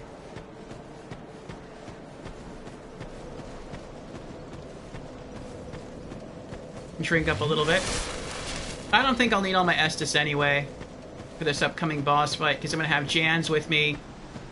I'm going to have Benhart with me. The bosses aren't that hard anyway. Or at least they weren't in New Game and New Game Plus. I don't know, maybe they got like super tanky in New Game Plus Plus. Ah! Oh, do those big pigs only spawn once? Like the warhogs that I killed earlier? Also, we have an ad starting now, but we will not go into the boss fight until the ad is over. Smooth and silky stone.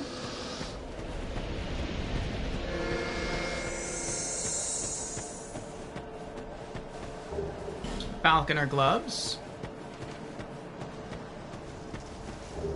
Large Titanite shards. Regular Titanite shards.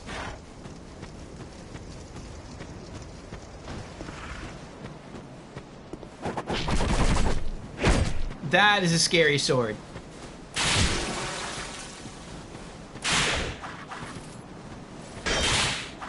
He didn't know what to do against that. Jans hit him like 5 times and he just stood there. He's like, I don't know what I'm supposed to do here. I'm not gonna drop down the well just yet. I'm gonna make this a bit easier. We might have one enemy left in one of these tents, I'm not sure. But then I'm gonna cheese the mimic chest through the wall. Divine Blessing. He's gone.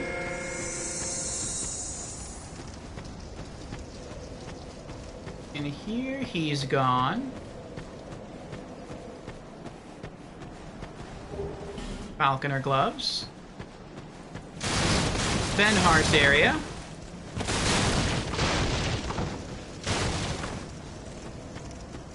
We have some vases here. Large soul of a nameless soldier. Let me get my poison whip.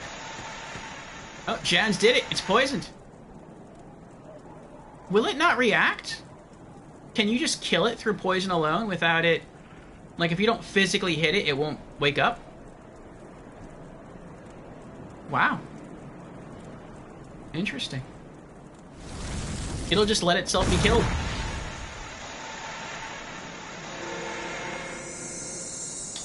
Poison wore off. That's fine. See if I can hit it from here. Yep.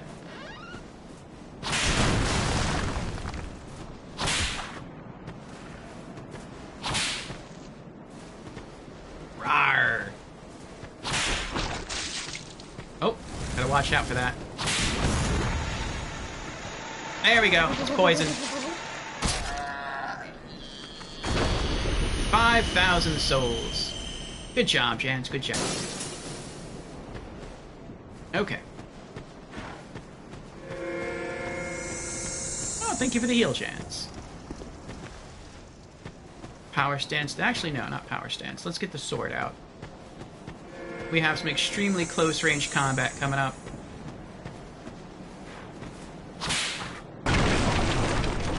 Or you could just jump into the roof. That works too. Alright. Charge! Yes! Turn that piggy into bacon.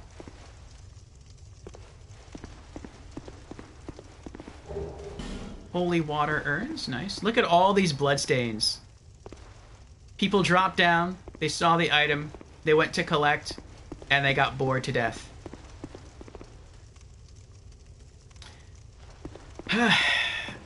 Nice strat, yeah. I got really ooh. Oh, I wanted to see his phantom fight.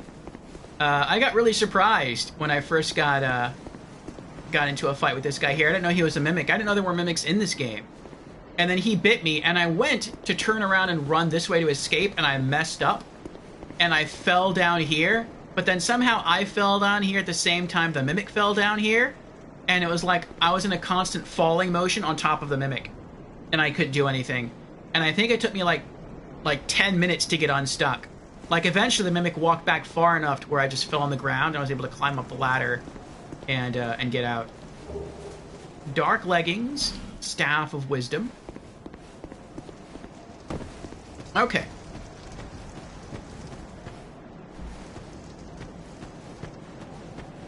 Now continue to clear the way to the boss fight area.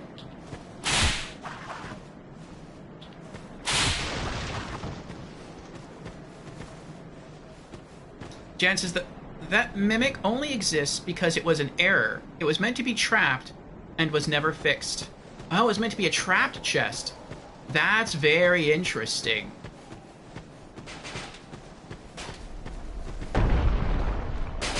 Oh, that's cool. Oh.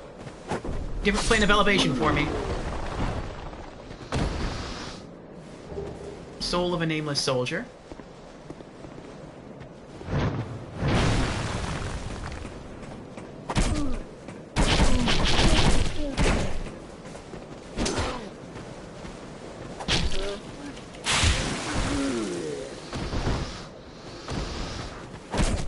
Oh, I thought Freon was going to be able to get the backstab there.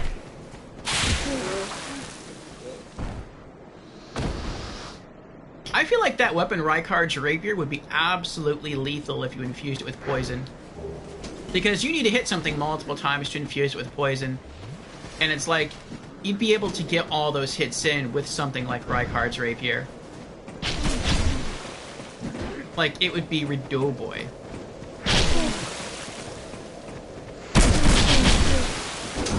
Let me drop down a different way. There we go.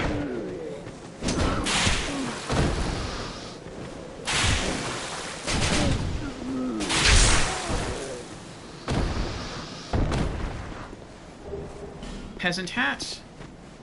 Nope, don't climb up. Tight Night Chunk. I've only seen this once, the Duke's Dear Fray, and I just turned around and ran. I didn't even bother to try and fight. Like, there's no way I can do anything here. She's gonna obliterate me in one hit.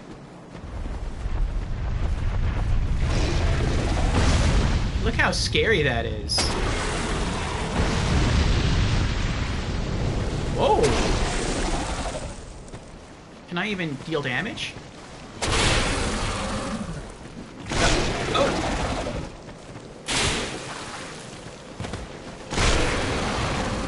Oh, that's interesting. She can hurt the she can hurt the other enemies here, the peasants. Run, Jens!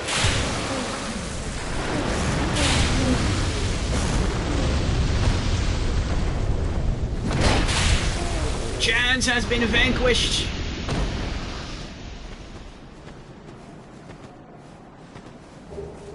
Titanite chunk.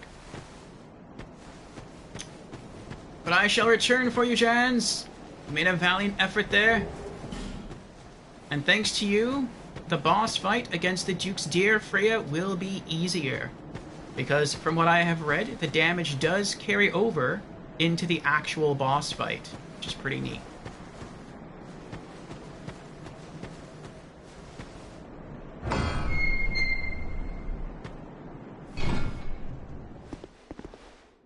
Oh, I remember what I have to do. Hold on. I think what I'll do... I have to carry the fire down there. I think what I'll do is I'll clear out the area of spiders, and then I'll come back. Actually, I can revive you now. We're not going to have to fight all these enemies again, so this is going to go by pretty quickly. I was going to say I'll come back and revive you and then revive Benhart, and then we'll both go to fight the boss, but, I mean... it's not like it's going to take me 15 minutes or so to do that. It's going to take me like 5. So we're going to have plenty of time.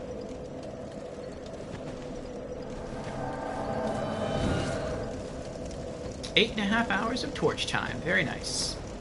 Welcome back, Jans.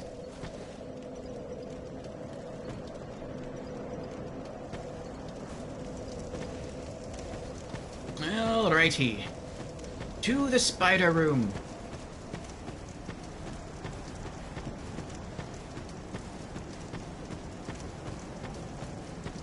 Everything is hitting like a truck. Vigor should definitely be your next stat. What is your vigor at now?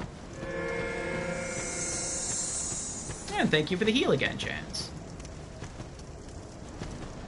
23?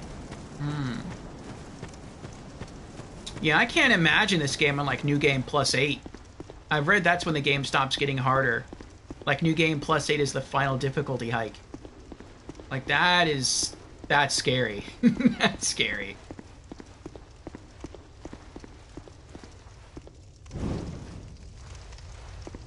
Oh, New Game Plus 7, the 8th run. I got you, I got you.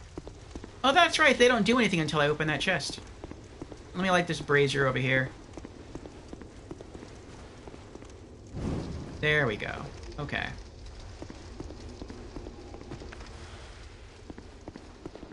Power stance.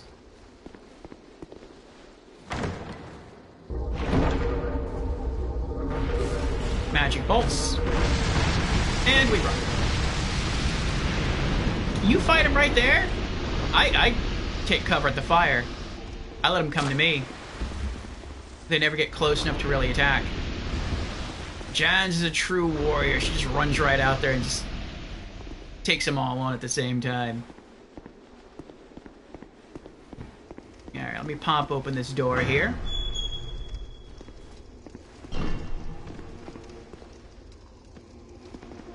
I don't think I can hit him from here.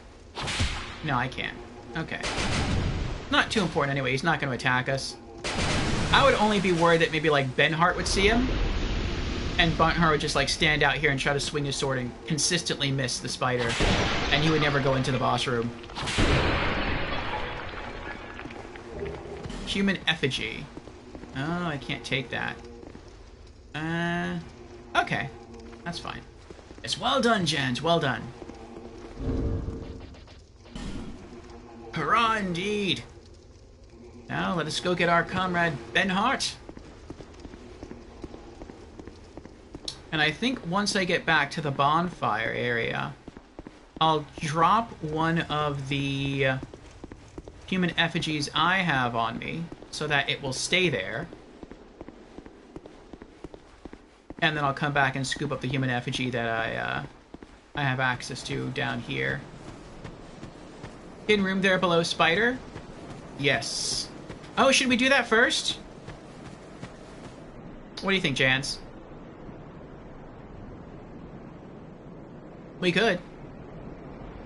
No? Okay.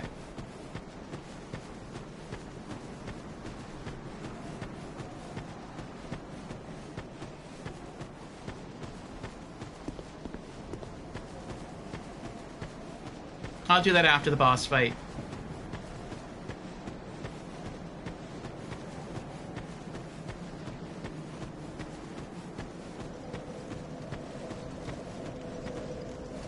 Okay. Let's leave the human effigy here.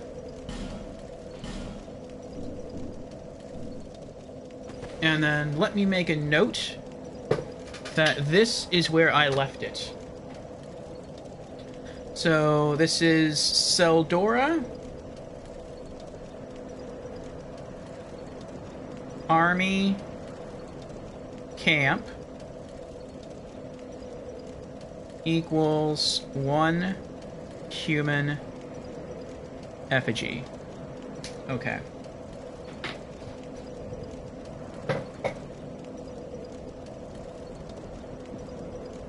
That pig's ragdoll gave up. Looks like it's standing. That's funny. Alright. Let's go get Benhart.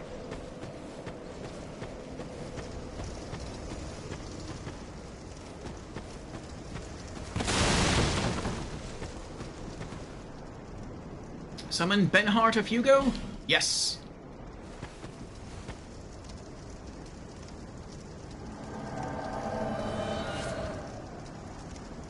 His magic greatsword.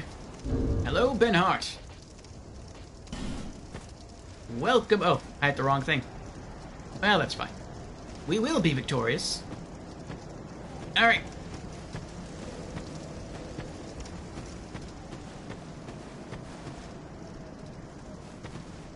Why are you side? There you go. He was sidestepping for a moment there. Magic fake sword. I think it does deal magic damage. It's not the sword that he thinks it is, though. It's not the Moonlight Greatsword.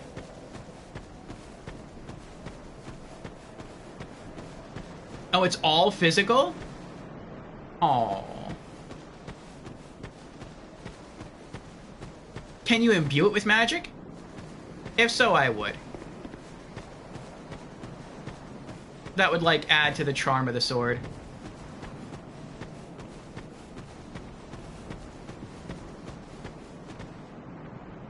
Raw's much better?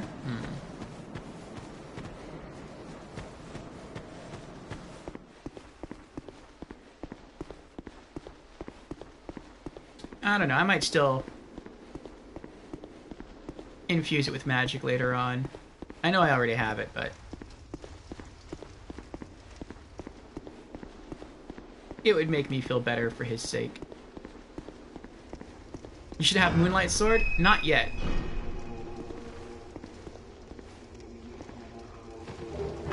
There's the human effigy.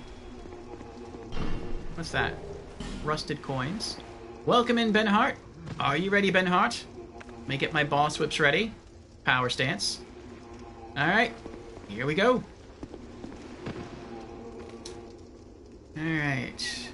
From Frey New Game Plus. No, I had to use that ability. I had to use that soul to get a spell scroll.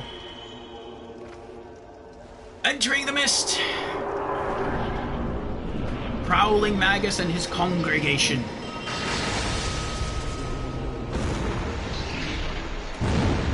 It's just hard to target the guy. There we go.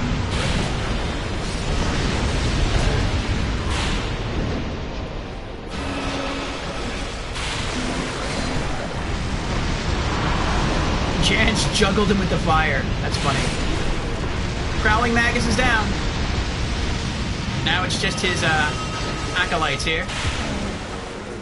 One left. And they're down.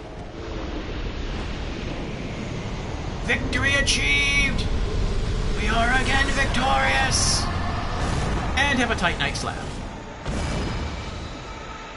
Thank you for the heal, Jans. See you again.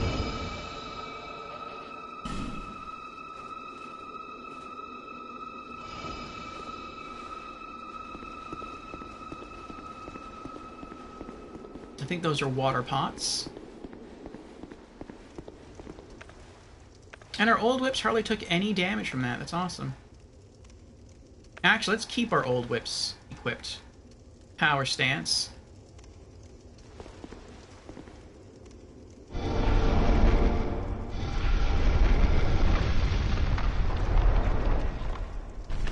Hidden wall area. Welcome in, Brandon. Brandon has redeemed Hydrate and Congo Rats. Thank you for the Congo Rats, Brandon. I appreciate it. And cheers, Brandon.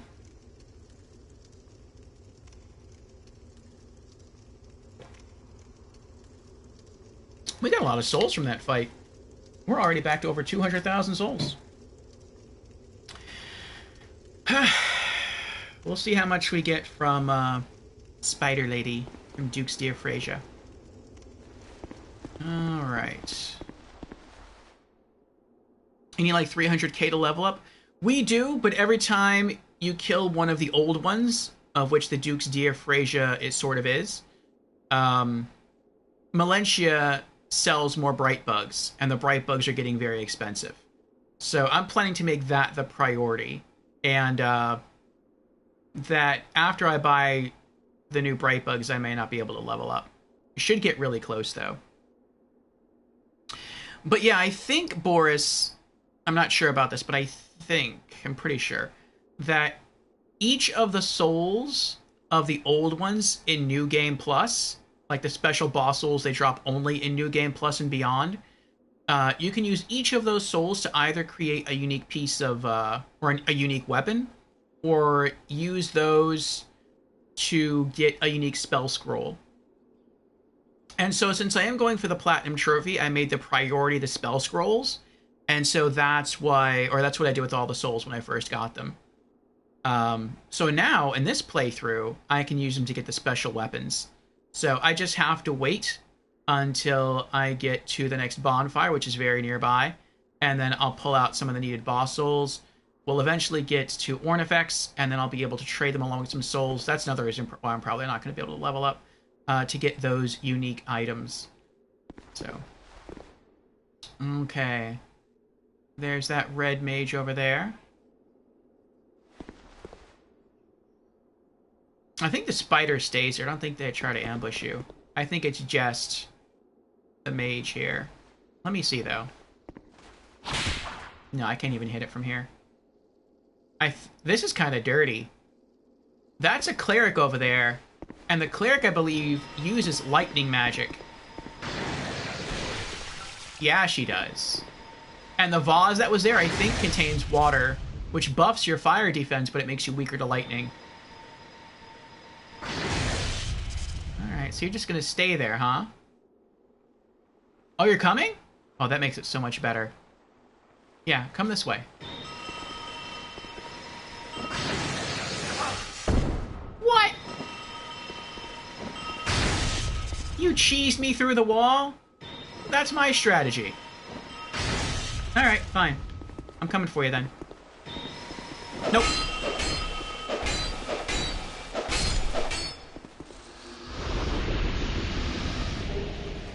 Human effigy.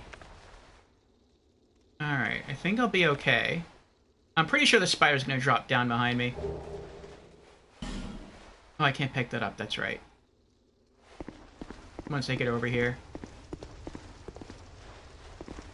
Not yet, okay. The priestess set.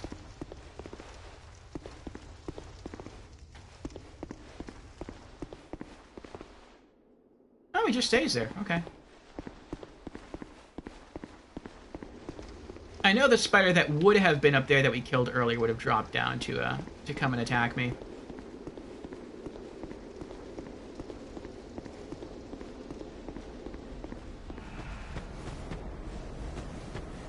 Alright. I'm gonna drop a human effigy here.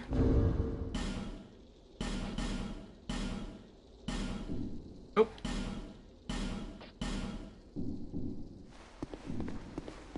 Near that bonfire.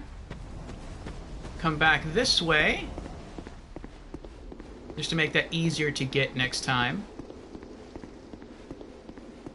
And collect the one that I left up here.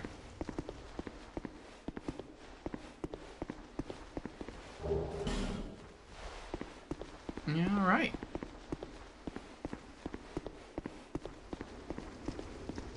Oh, wrong way.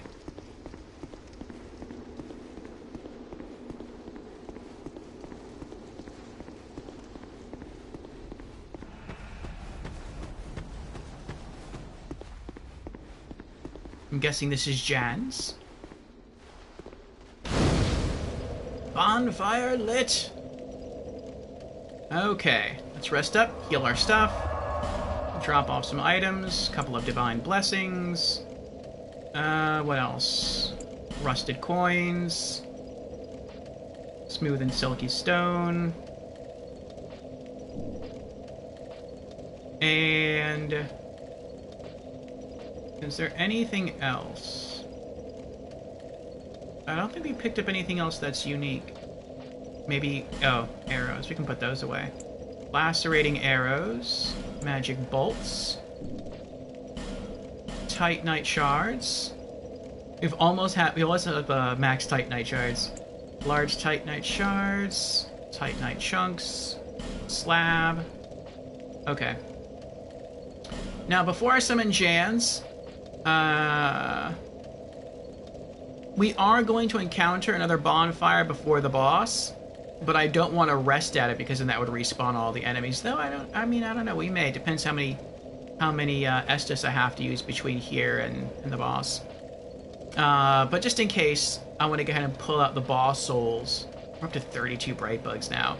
I want to pull out the boss souls that I can use at Ornifex. And I think the only souls I can use at Ornifex are going to be the souls of the great ones that I have so far. I think that's the case. If not, I'll research it more once I end stream, and I'll tell you all tomorrow.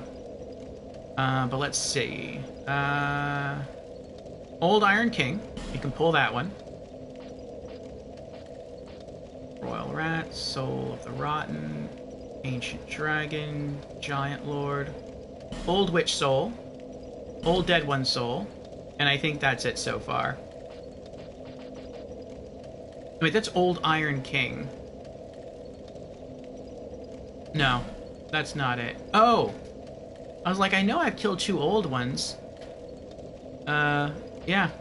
We're gonna have the third one from, the Duke's Dear Freya once we beat her. Okay. Yeah, I am gonna have to come all the way back. That's not too bad, that's not too bad. Should I just wait until I beat the boss?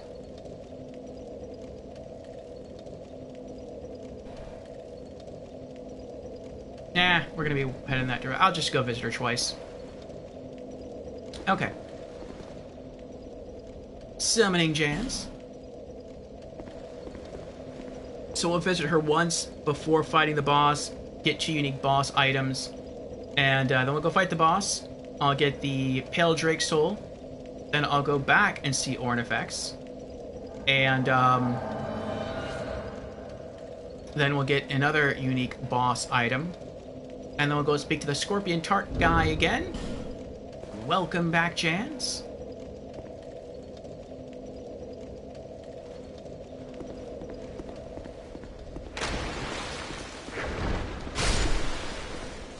And we'll get the unique items that he has for us there. Soul of a Proud Knight. I was just gonna run back upstairs to light my torch on the bonfire. Thank you, Jan's.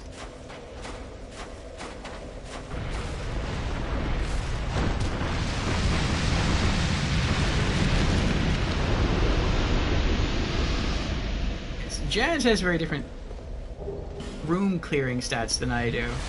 Or strats, I should say. Nope.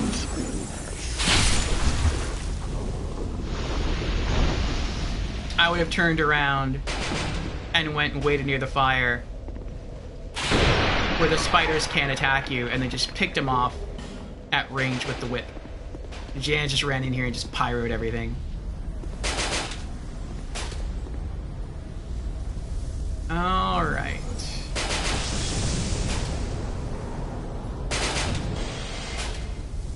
Go Jans. Oh, should we just drop down here? Or should we... I guess we drop down here. Took quite a bit of damage, though. Let me put on the fall ring. Ooh. That's not good.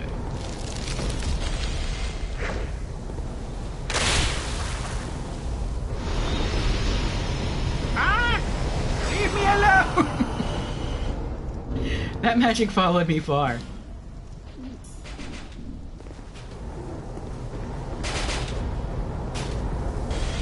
We could always fight him once we get down there.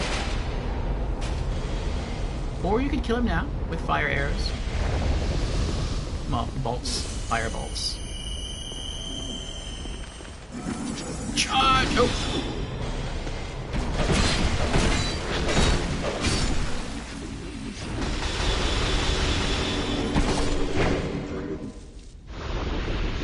Good job, Chance.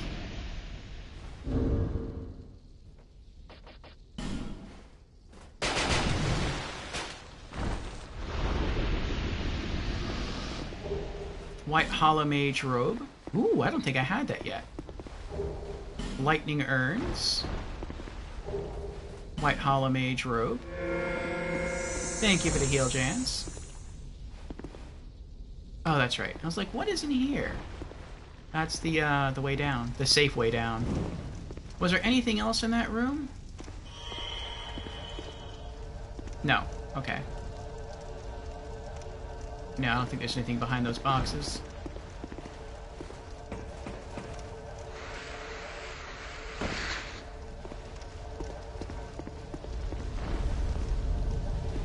Oh, I forgot the Red Phantom.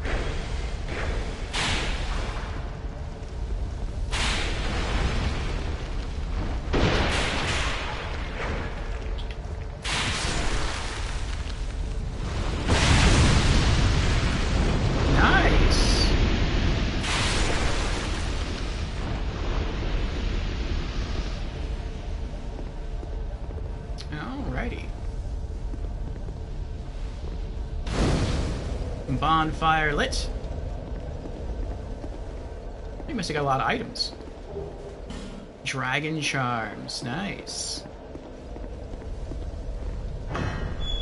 There's a bonfire room next to Ornifex? Yeah. We'll use that to return. Shouldn't... Oh! I forgot about the spider. Shouldn't we be invaded here? By... a Red Phantom? Or is that just something that might happen?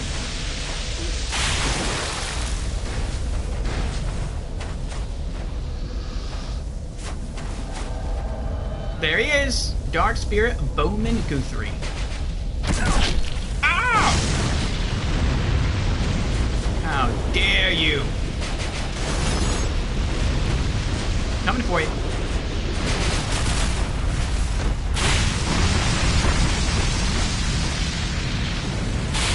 Uh-oh.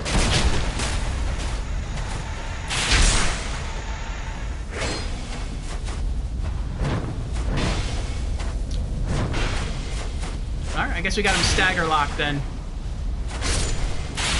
Good job, Jans, good job. I was waiting for him to fire at me, and then I was gonna roll and hit him again. But that worked too.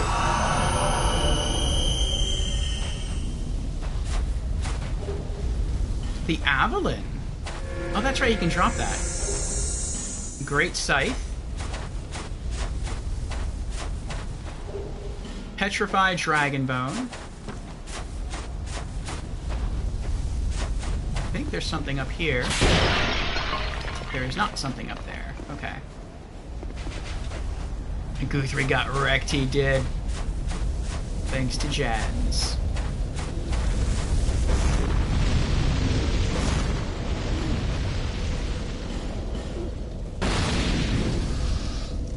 I'll use one of these. There we go. And whenever I come back down here again, I'll have like a little safe area.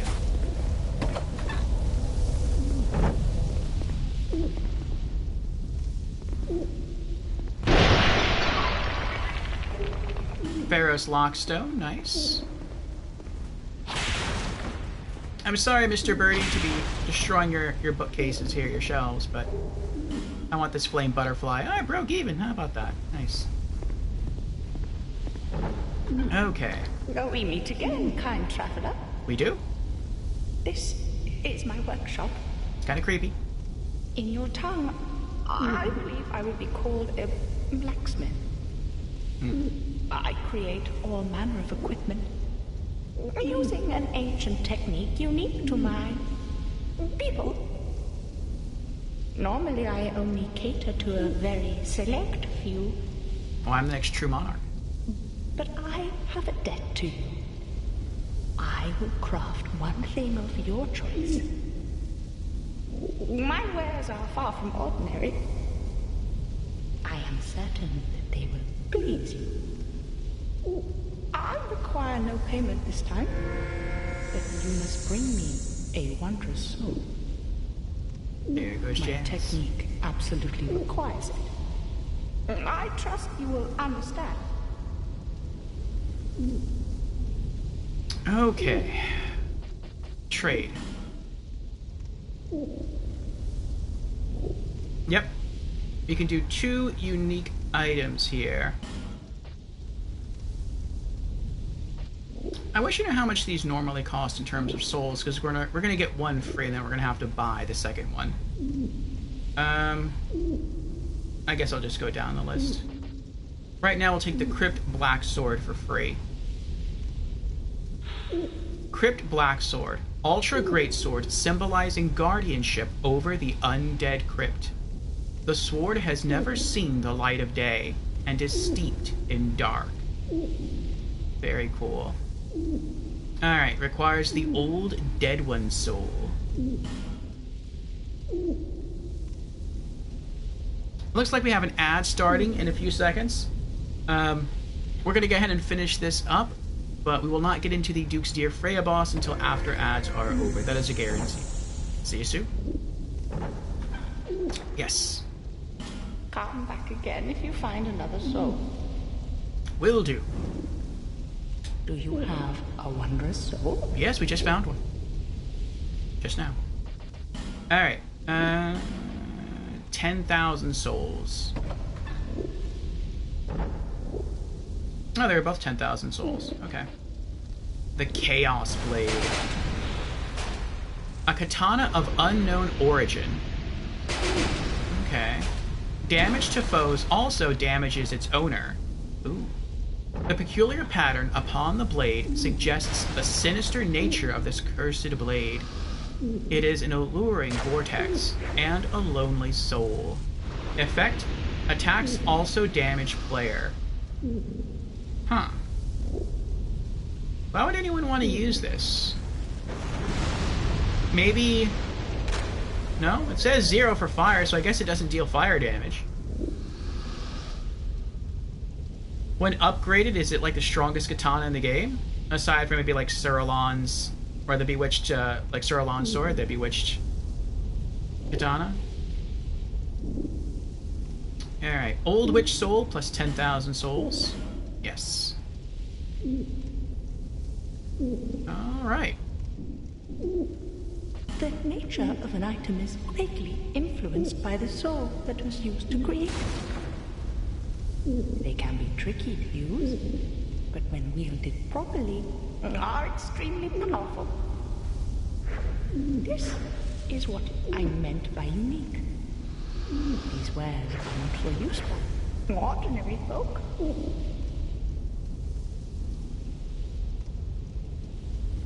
It's better than Alon's.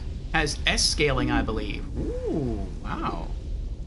The Red Lizard drops nothing, but it may have once dropped Twinkling Titanites and Dragon Bones. That's interesting, Chance. Ah, hello, Lorelei. Lorelei casts invisibility to go unnoticed. Very well, enjoy your lurk, Lorelei. Thank you for being here. It's hard to believe now, but this land was once a flourishing kingdom. Its king, Vendrick, came close to unlocking the essence of the soul. What a dazzling soul he surely had. Imagine what I might create with such a powerful soul. I'll be back later for that. For I think the shield this time. It is said that our technique originates from a strange being that inhabited this land. A pale beast that lived long, long ago. We don't even know what exactly it was. If you find a wondrous soul, bring it by for me to have a look. So I wonder if that means that Bright Cove Seldora used to be the Duke's archives? Or does that mean... I don't think it is. I feel like Seath had multiple workshops, and maybe like this was one of them. Do you find me strange? You humans are always this way. The way you glare at any unfamiliar creature. That mix of curiosity, fear, and revulsion. Oh well, it hardly concerns me. The nature of an item is greatly influenced by the soul that was used to create it. They can be tricky to use, but when wielded this... Okay.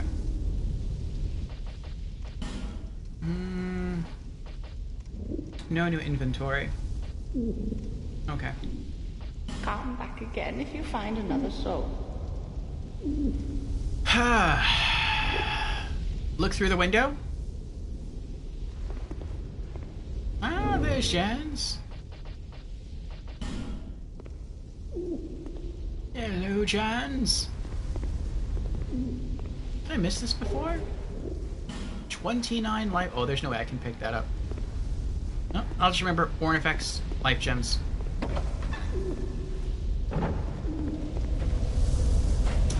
Alright, see you after the boss fight, Ornifex. I will be back to collect another weapon from you. I wonder what weapon the Pale Dragon Soul forms.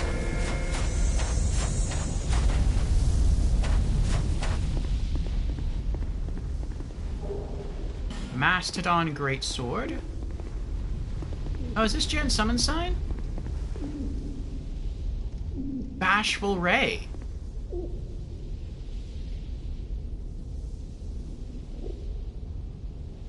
That's a long run. From here all the way to the Duke's? Well, I guess it's not that far. I know once we get down to where, what's it called? Once we get down to where the,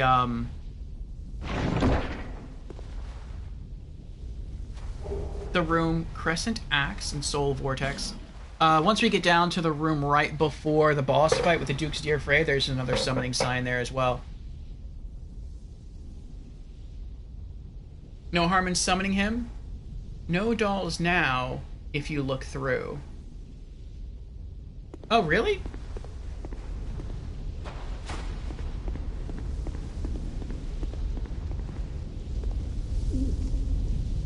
Oh, that's creepy. Why is that, Boris? That is very creepy. I never noticed that before. That gives me chills.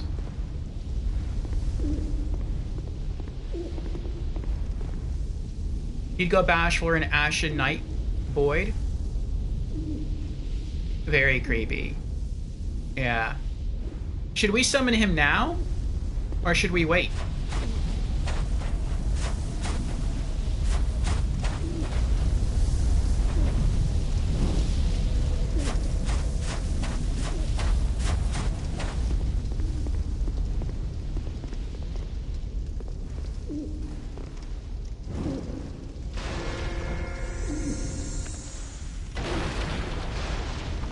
We should wait just in case we run out the timer? Okay. Wait, am I going to be able to get back here, though?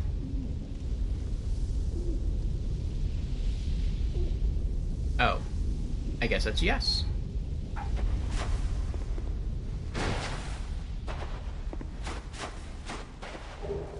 Tight Night Chunk. Titanite slab. I think I've done it once. But I got like really frustrated because I didn't mean to come this way. And I was like, I don't want to go back and respawn all these enemies. And I just like stayed here for a while and I tried to perform the jump.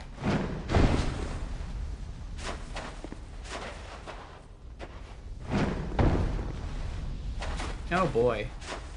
This might be kind of hard for me.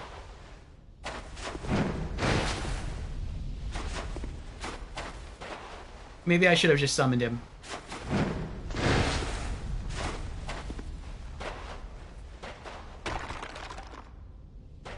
I'll watch Jans do it again.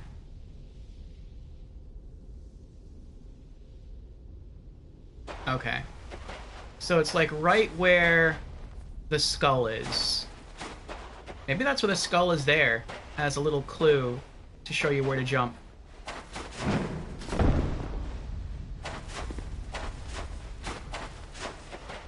I traveled quite a bit further that time, I just wasn't lined up properly with the hole. There we go. Okay. That's very cool. Alright, so just jump from the giant skull. Gotcha. Alright. Let's clear the way.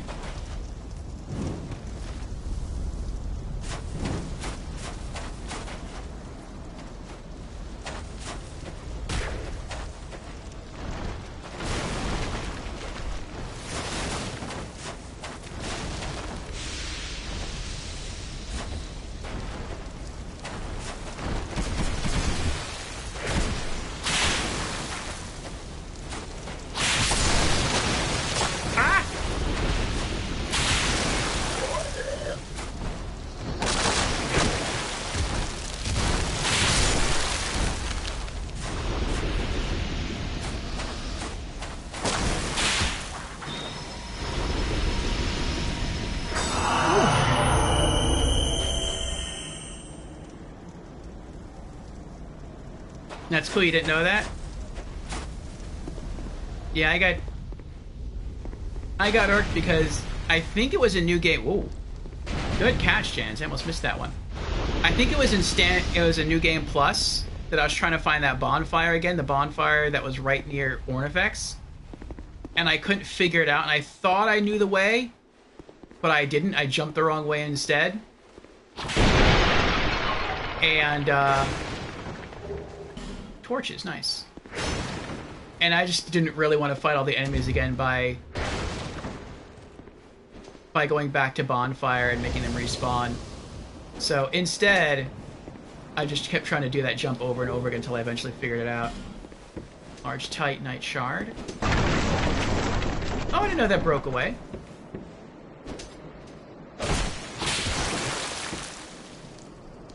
Oh, you got a red phantom on you. Jans has been vanquished.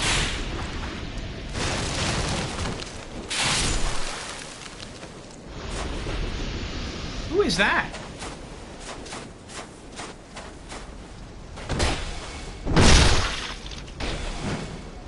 Oh, my controller battery's low.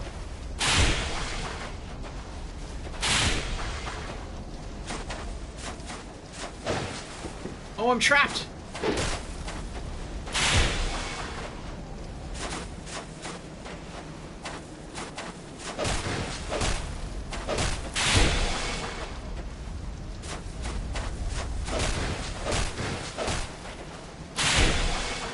One more hit. He should be done. Ooh, good dodge. Got him. Whew. I didn't even see the invasion message come up. So many spiders in Scholar, yeah. The mighty Zweihander.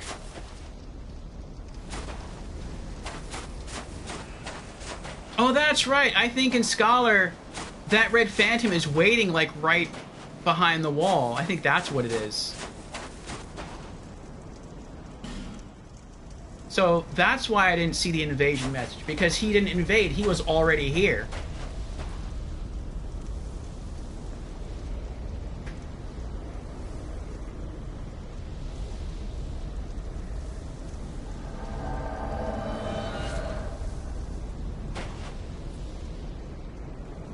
Welcome back, Jans.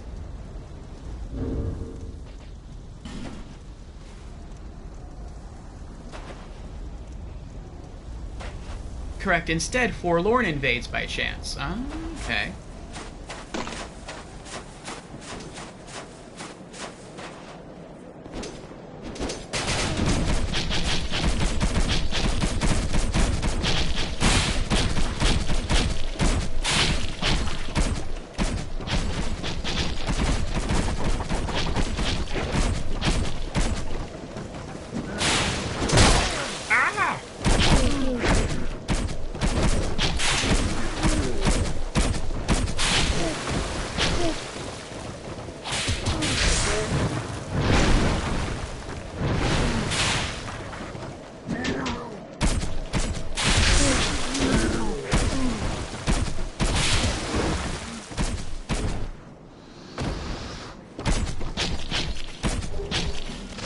Peasant attire.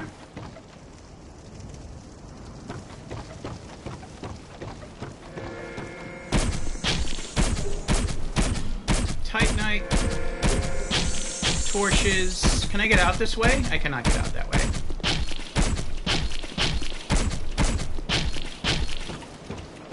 I am grateful that does such little damage. I forgot. Let me go back real quick. There is a sconce in there.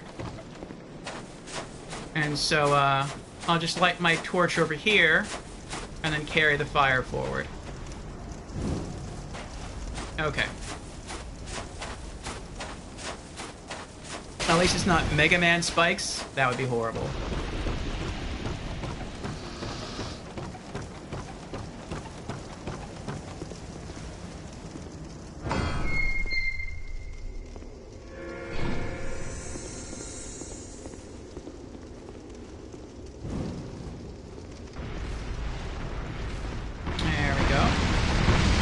I guess I could just kind of keep this lit for now. They're not going to be able to hurt me.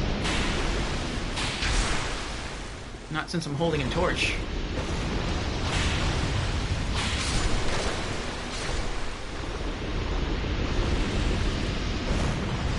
Okay. Nice, we're going to have a full party. Ow.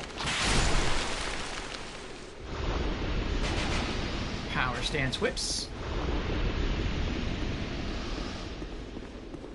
Mr. Porcine, here he comes.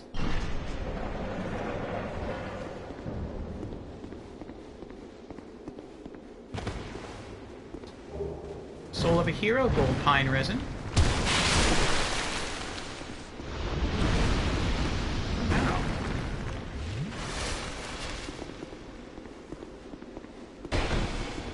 Oh, I forgot you. I always forget you can do that because I never use that mechanic. The mechanic to break the shield guard of someone.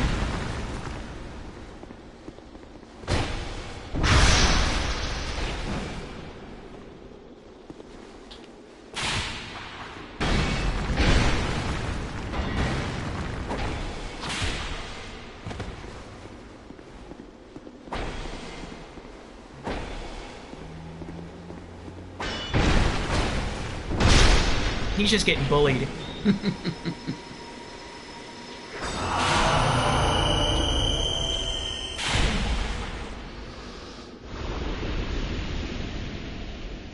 Well done, Jans. Well done.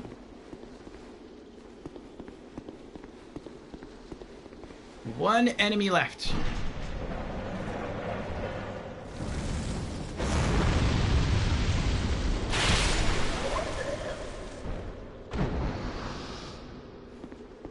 Alright. Let's go get Bashful Ray. And then we'll spawn that other NPC in the room here.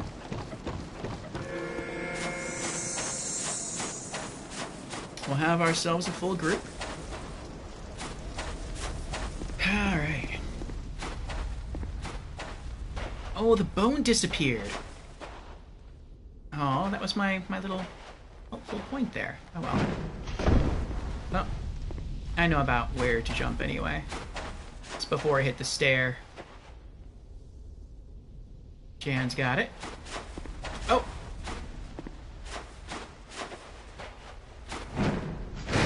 Too soon.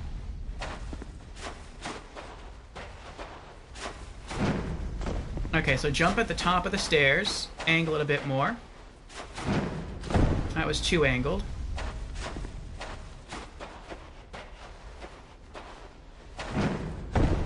Almost. Ah! Oh! That almost worked. That was way late. Not angled enough.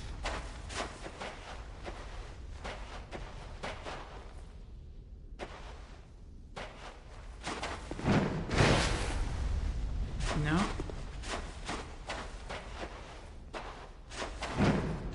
Ah!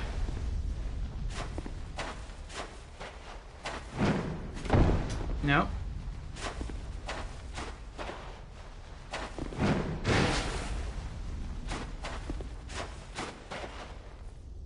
I jump like you, Boris. Okay. Oh, I thought I might have had it that time.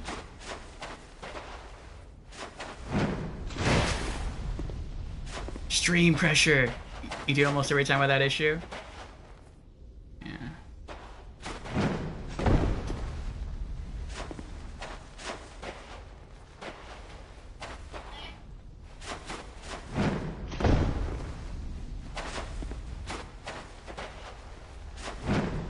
There we go. Alright, we did it.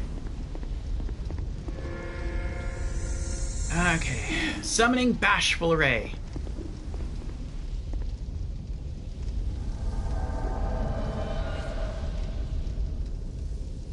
Welcome on in, Bashful Ray. Are those two umbral daggers he has? Interesting. I thought only the Fume Sorcerers wield those. Alright, let's go, Ray. Hip hip hooray for Ray. Oh, you're not gonna fall in the spikes, are you, Ray? Nope. I thought that was Ray, that was Jan's. Alright, forgot about this item. Let me get this. I think this is the Porcine Shield. Nope, Homeward Bones. Okay. Bashful Ray has binoculars. That's funny. He was just looking through them. Manhunter O'Hara. Oh, Jan says no. Sorry, Jans. I already summoned. I guess there's like one more NPC somewhere else that we could have summoned. I think in New Game Plus I summoned her and it was just me and her. I didn't see any other summon sign around. Ah, well. I mean, if nothing else, O'Hara will be good to draw aggro and maybe kill the spiders in this place.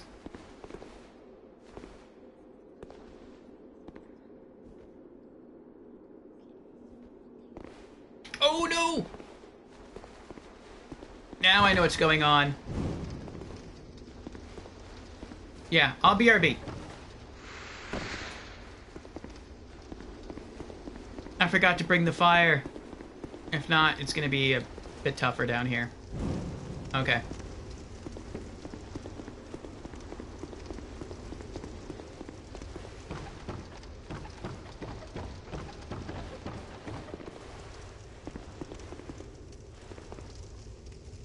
Wait for the NPCs to get up. Okay.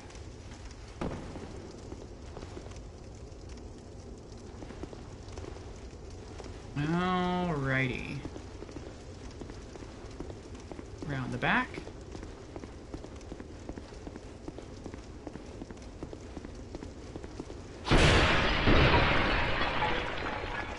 Nothing there.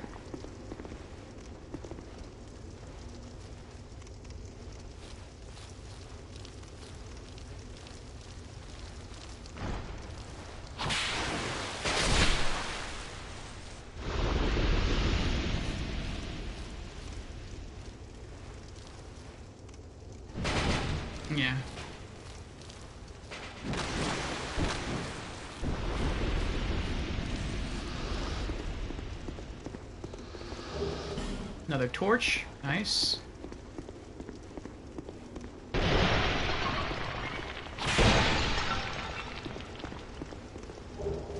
Pharos Lockstone. Nice.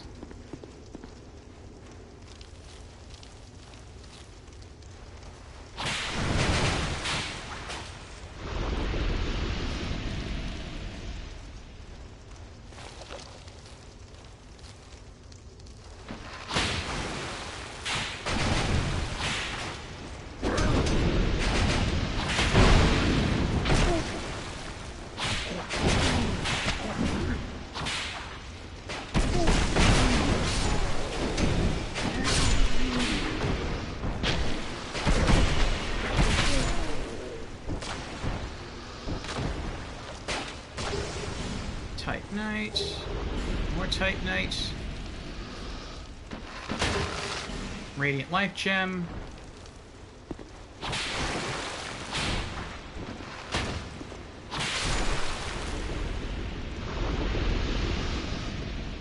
Nothing this way. There's sort of something this way. Ah, never mind.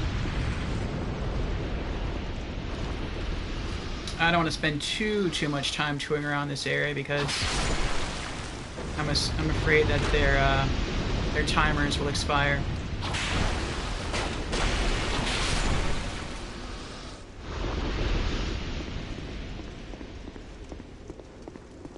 Alright. Simpleton Spice. And there's nothing here. And there's nothing... Anything behind the pillar here? Yes, actually. Corrosive urns. Nice. Okay.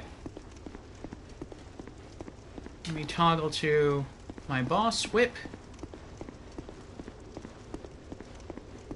Okay.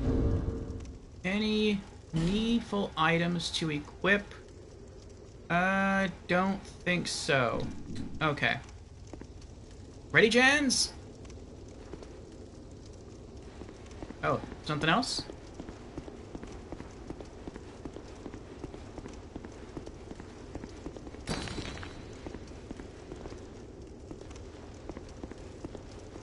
What? I don't think it's where Ashen Knight Boyd is. Oh, that's where he is. Okay.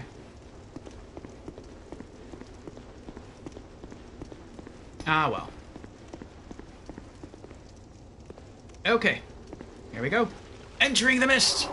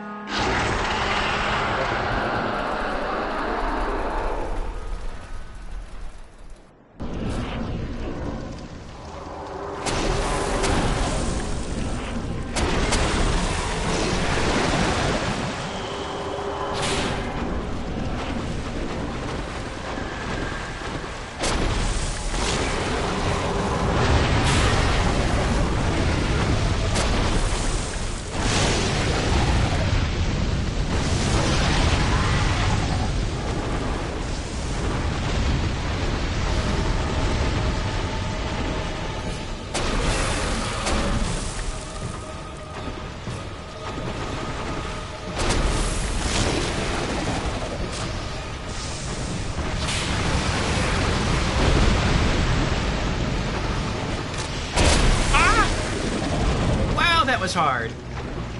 That was a hard hit. That was a scary hard hit. I'll drink up again after that.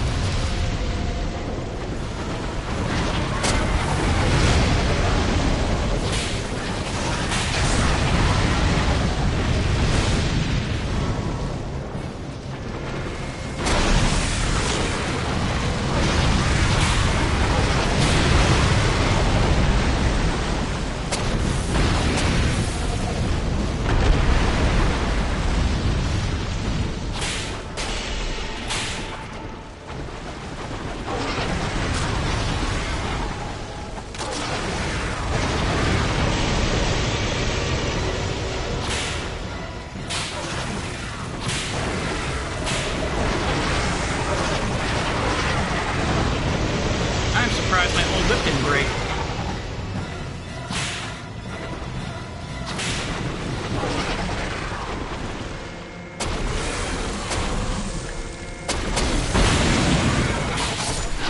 We did it! The Duke's Dear Freya has been felled. Soul of the Duke's Dear Freya and old Pale Drake's soul. We are victorious again, Jans. Good job, Jans. Good job.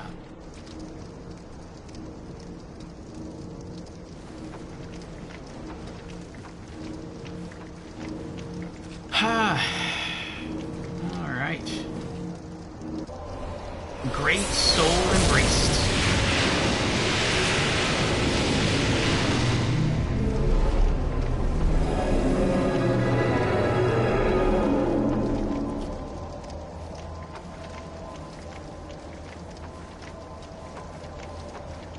Alright, well now since everyone's gone, I'm gonna go back to where this summon sign is. I wonder if his... No, I probably can't. His summon sign's probably not there. I mean, it could be.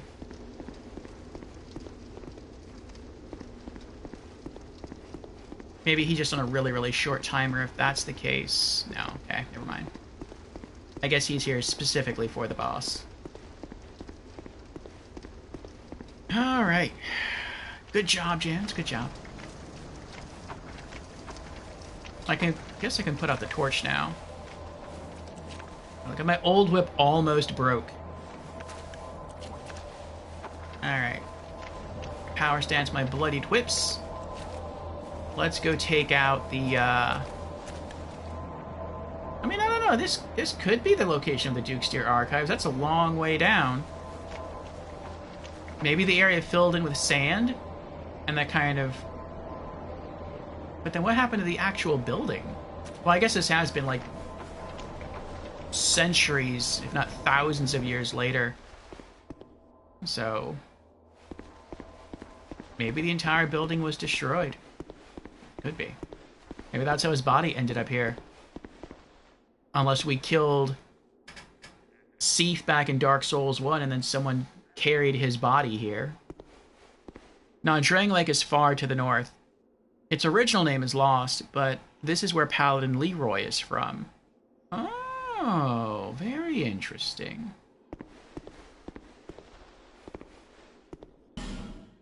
Lord's private chamber. Let's go for backstab then. Gotcha. Oh, nice. One-hit KO. Brightstone Key, Fragrant Branch of Yore, Dark Quartz Ring, +1. Very nice. There's a little scale model of the item that's on the ship that takes us from No Man's Wharf to the Lost Bastille. It's a nice little area. I like it. Alright. Bug required ahead. I don't know what that means. Bug? There's nothing else in here, right? There's no, like, invisible hollow? I don't think so. Alright.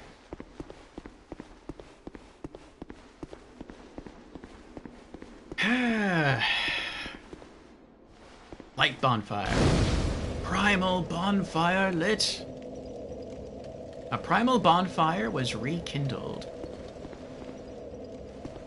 Yeah, I can't get out of here. I have to use the bonfire to leave. Ah, well. In the original, the primal bonfire room here is where you found Vengarl's body. Alive or dead? If it was alive, that would be super scary. Because you just beat a boss. You have a ton of souls on you. Alive and ready to kick your butt. Oh, that's horrible. I think they made the wise decision to relocate it. Because to beat a boss and have a ton of souls, you're super excited. You clear out the enemy that was in there.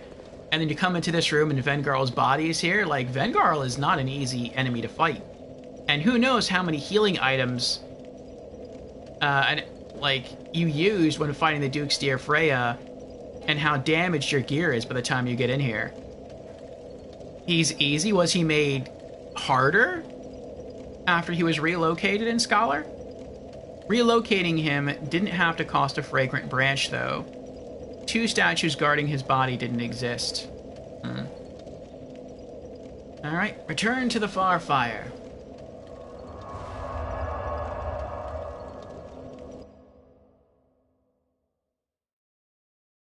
Alright, so from here, we're going to pop our soul consumables. We're going to put away one of the souls.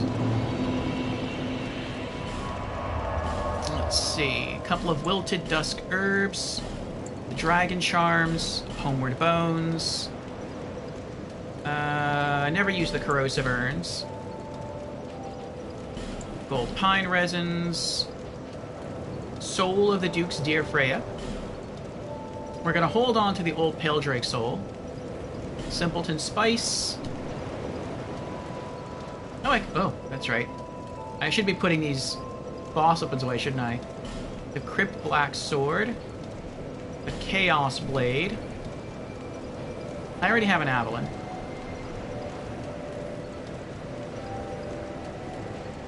I don't think there's anything else exclusive that I picked up.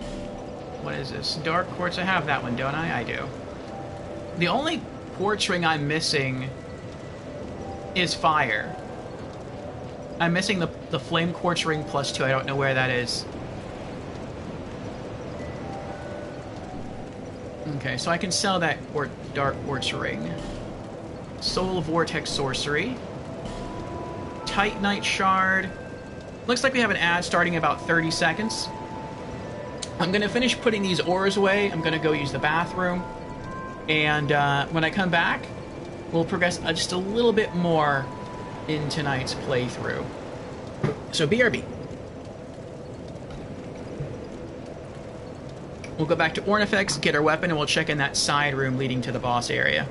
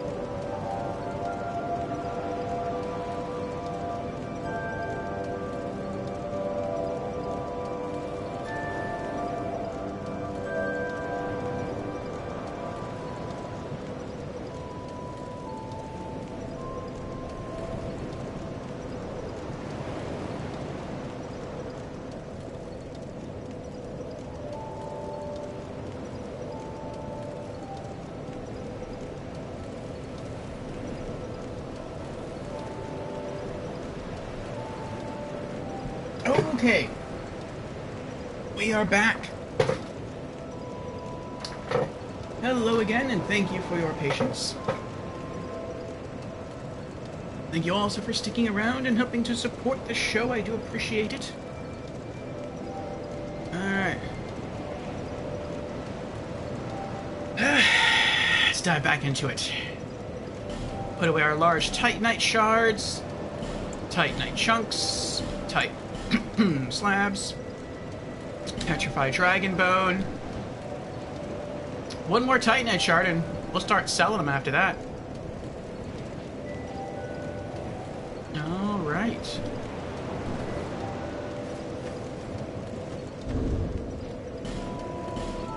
Use some consumables. Soul of a Nameless Soldier. 3,200. Large Soul of a Nameless Soldier. 1,000. Soul of a Proud Knight. 2,000. Large Soul of a Proud Knight. 3,000. Soul of a Brave Warrior. 5,000. And Soul of a Hero. 10,000. Okay. You again?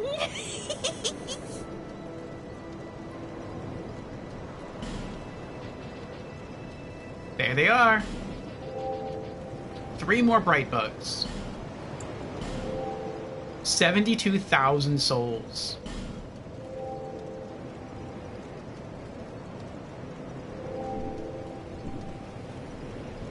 Thank you kindly.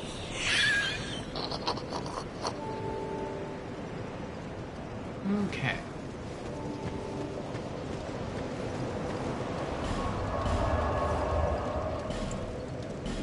Put those away. So yeah, I don't have enough souls to level up anymore. I didn't think I would. And I still have to go and buy the next boss's weapon. That's going to cost me probably another 10,000 souls. Let's get some added lore here. Proceed, bearer of the curse.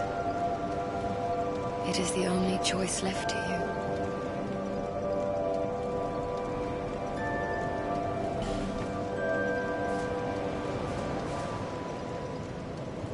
Yeah, we're 13,000 short. Gonna be 23,000 short once we buy our next boss weapon.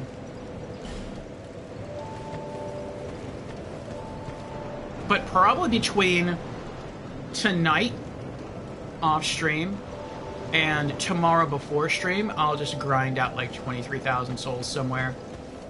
And just so we won't have to worry about it. Throw that point into strength.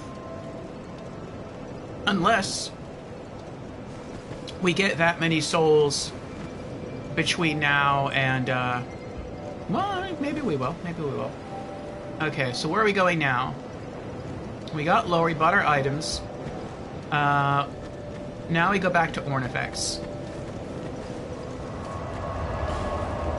Travel to Bright Cove Seldora. And we're going to Lower Brightstone Cove.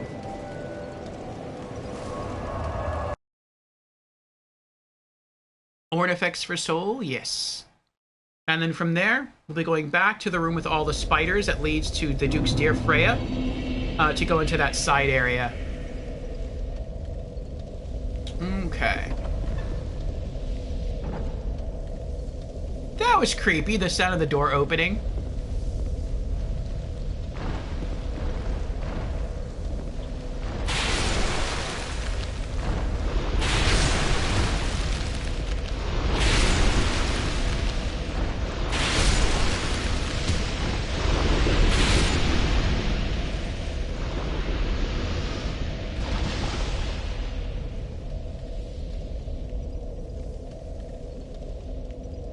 What was that?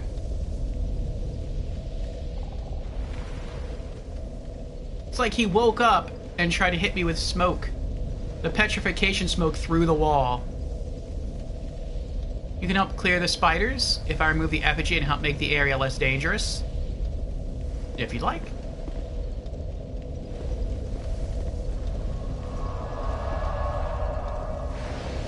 nullify human effigies effect. Yes.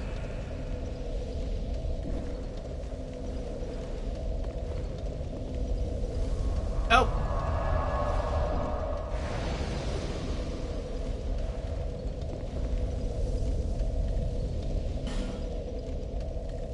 Summoning Jazz. And then also, I think I'll light my torch. Make fighting these spiders a bit easier.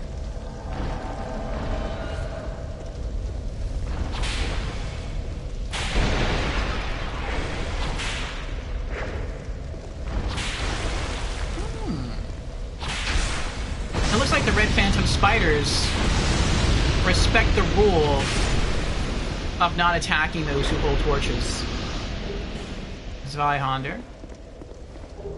Mailbreaker. Great Scythe. Oh, I forgot about that.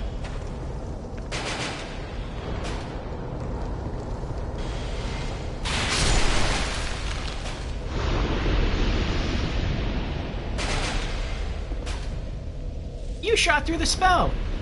I didn't know you could shoot through sorceries. That was pretty cool.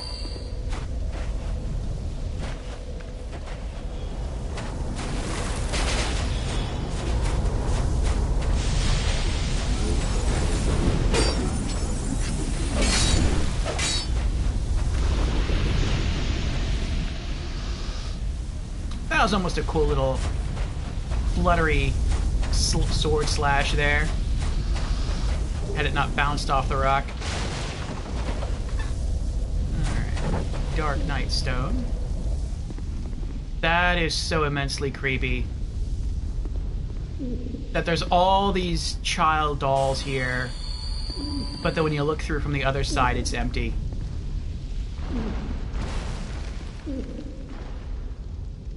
Spiders are mad because of the brazier I lit up there. Though, I mean, maybe this is some form of magic. Like, maybe I can see her over here, like the merchant, because we helped her. She said this is where she lives. So maybe, like, if you're an intruder, then you can't see anything in here at all. But since we set her free, we can see her. It could be something like that. Hello there. Do you have a wondrous soul? I do. Trade. There it is. The Moonlight Greatsword. The real thing. 10,000 souls, plus the old Pale Drake soul. The blade of this greatsword shines like the brilliant rays of the moon. In the oldest legends, rarely spoken of today, it is said that the sword was born of a great white being. The strong attack unleashes its strength, launching a wave of moonlight. Effect: special attack, strong attack.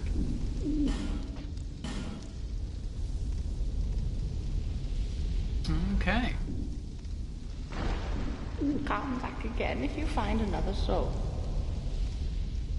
So then the last big boss soul that we need to trade away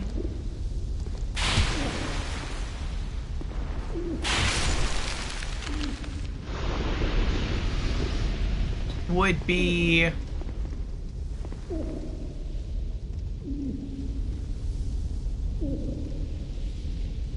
Gwyn's soul.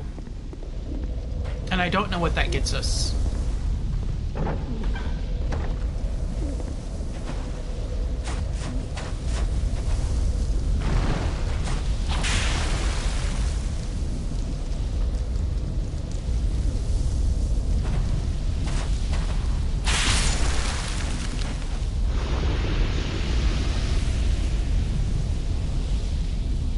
Yes.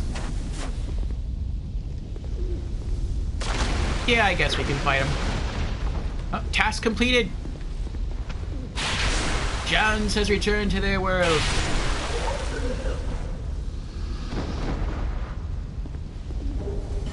Oh, Seldora cap. I don't think I had that before. I think I have the Seldora manchettes, but I think I'm missing the cap. Or I was missing the cap anyway. Okay. What's that bag? That was 29 life gems, but I can't pick them up because I'm already fully stacked on life gems. So, I just have to remember that they're there.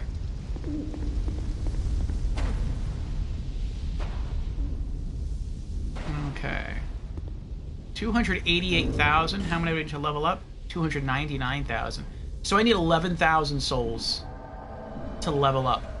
11,000. I think I can do that. Welcome back, James.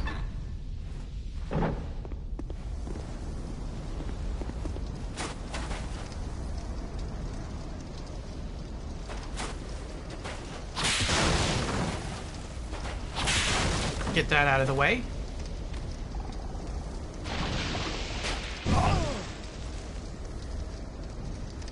Hello, Jans.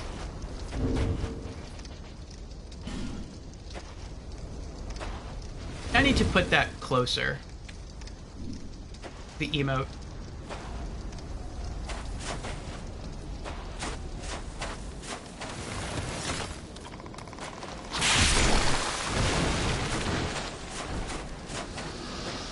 Alright. Hide back around where the fire is.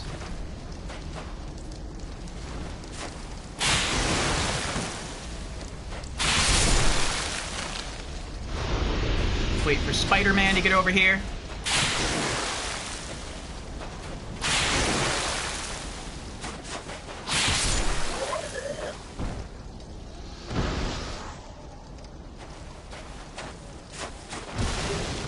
Large Titanite shard.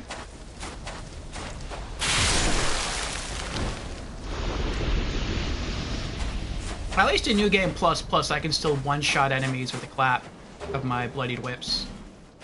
Fire Drake Stone. Too heavy to open. Too heavy, eh?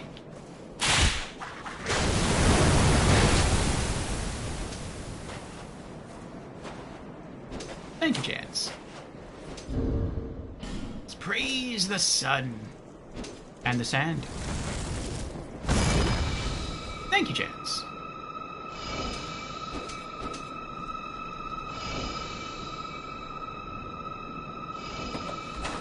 Okay. Nothing there.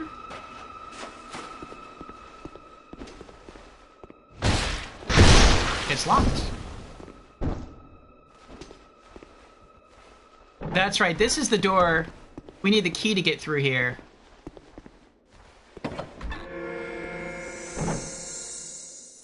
Box Gen.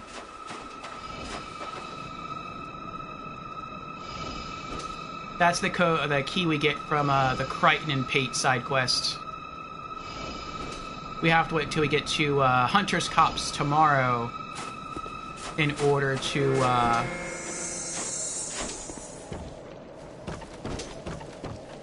make progress in that. 91,000. Get their attention. And hang back here next to the fire. There we go. This is a good bit safe. I'm surprised you got that close to me. Usually they're far too scared to attack you when you're standing right next to the brazier when it's lit.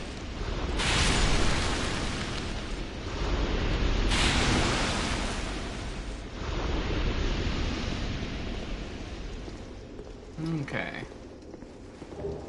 Great Scythe. Poison arrows, nice. Seed of a Tree of Giants. Soul of Proud Knights. Wow. Soul of Proud Knights? 56,000 souls. I definitely have enough to level up now. That was useful. I think I'm gonna leave that guy alone. Used Bright Stone Key. And now I'm about to get ambushed, but that's fine.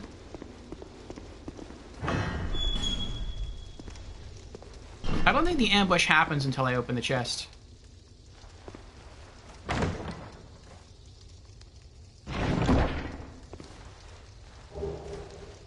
Black Knight Ultra Greatsword, Great Fireball, and a Fire Seed. Oh, look at that! Jen was stopping him from getting inside. Thank you, Jans.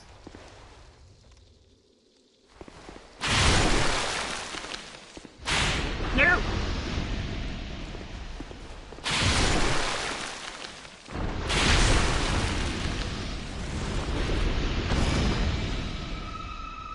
Oh, he's still alive out there. There we go. Now there's Vihonder. These spiders have, like, ridiculously good items. I think I eventually have to farm them to get the full Seldora set. Yeah, I'm gonna leave them alone.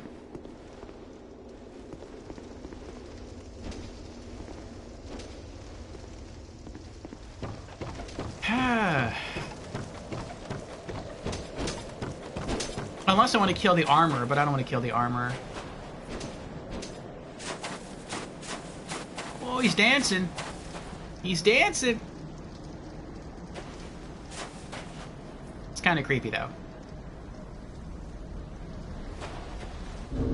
Yes, we have done it.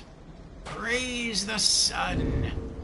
I'm gonna do this now before I forget. So, well, I mean, I guess I can keep it here. That's not too bad. I guess I'll keep it.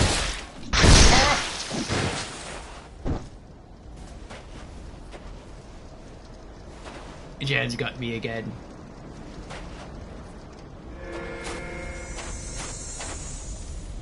Oh, bye, Jans.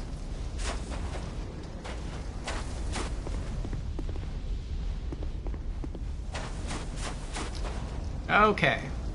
Was that everything? We came here, went to the side room. We spoke to Ornifex. Yeah, I think that was it. Let's go back to Majula. We'll level up.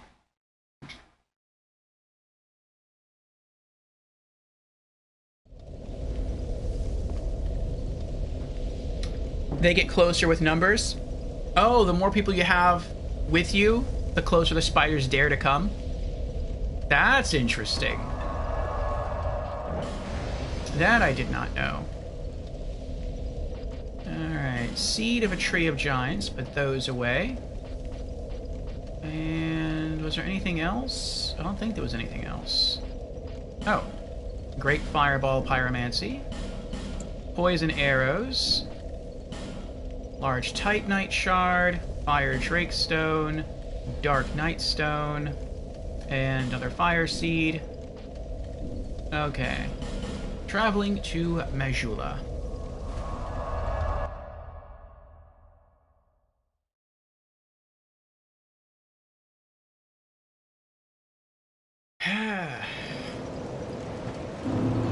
Hello again, Emerald Herald. Bearer of the curse. Yes?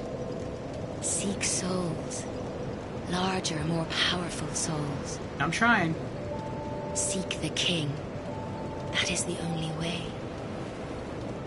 Lest this land swallow you whole, as it has so many others. You know, I thought what would have been pretty nice would have been if you were able to get her outfit somehow. Like, maybe when you speak to her close to the end of the game, when you go through the double doors that lead you to the final area beneath Drangleic Castle and she talks to you one last time. I guess not one last time, because you could speak to her there before you even head to the Dragon Eyrie. But, when you speak to her, at least through there, beneath Drangleic Castle, I think that would have been a good place. Where she gives you her outfit. I think that would have been pretty cool. Because I like her outfit. It's very unique. I like the hood and the dress. And the gloves. The gloves look pretty cool. But I think I know why they didn't do that. I think that opens up the possibility of griefing through invasions a lot more. Like, a player would enter an area and see the Emerald Herald And they wouldn't know if that's someone invading them just like the Emerald Herald, or if that's legitimately the Emerald Herald. And you never want to try to kill the Emerald Herald. So it's like, you're going to have to kind of take the risk. And it would especially be bad if, like, someone got to an area, like I do sometimes, like I gotta use a bathroom, I'll be right back, and they leave and they come back, and they just totally miss the invasion sign blinking on the bottom of their screen saying so-and-so has invaded. And that worked really well for stream snipers. And then you go into the area, and the person gets back from the bathroom, they're like, okay, let's continue with the area. Oh, look, the Emerald Herald is here. I wonder what new bit of lore she's going to pass on to us. And you walk up, and you're like, the talk button's not there. That's weird. Hey, chat, why do you think it's not there? And then the person just, like, walks forward, and the Emerald Herald backstabs you. Be like, what's going on? But that would... I could see that leading to some grief moments. You love her outfit. Shame, because Dark Souls 3 lets you have its Firekeeper clothing. So does Dark Souls 1. So... it would have been nice to get her outfit here. But, oh well. Alright, level up. And strength. Alright, that does stuff. HP plus 1, attack strength plus 3, and the damage or the attack of our old whips goes up by 1. Nice. Confirm. 300,610 souls to level up again. Well, we're going to be like a sixth of the way there. It's not too bad.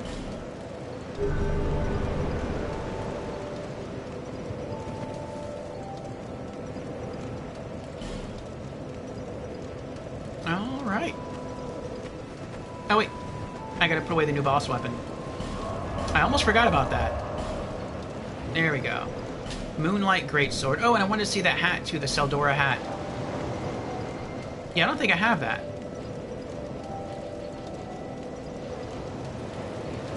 It's very unique. Unique looking, anyway. No, I don't have it. Seldora cap. Cap worn by settlers of Seldora. Rather fancy, but with low defense and unfit for battle. Seldora flourished with the discovery of Brightstone, deep under the settlement. But with this prosperity came greed in equal measure, and the people were ever in search of that which they lacked. Effect increases number of souls acquired.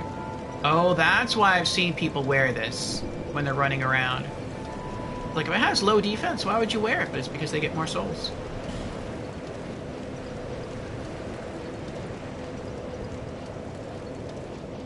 There we go. Right before the peasant hat. Okay. So today... look at that timing. Look at that. I mean, you can't see what I just saw. You see like a blur on your screen. But the controller just died. We got a warning a while ago that the controller was getting low. And I read that out to you all. But I got so caught up in the game, I just forgot about it. So, imagine if that happened earlier during the boss fight. That would have been pretty bad. Or even just going back to Seldora. I mean, Jan's probably would have kept us safe until I swapped controllers. But during that last part after she died, we might have gotten killed by the spiders. Okay. So yeah, we made pretty good progress today. Let's see here. So, to recap, today we traveled through the Shaded Woods. We went through Old Akalair. We explored all forks of the ruined Fork Road to eventually arrive at the Shaded Ruins. We collected almost all items in the Shaded Ruins. There's still 2 petrified statues we could unpetrify, only one of which has an item, which is the Warlock Mask, which we have already anyway, so I don't really feel like using it for that. Oh, we're not done. We're not done, chat. We have one more thing left to do. Just, I guess, for funsies. And we'll do that first. We'll do that before we end. But we went through the Shaded Woods. We went to the Doors of Pharos. We toured that area, got all the bonfires. We also fought against the Royal Rat Authority and beat it first try. Even though Jans wasn't with us, I would still say thanks to Jans, because without Jans, I would have been wearing a wrong ring. I would have been wearing the bleed resist ring instead of the petrify resist ring, and who knows, that may have been the difference between us winning the first time or the second time or more. We also went into the Bright Cove Cell Dora, got all 3 bonfires. We helped to progress Ben Hart of Hugo's side quests. We took him to fight the, what is it called, the Wandering Magus and his congregation. And then Jans joined us for the boss fight against the Duke's Dear Freya. And also helped us dig into her HP a good chunk before we even got to the main boss fight when she first appeared. We also fought the boss of the Shaded Woods, which was the Scorpioness Najka. And so the last thing we're going to do today is we're going to go back to the Shaded Woods, back to the Shaded Ruins. Once I get there, I'm going to pull out the Cursebite Ring and the Ring of Whispers, and we are going to go talk to Scorpion Man Tark again, since we beat the Duke's Dear Freya. And he's going to have some more items for us, which we're probably going to end up selling, in addition to some more lore, some dialogue. So let me go back here and pull out the Cursebite Ring, and then pull out the Ring of Whispers.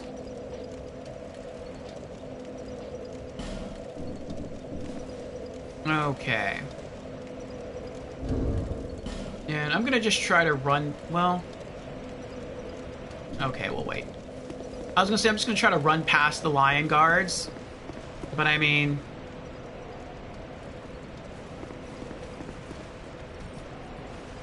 they're not that hard to kill, so...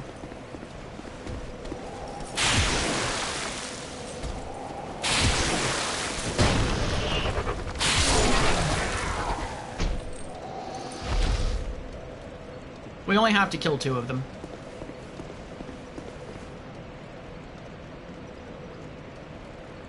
There'd be a dead giveaway.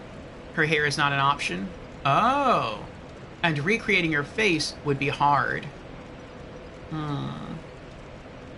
I think there's a good number of people where if you had her outfit, they wouldn't notice the hair because she wears a hood. And so, I mean, you would see, like, the difference between the hair that drapes in front of her face. But I think people wouldn't, like, maybe if you knew about it, that you could get her outfit, you'd look out for it. But if you're a new player, and it's your first time through, like you're in standard new game, you probably wouldn't realize. Like, maybe you'd see the color difference, but if someone created a duplicate of her just to troll people for PvP purposes, you could probably choose the same color hair, just not the same style. Take you with me? Alright. Oh, there's the human effigy. I'll cancel the effect. Nullify human effigy's effect. Yes.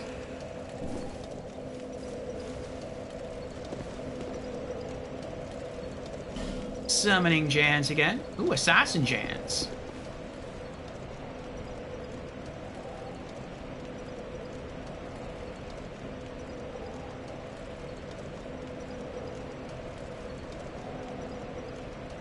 Yeah, we should only have 2 enemies left to fight until we get back to Scorpion Man Tark.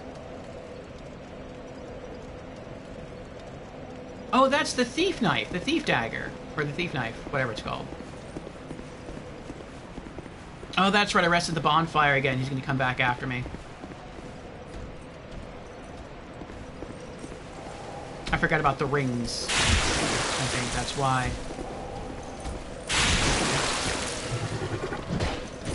Whoa! I've never seen him spin around like that.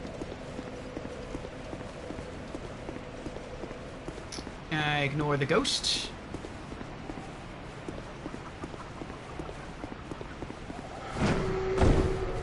Try to get away from the curse pot.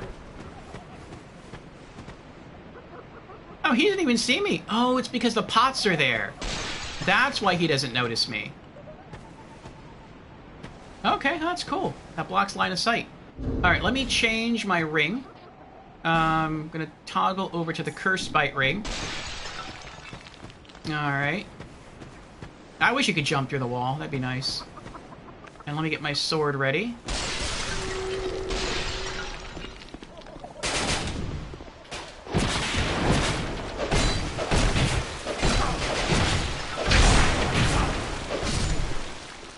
Got him.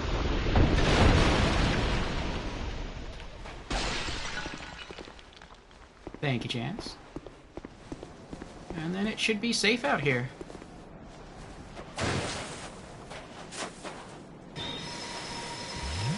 Oh, yep, that works too. Alright, swap over Curse Bite for the Ring of Whispers. Alright. What skill. You've defeated my master. Thanks to Chance. But our master never dies. Only changes form, so that he may seethe for all eternity. I don't think that's actually true. Brave human, you have yet to face your greatest perils. That's probably true. Take these. May joy await you at the end of your travels. I hope so. Sure it will. Black Scorpion Stinger and second Dragon Ring. Do we have the second Dragon Ring? Chance has returned to their world. I have no gods to pray to. But still, I pray that your journey will be safe. I think we have... I know we have 2 of the 3 Dragon Rings, but I don't know which one we're missing. It's either the first one or the second one. Because I'm wearing the third one.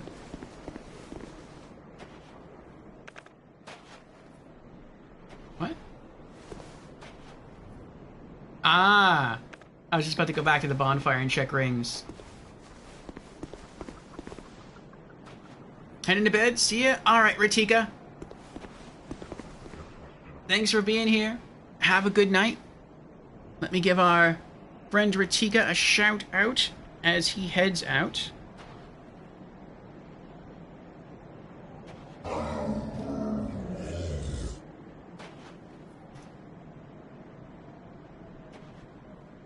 There we go.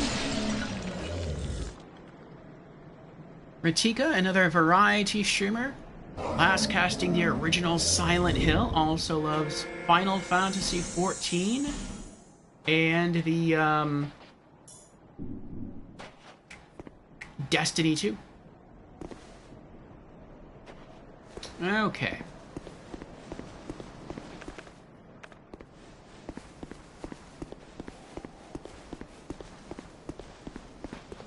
We shall leg it back.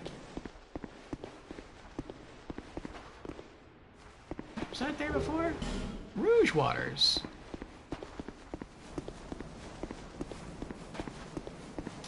One of those pots is probably Jan's. I thought so. A cursed pot is following me! Welcome back, Jan's.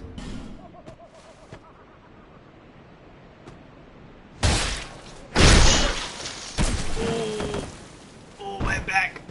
Oh, they're poison. She infused them with poison.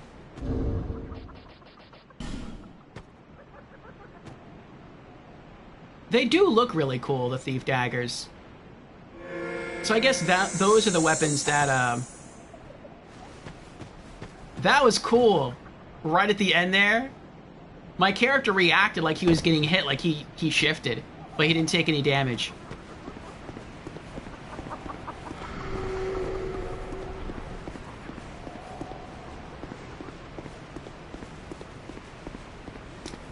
But, yeah, when the other guy was helping us, I thought that was the, what do you call it? I thought he was holding the Umbral Daggers. But I guess he was just holding the Thief Daggers. That makes sense. He's kind of dressed like a thief. Alright. Do we have anything to put away? Yeah, we have rings. The Curse Bite ring +1. Oh, not +1. I guess there is no +1 for Curse Bite. And the Ring of Whispers. Now let's look at that Dragon Ring. Here we go. We do have the second Dragon Ring. I wonder how you get the first Dragon Ring. I think the third Dragon Ring you find in a Dragon Shrine. And then the second dragon string you get from Scorpion Man Tark. I don't know where you get the first ring from. I also don't know where you get the is it second? No. Yeah, I don't know where you get the +2 Flame Quartz ring from either. Like, I have been trying to farm for all the gear, but I made weapons a priority. So I just haven't gotten far enough through collecting all the weapons to look at anything else, really, like armor sets, or shields, or rings. So. Alright. Let's head back to Majula.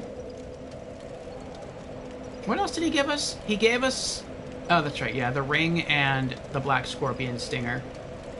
I'm gonna sell that too. He gave me that in New Game Plus and Standard New Game, so... Alright.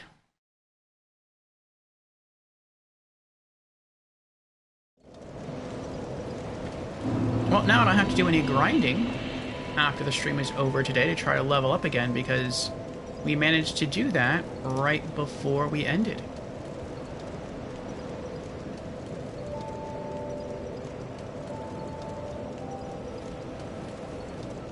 Okay. So yes, much progression was again had today, thanks to Jazz. One more quick recap, and then we're going to throw a raid over to someone else streaming Dark Souls 2. And it's their first playthrough, which is fun. So yes, again, we went through the Shaded Woods. We beat Vengarl's body in the Shaded Ruins. We also beat Scorpioness Najka. We then traveled through the doors of Pharos. Oops. And at Ordeal's End, we beat the Royal Rat Authority. Then we went to the Brightstone Cove Seldora. We tackled the Wandering Magus and his congregation within the chapel threshold. And then we pushed further. We set free, also, Ornifex, the second boss weapon merchant. And we fought the Duke's Deer Freya. We got some more lore. We got some more items. And we'll be back tomorrow for a celebratory 16-hour stream to celebrate the Twitch channel hitting 15 subs. We're actually over 15 subs now. We're well over 15 subs now. But that is to celebrate that. So I expect us to get through a good chunk of the game tomorrow. Maybe we'll get like really lucky over the course of 16 hours and hit Drangleic Castle and get the Platinum Trophy. Because that's all we need to do is reach Drangleic Castle and buy, I think, 3 spell scrolls, and that's it. But we do have a lot to do tomorrow to even get to Drangleic Castle. We have to go speak to Lycia of Lindelt over there in that mountain and unlock Huntsman's Copse, so we're going to have to try to take out the Executioner's Chariot. We're going to have to make our way through and fight. I kind of like to tackle some of the Pyromancers. We're going to be fighting some of the other bosses we have to go through. The Skeleton Lords. Then we make our way into Harvest Valley. We're going to have to kill the Covetous Demon. Then into the Earthen Peak. And that's Mitha, the Baneful Queen. Then into the Old Iron Keep we go with the really, really strong knights. Then we have the Smelter Demon. Then the Old Iron King, which in my opinion, the Old Iron King is much, much easier than Smelter Demon. And then from there, we unlock Drangleic Castle. We just have to work our way up to it and get inside. So maybe, probably, might get the plat tomorrow. 16 hours might just happen. We'll see. But yeah, we're going to throw a host. Well, not a host, a raid. To our friend Marky Sore. He's usually here to support us in our Dark Souls 2 playthroughs. But right now, he is having his own playthrough on Twitch. Ooh, he's wearing the full King's gear. I don't know what crown he's wearing. Oh, that's King Vendrick's crown. Nice. He has a Dex Hex build. He's using the Drangleic shield and sword. And yeah, he's using hexes. And so it looks like he just opened the secret pathway by lighting all the sconces. And I think he's already also defeated the Guardian Dragon. I don't know if he's made it all the way through the Dragon area to the Dragon Shrine. Last I saw, he was still exploring the Dragon area. So we'll see how much further he gets today. Adios. Thank you, Boris. Thank you. We also have an ad starting in about 40 seconds. But I think the raid might trigger before then. Well, maybe not if I keep rambling. But thank you again, everyone. Thank you again to Jans for being here. And for assisting us in-game. And thank you to Boris for being here. Thank you to Ratika. Thank you to Lorelei. Thank you to... let's see... Who else was here earlier? Thank you to USN for popping in. Thank you also to Charles for the raid. Thank you to Fusion for being here. Thank you to Gamer Knight. Thank you to Ratika. Thank you to Palicole. Also thank you, Palicole, for the follow. Thank you to Zombos.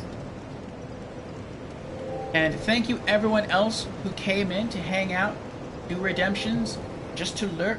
Speaking of lurk, let us do one more shout out before we raid. We're going to send a shout out to Lorelei, who is in lurk mode. Oh, I typed in the wrong thing there. There we go. Lorelei, another variety streamer friend of ours, is still playing through the Demon Souls remake, has beaten Elden Ring, and is currently making her way through the Layers of Fear remake, or remaster. It's the newest Layers of Fear game. But yes, let us set up the raid now for Markysor. And that is where I will be spending the rest of my evening, at least until he ends stream. Excuse me.